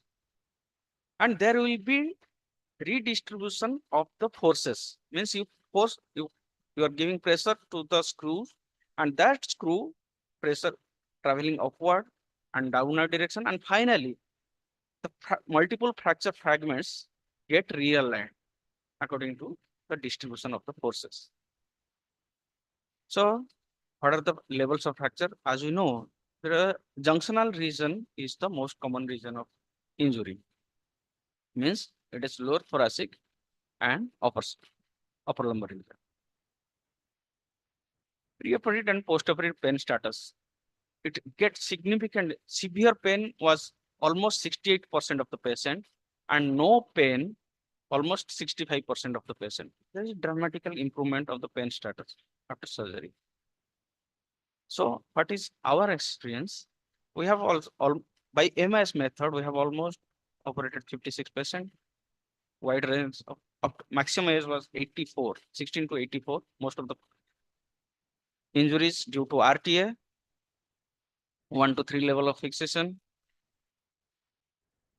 of the injuries, and level of fixation varies from 3 to 6 depending of the level of fracture and types of fracture.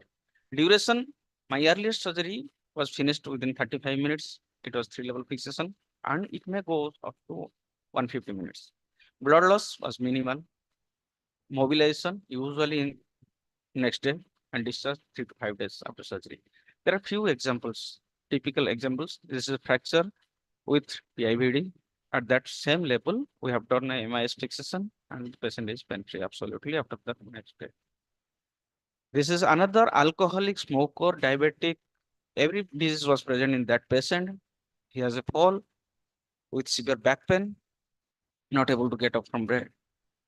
But the fracture was not that convincing fracture to be fixed. So I treat him with a conservative management, but he did not improve. Then after 1 month, then I planned for fixation and then started working after that.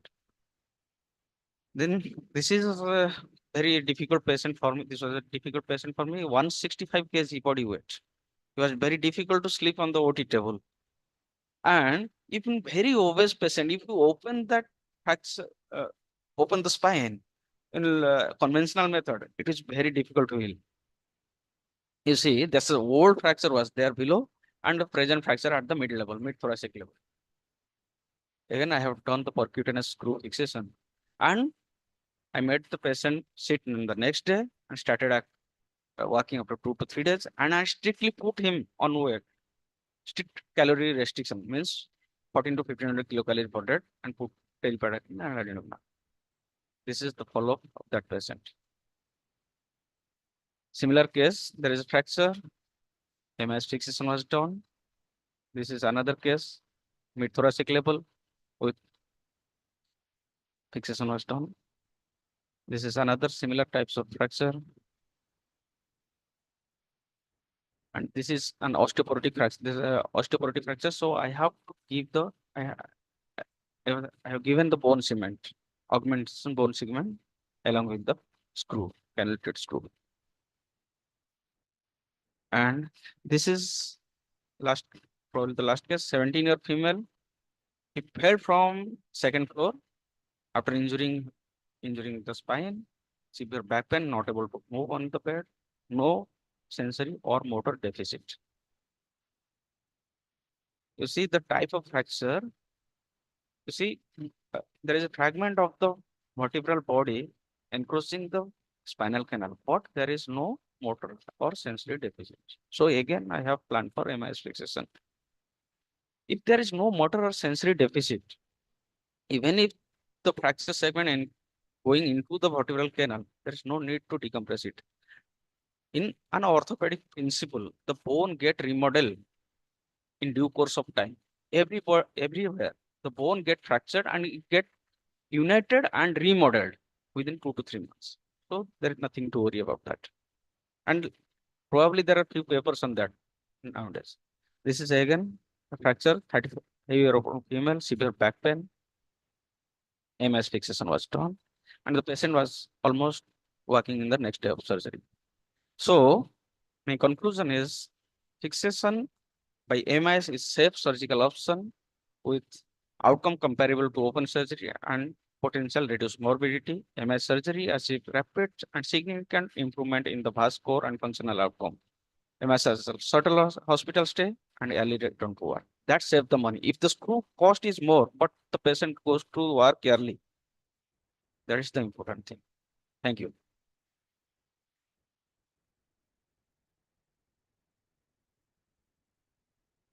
Thank you. That's the end of the session, and today's entire talks are now over. Thank you so much for patience listening. Thank you, speakers, for the talk. I request Dr. Alok Agrawal, sir, to please felicitate Dr. Vijay Pariyar, sir.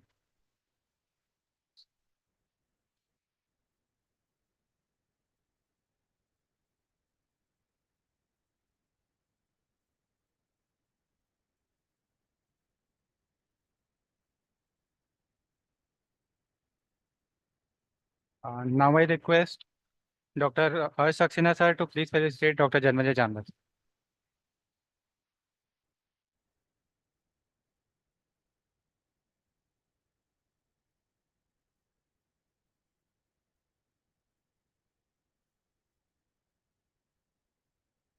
Thank you, speakers. Thank you, chairpersons. I welcome you all for dinner at 8 p.m.